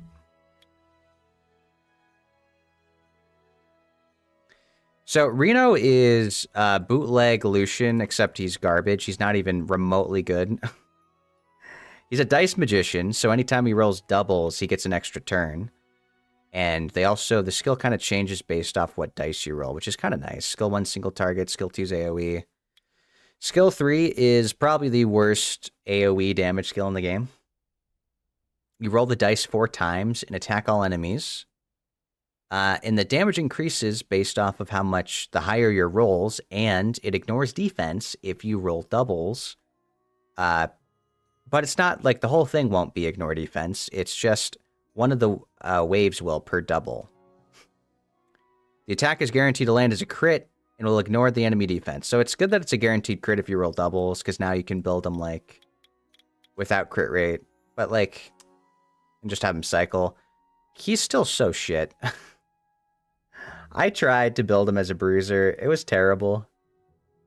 The worst thing is that even if he rolls a lot of doubles, Lucian still ignores more defense than him. The only time I've outdamaged a Lucian was rolling all 6s. And I did that once. In all the years he's been out, I've only rolled 6s once. He is probably one of the worst AoE damage dealers in the game.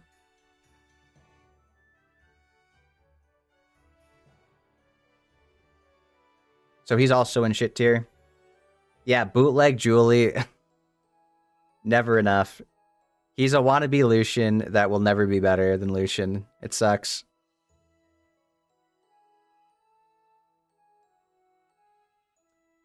Let's see. Stella's probably B tier.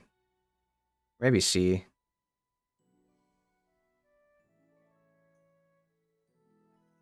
No, she provides branding. Skill 1 is a defense break. Skill 2 is branding and silence.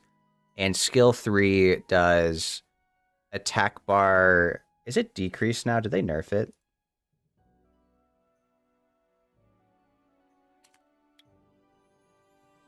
Absorbs the attack bar by 15 for each attack. Scales with attack speed. The cooldown time for Blade Reaper won't be activated if the enemy gets defeated. Okay. No, it's still fine. It's still fine.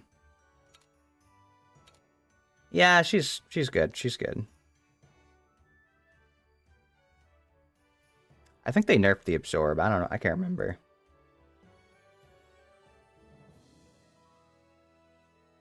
All right, Stella's out of the way, so I'm not going to mess with that one down there. Let's do Water Joker. I'm putting Water Joker at A tier, I think. He's probably really good. So Cian does heal block on skill 1. Skill 2 is an AoE apply bombs. And I think he gains extra accuracy. But the best part about him is skill 3. If he dies, he revives with immunity and invincibility. So unless they can reset him, he is guaranteed to get his bombs off, which is really nice. It makes him a big threat. Ooh. Poseidon, we're going to put up at S tier. Because Poseidon is a AoE damage dealer that it scales with speed, and it does not glance. Plus, he pushes back attack bar and slows. So he's really good for controlling. He's a really good cleaver. He's better than Alicia, I think, for that sense. That's why he's S tier. And then, like, skill 2 is an AoE silence, too, if that lands.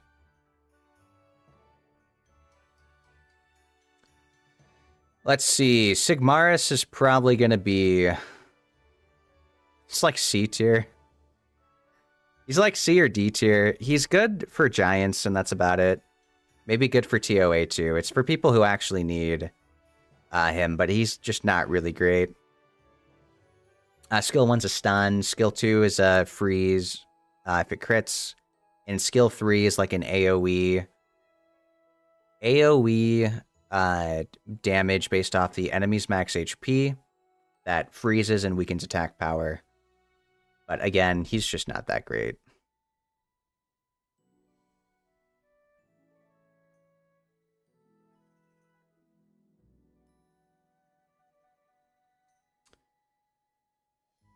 Okay, I see Praha.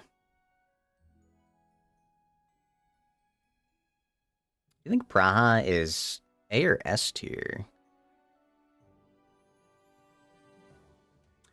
She cycles well with skill 1. She does a strip that turns them into dots with skill 2. And skill 3 is in AoE, heal all allies, put herself to sleep, and sleep the enemies. Not bad. She's really good, I think.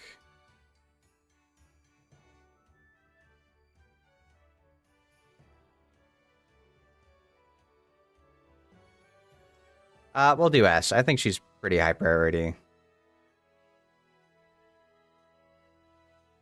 Minato is very cool, but I think he's B tier. I think he's B tier. I like mine. I like the way I have him statted.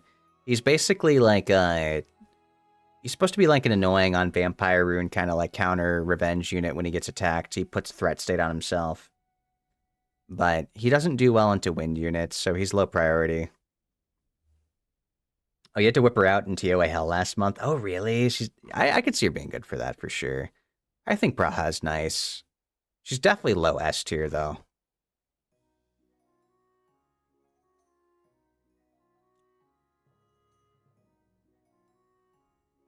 Are we putting Molong on S? First skill, defense break. Second skill, sucks. Does damage according to its max HP, and it stuns and pushes back attack bar. It strip stuns. No, it's strip stun. I don't think it does attack bar. But it's so unreliable. Only reason why he's good is that his third skill, Reckless Assault, will deal 70% of the enemy's max HP and kill them outright if they're lower than 70. But he takes the damage in return. However, I've counteracted this because I have a lot of life. He's on Vampire with life drain, so he basically takes no damage when he uses skill 3.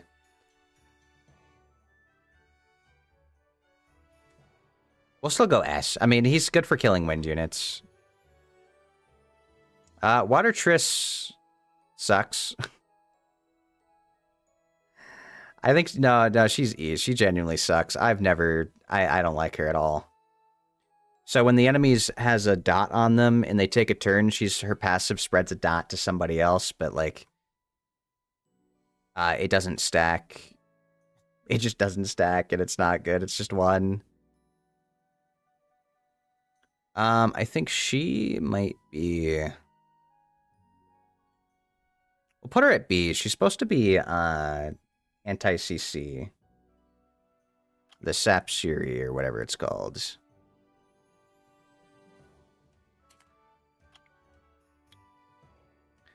She creates a shield. She gives immunity and HP to all allies.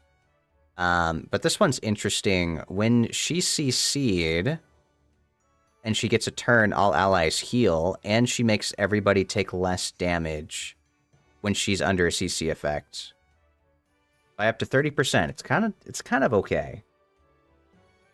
So the problem is that everyone just pushes back her attack power, or attack bar, so she never gets a turn anyway.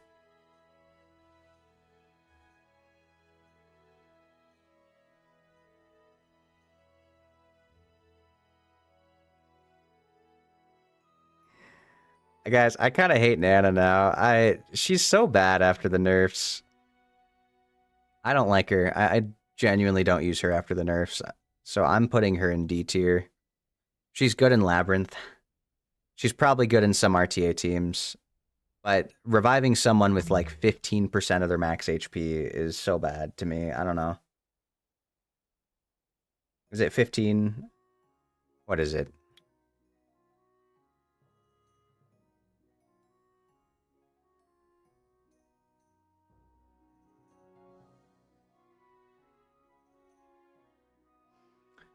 What is the HP threshold? Oh, here we go. I was excited to get her when she came out, but 20%. Yeah, no. That used to be like 60. That used to be 60 HP on Revive. There's no way. So yeah, that's D tier.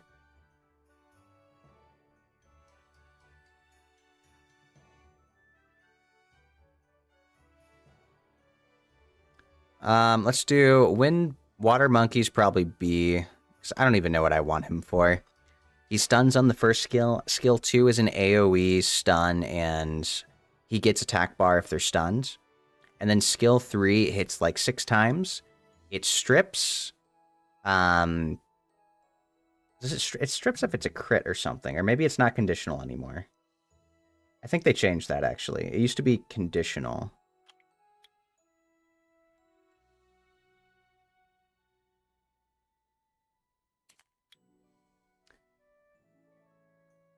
We also can stun on skill 3. Okay. I remember 30 was good with Leo and Ragdoll. I can't believe they nerfed it again. Yeah. 20% is crazy. I mean, 20% is only good with Leo Ragdoll now. I hate it. I think it's just bad design now. So yeah, he's gonna be B tier. I don't really like him that much.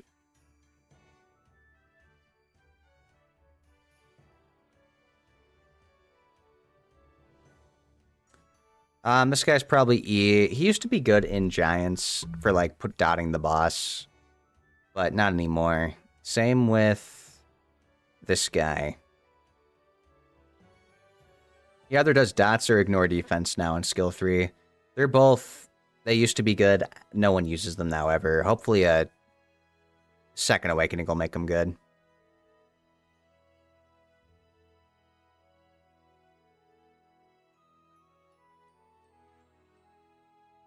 I think Water Mammoth is fun, but he's not a good unit. He has Provoke on skill 1. Second skill is an AoE heal and defense buff. And third skill makes it so that the damage he takes is below, I think it's 10% of his max HP. Oh, my thing ended. If it's 10% of his max HP, or 20%, the damage is decreased by half. So you want a lot of HP. So I think once he gets a second awakening, it'll be actually not terrible. Now, the only thing is I'm really hoping... Oh, that's good, I think. He's Dominic Destroyer. Yeah, he is good. He can take Dominic. That does make him good. It's only dangerous if Dominic has Destroy. That's the big worry. If it's a Dominic with Destroy, then you're worried.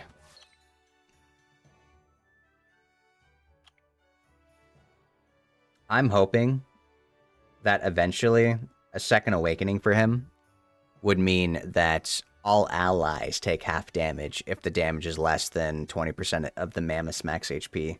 That would be amazing. Make his passive AoE.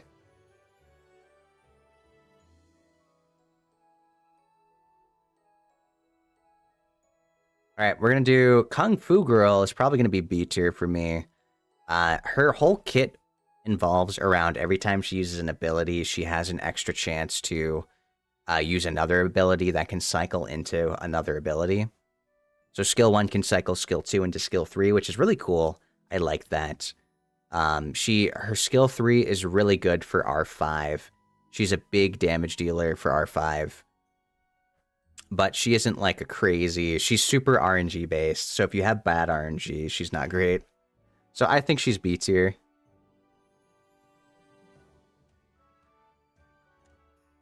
Let's see.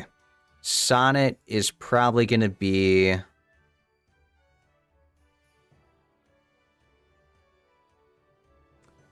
Probably like high B. I think Sonnet is a good unit.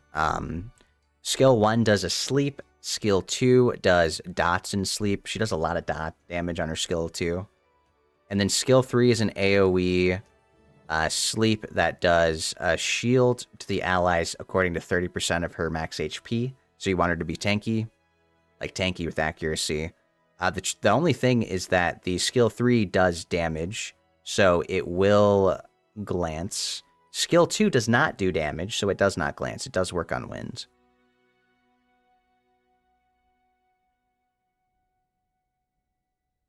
Let's see. The Water Cicero, I don't know what she does. I genuinely... She's supposed to be like a CC unit on skill 3. We'll peek at it. I have not tried her out since the Second Awakening. I was debating on making a video. I have not touched. I have not used her. So, skill 2 is a 3-hit, can HP block and freeze. Skill 3 attacks all enemies 3 times, 40% chance to remove 1 beneficial effect, and decrease attack speed. And then absorbs the attack bar of enemies with decreased attack speed. So it's a lot of attack bar, pushback, and absorb. Maybe she can cycle?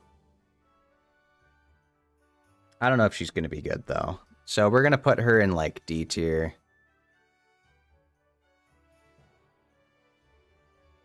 Okay, we're kind of getting through it. I'm going to put twins. Twins are just A. I mean, they're not as great anymore, but they're still good. You know, no, maybe high B. Let's do high B for the twins, because where do you really realistically use the water twins anymore? Like, maybe in Gil Siege. You don't really use them in B12s anymore. They don't do enough damage to kill B12s. Probably Necropolis you can use them. But I don't think water twins used to be really, really good. I don't think people use them anymore.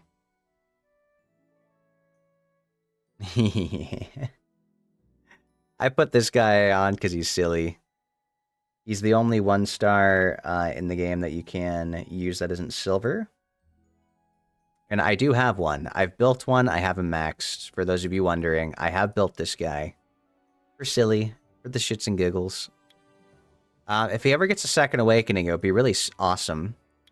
Because this skill is actually kind of funny. It's multi-hit with defense break. I kind of like.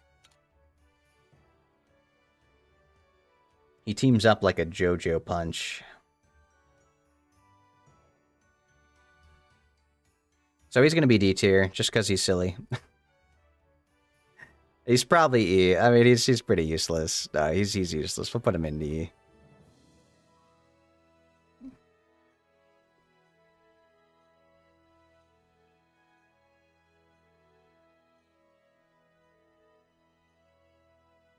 Alright, we're going to put the Water Minotaur in E as well. He is a unit that I think will have potential once he gets a Second Awakening.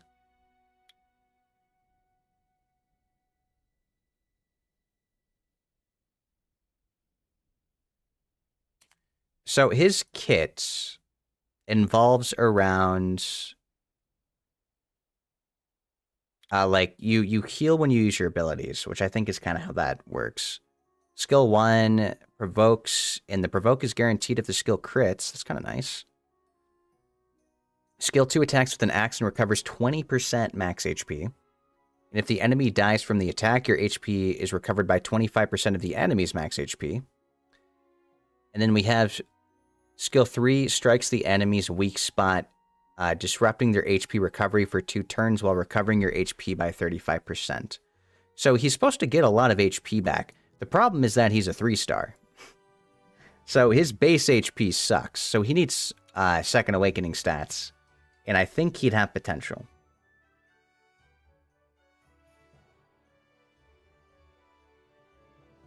So that's why he's E. Because I don't think he's good at all.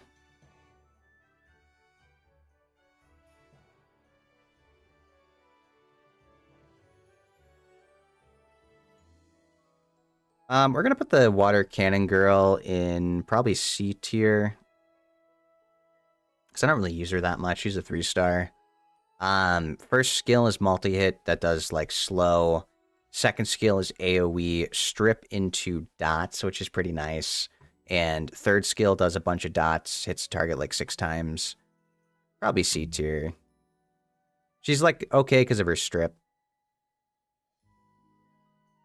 I think this guy, I haven't gotten to try him out yet, but I think he might be S tier as a 4-star. The Tomb Raider guy, or whatever he's called. His first skill, well, actually, we're going to read it because I have not, he's a recent acquired unit. Oh, Tomb Warden. First skill attacks and provokes. Second skill attacks the enemy, with each hit having 50% chance to decrease its defense for 2 turns, and grant an unrecoverable effect for 2 turns. The damage increases according to max HP, and the target can't be revived if it's under this unrecoverable effect. So he's a 4-star that can do anti-revive, which is crazy because there's not that many water units that have anti-revive. There's like 2 or 3 now. When are we getting 2A Cowgirls? Can you imagine? We need more Second Awakenings, we really do. Skill 3 grants immunity, creates a shield according to your max HP by 25 or 20%, and increases your attack power of all allies by 2 turns. So he's an attack buffer that does anti-revive and immunity. He's like such a good setup that I think he's going to be S tier. Maybe it's a little generous. I think he's S tier. I think he's a must for the account. Third Awakenings when? I wish. Let's give Third Awakenings to the 1-stars. Guys, we're getting close. We're getting close. I'm speeding through some of these now.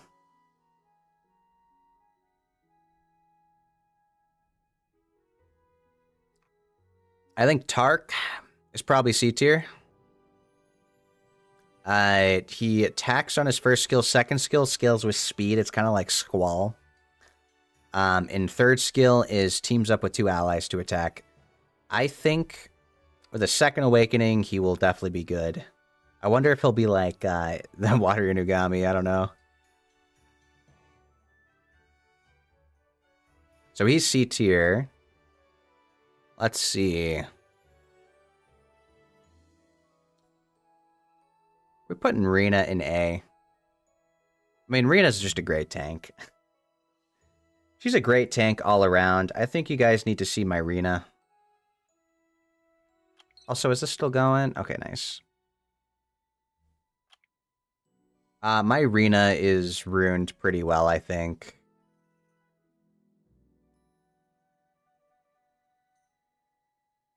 Yeah, I don't think I've seen... Oh, I can scroll wheel. Why am I dragging? I don't think I've seen a Rena that's better than mine yet. Not to say I have the best Rena ever, but...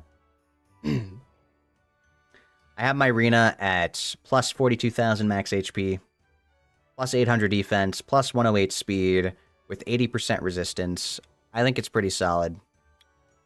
Rena's good because she has a heal on her second skill that can remove some harmful effects too. But basically, anytime she's attacked with a critical hit, she gains a shield according to 20% of her max HP. So she's really hard to kill. You can use her to tank certain units for forever, and it's really good. So we're going to put her in A.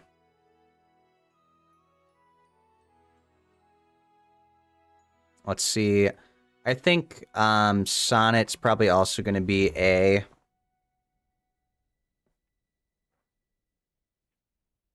Basically, her kit, her second skill is like a CC attack par decrease. And then her third skill, when she's in this song state, it decreases her attack speed, and it makes it so that she blocks the enemy team from receiving any beneficial effects. Oh, I hiccuped. But yeah, she blocks the enemy team from receiving any beneficial effects. So she's good. I think she's definitely a good unit. She has her uses. Let's do... Oh, Theomars is easy. He's S tier for sure. He's Elemental King. I mean, he doesn't glance at all. He has attribute advantage, so he's way easier to rune.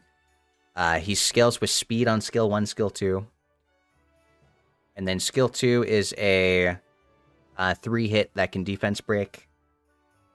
And his passive, when he is about to die, he gains the Endure state, which means he can't drop below 1 HP unless that gets removed. And he also gets attack buff during this, which is nice.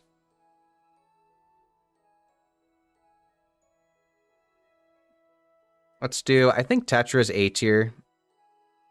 She has a shield on her second skill that can remove harmful effects. And her passive, she heals allies by a percentage of her max HP. and every turn she removes the harmful effect durations on everybody by 1 on her team. So she's pretty nice. She's really good against certain CC teams, as long as she gets the turn. The problem is that attack bar decrease really wrecks her.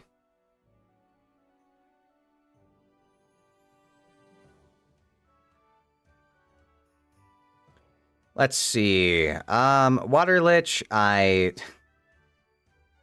ruined him. They ruined Water Lich. He's in C tier.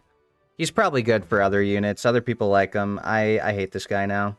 He used to be so cool. His passive used to give him a attack and defense stat increase every time he was attacked or something. Which was great, because then he'd start, like, soloing units, and I thought he was great. Very fun. They nerfed so much of his damage. Now he gains attack. He can't be CC'd, can't be crit as much, and gains attack bar when he's attacked, but, like, from non-crits, but... I don't know, man. He just doesn't do anything now. He doesn't do enough damage. He's a support. They changed him to a support type. Like, why?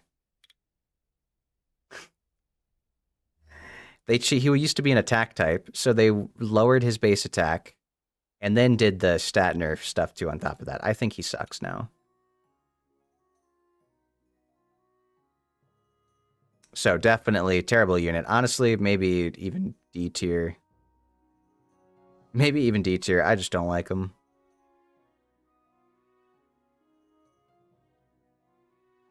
Let's do... This guy is definitely A tier. He's a very good CC unit. Skill 3 is an AoE freeze. And... Is it just freeze?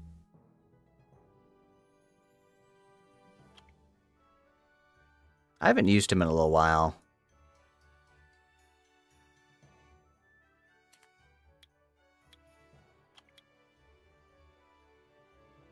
Decreases attack speed, that's why. He has speed lead, decreases attack speed, and if the enemy has decreased attack speed, he's guaranteed to, like, reduce their attack bar. Very good unit for, like, an early game CC. Arguably better than Varad sometimes, so... Very good unit. And speaking of... We're gonna put Varad... I mean, he's probably at a similar tier, honestly. Varad is his third skill will not glance if his defense is higher. So maybe I should raise him. He's higher in the tier list. Around Alicia. And he does freeze and attack bar pushback. He's pretty good. Problem is his, like, base speed's really slow. But he's a lot of CC. And then we have Taeor is probably...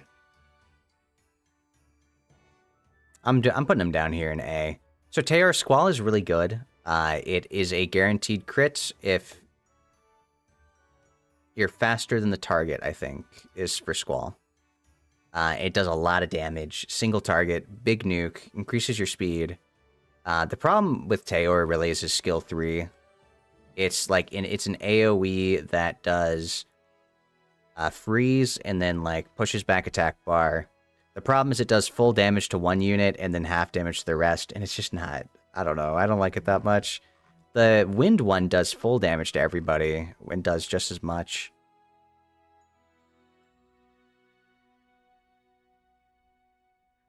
Oh, this guy... I don't really use him. I'm going to say B tier.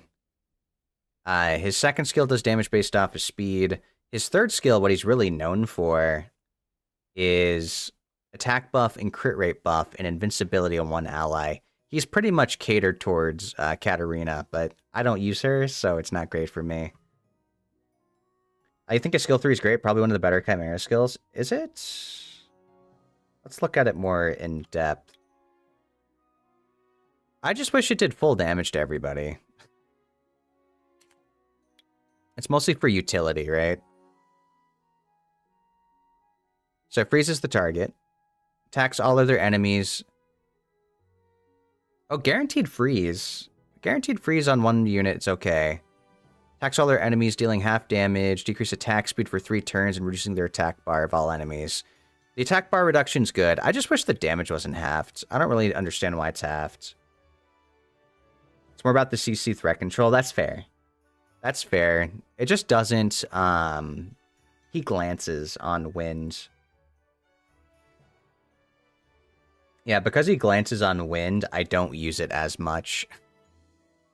I use him mostly for Squall.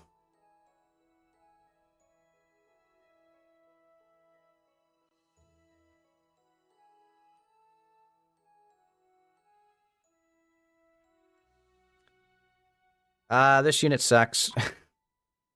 I think her third skill is like a guaranteed crit or something, but she doesn't do any damage. Second Awakening, definitely. I need one for her. Has any of the damage squalls every other turn? That's fair. Squall is very frequent. It's single targets. Single target, very high damage, though. I do like Squall.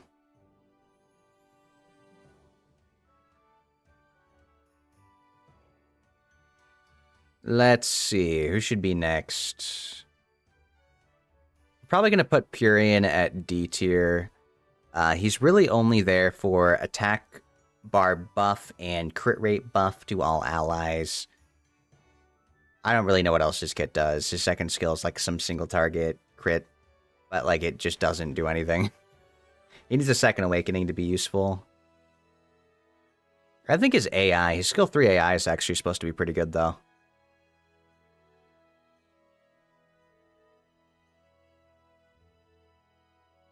Alright, let's look at Shizuka. She's been nerfed, like, so much that I don't enjoy using her that much now. I use her mainly in TOA. I have 3 of them built. I don't use her that much now. So I'm putting her in, like, high A tier, but she's probably, like, S tier material, I'm sure.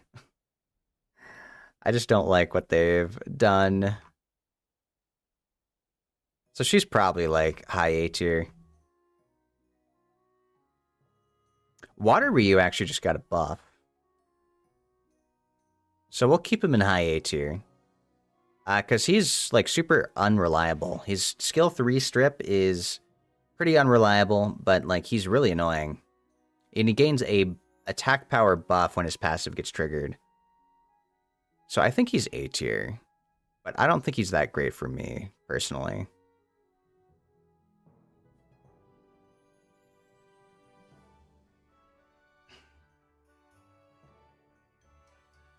I think this water cookie, pure vanilla cookie, is probably S tier. She does a attack buff, immunity, and speed buff all in one skill. And then her second skill has Oblivion. I think the second skill needs to be a 2-turn cooldown or like be irresistible or something. But other than that, she's a really good setup unit. Pisama is honestly not great. I don't think anyone uses him anymore. He's a speed lead, and, you know, he does damage when he dies, but he doesn't do enough damage. He has a reset on skill 2 AoE, but he doesn't do enough damage. He's not really a threat anymore. There's so many wind units that reset cooldowns now. So he's low priority. Let's do light living armor, or not light, water living armor is probably like C tier. I think he has potential with his kit. I have tried him out a little bit. He's really good against specific units, like the Dark Asura. Like, he can't be CC'd. And, he can be defense broken, though. But I don't know, he's still not great.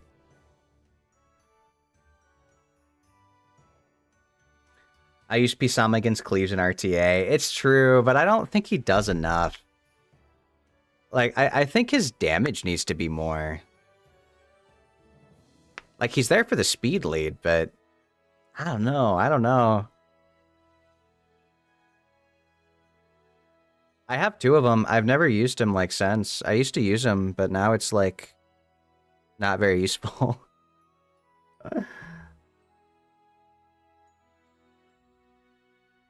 Let's look at... I think Ryan's good, because he can be used against wind units. What's the copy pasta? You know, Ryan has attack buff, defense break, additional turns, like all in one kit, the most versatile units. I have 4 of them built. Just because this is guaranteed to crit, which is nice. Yeah, attack power buff. He cycles. He defense breaks. Gets another turn and brands. Does some dots. Like, I think he's good. So we'll put him in B.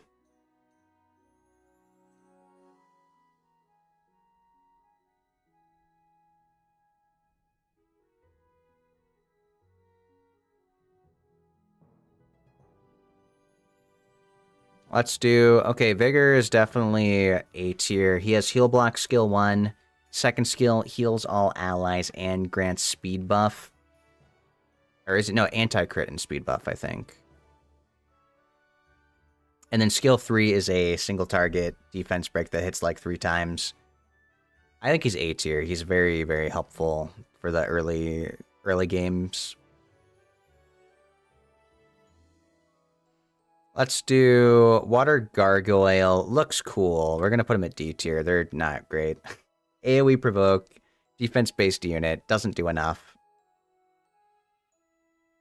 Like, the Gargoyle state's interesting, but just does not do enough.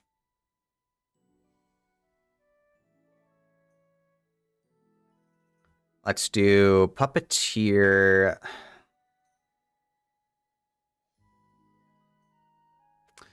I know she's really good in RTA, but she's not, like, that great for me. I think she's fun, though.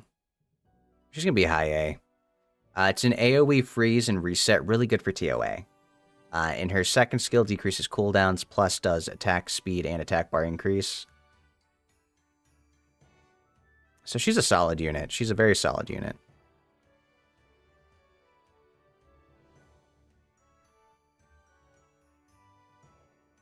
Alright, we got Water Robo in B tier, because I think he's funny. I think he's funny as a damage dealer. I ruin him on high damage, and some comps he can one-shot, but he takes a lot of setup. He needs a lot of buffs, but I think he's funny. I like him.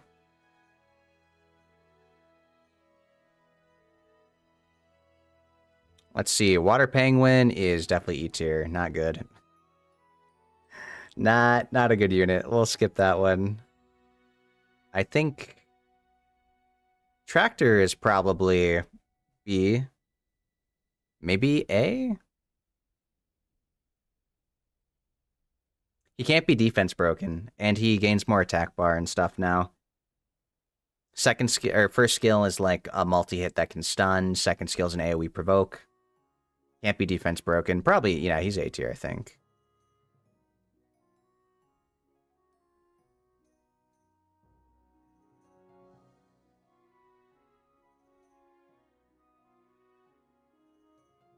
We're probably going to put the Water Ninetales in B tier. She has 40% attack power, like leader skill.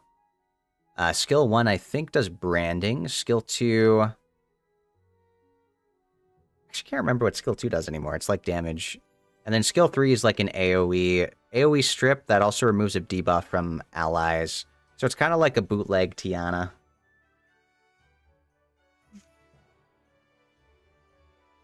But worse.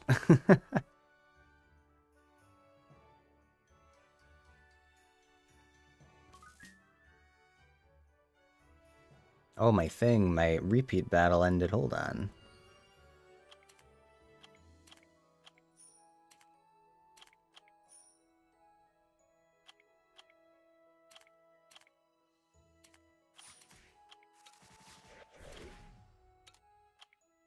And then we go back. Oh, it's already 2:30. I'll be honest, guys. I thought this would take me like 2 hours, 3 hours tops.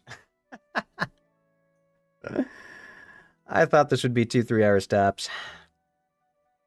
But I'm committed.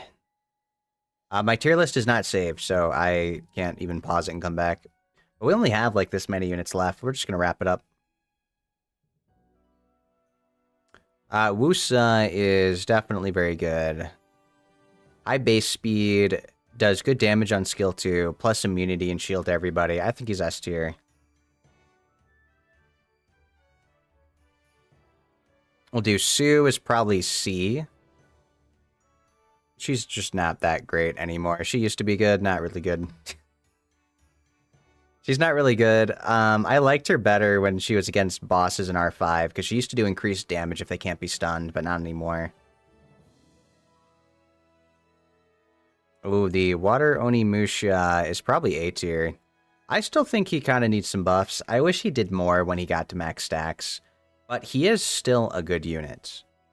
Like, he's a very good unit for Siege and all that. Like, he stacks attack power. He doesn't really care about glancing, because he just does raw damage. But I do think he's the worst of the family, so I think he needs some kind of satisfaction for max stacks. I wish he, like, imagine he ignores defense at max stacks, like Punisher Crypt. It would be cool. It would be awesome. It would make sense.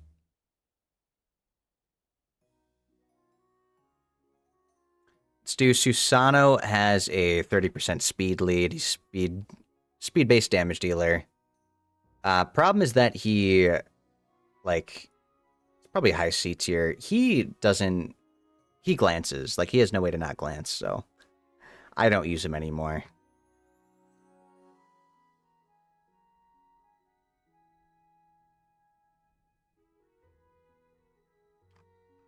Alright, guys.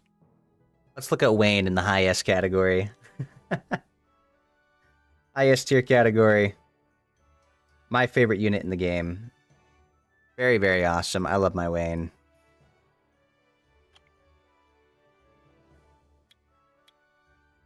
Ignore defense on skill 1. Chain Fire has potential to just keep chaining infinitely and one-shot things. And skill 3 is a attack par boost plus speed boost. Mine's ruined very well. But Wayne is the highest... He's the highest water base speed booster, I think, at 110 base speed, so he has a lot of value that way. I really like him for my RTA comp. So it's definitely personal preference, but he is the fastest booster, which does add a lot of value to him as a unit. Plus, he's really awesome and cool.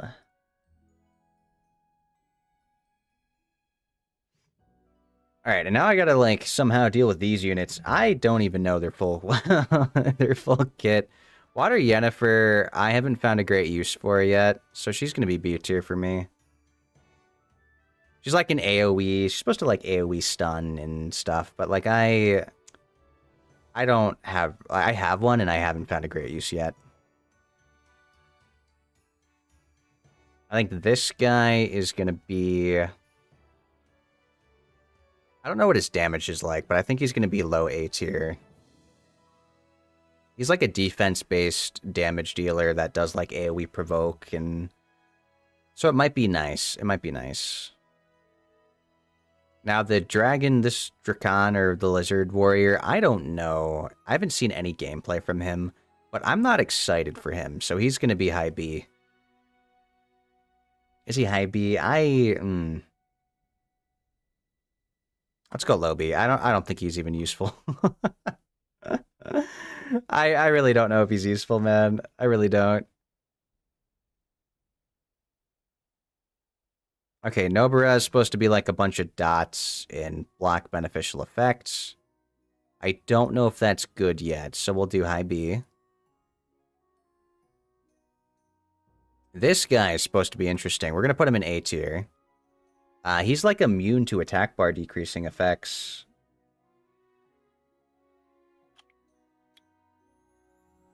And he gains 20% attack bar like at the start of his turn. Or 30%, yeah. But he's immune to attack bar decreasing effects, which is crazy. Plus it's AoE, strip, and steal beneficial effects, decrease it. Yeah, okay. So AoE, strip, and attack bar pushback. I think he's a despair unit for sure.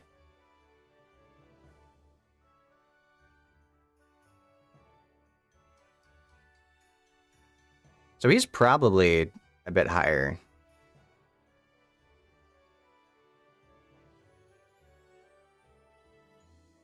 Put him around there. This guy is anti-revive, so he's definitely A tier. Supposed to hit multiple times. I think we'll check to see if there's branding. We'll check to see if there's branding in his kits, but he hits multiple times. He's anti-revive. Oh, there is branding, yeah. And he also ignores effects that resist death. So he's probably not great against wind units, but anti-revive has value.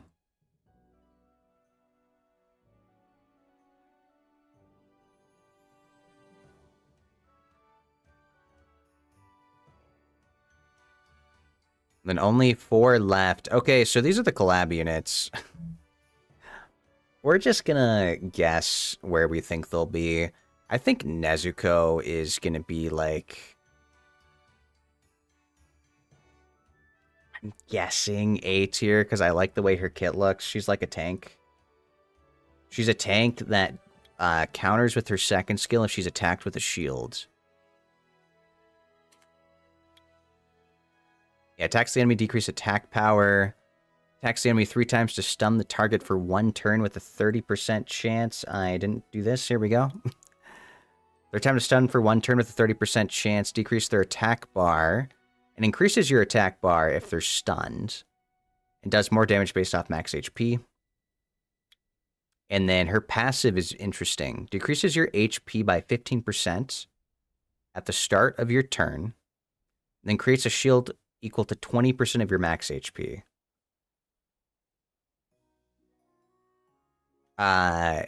When you attack on your turn. Oh, so if you get stunned, it's bad.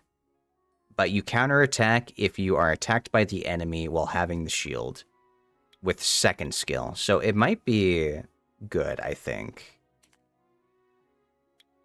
Inosuke, I'm actually really interested about. I need to see if his skill...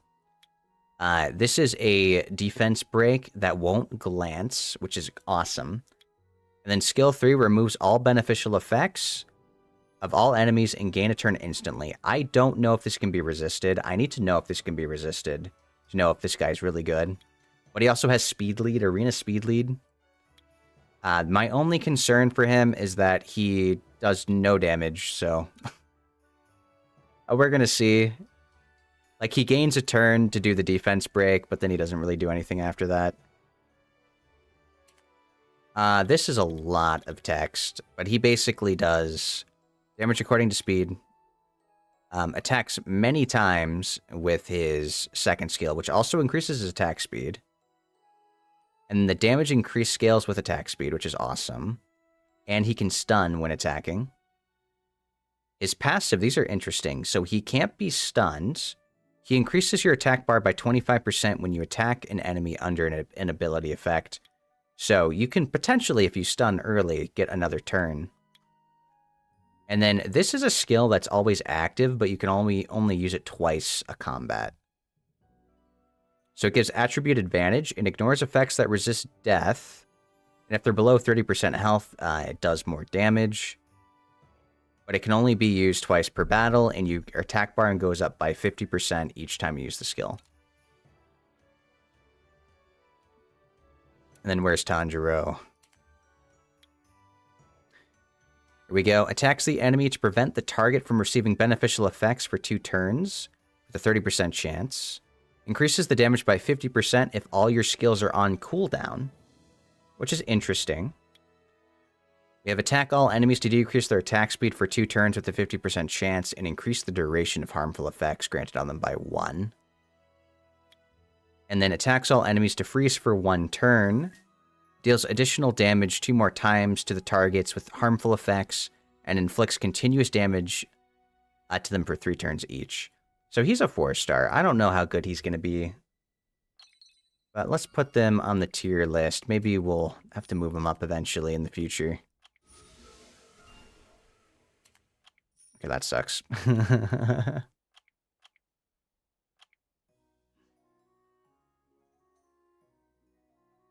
So I think Tanjiro, probably low B. I don't know if he's going to be good. And Inosuke might be S. I think he has potential to be S. If his third skill is irresistible, he's, like, amazing. And then Zenitsu might be on A. And that... It's gonna be our tier list. Holy moly.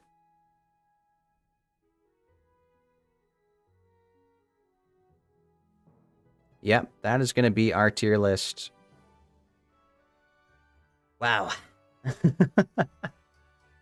We are done. I used a duplicate Stella. Oops. But we are fully done. That is nice. Can I move one up, maybe, just to get this not cut off from my screen?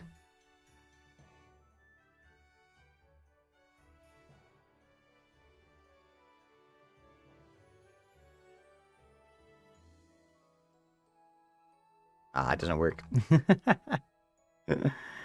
But that is going to be our tier list. I think that was pretty good. That took me so long, though. Holy moly. I hope that we enjoyed. My throat is going to be killing me. I'm going to be regretting this tomorrow.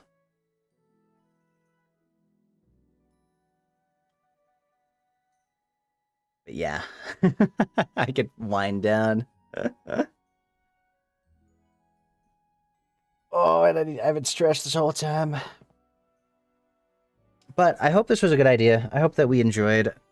I thought it would be fun. I've been wanting to do this for a little bit. Takes a bit of prep work. But we are going to wrap up. Because I need to relax and eat some food.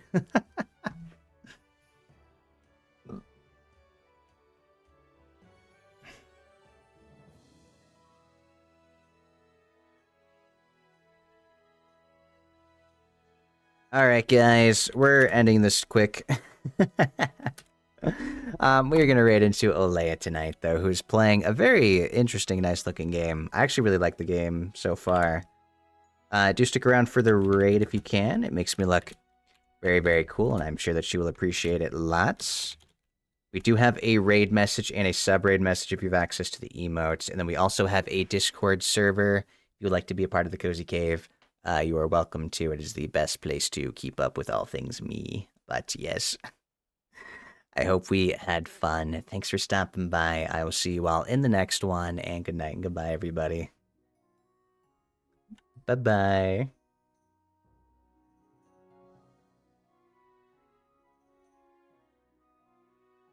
Yes, but I don't think I'm the right one to give you the answers.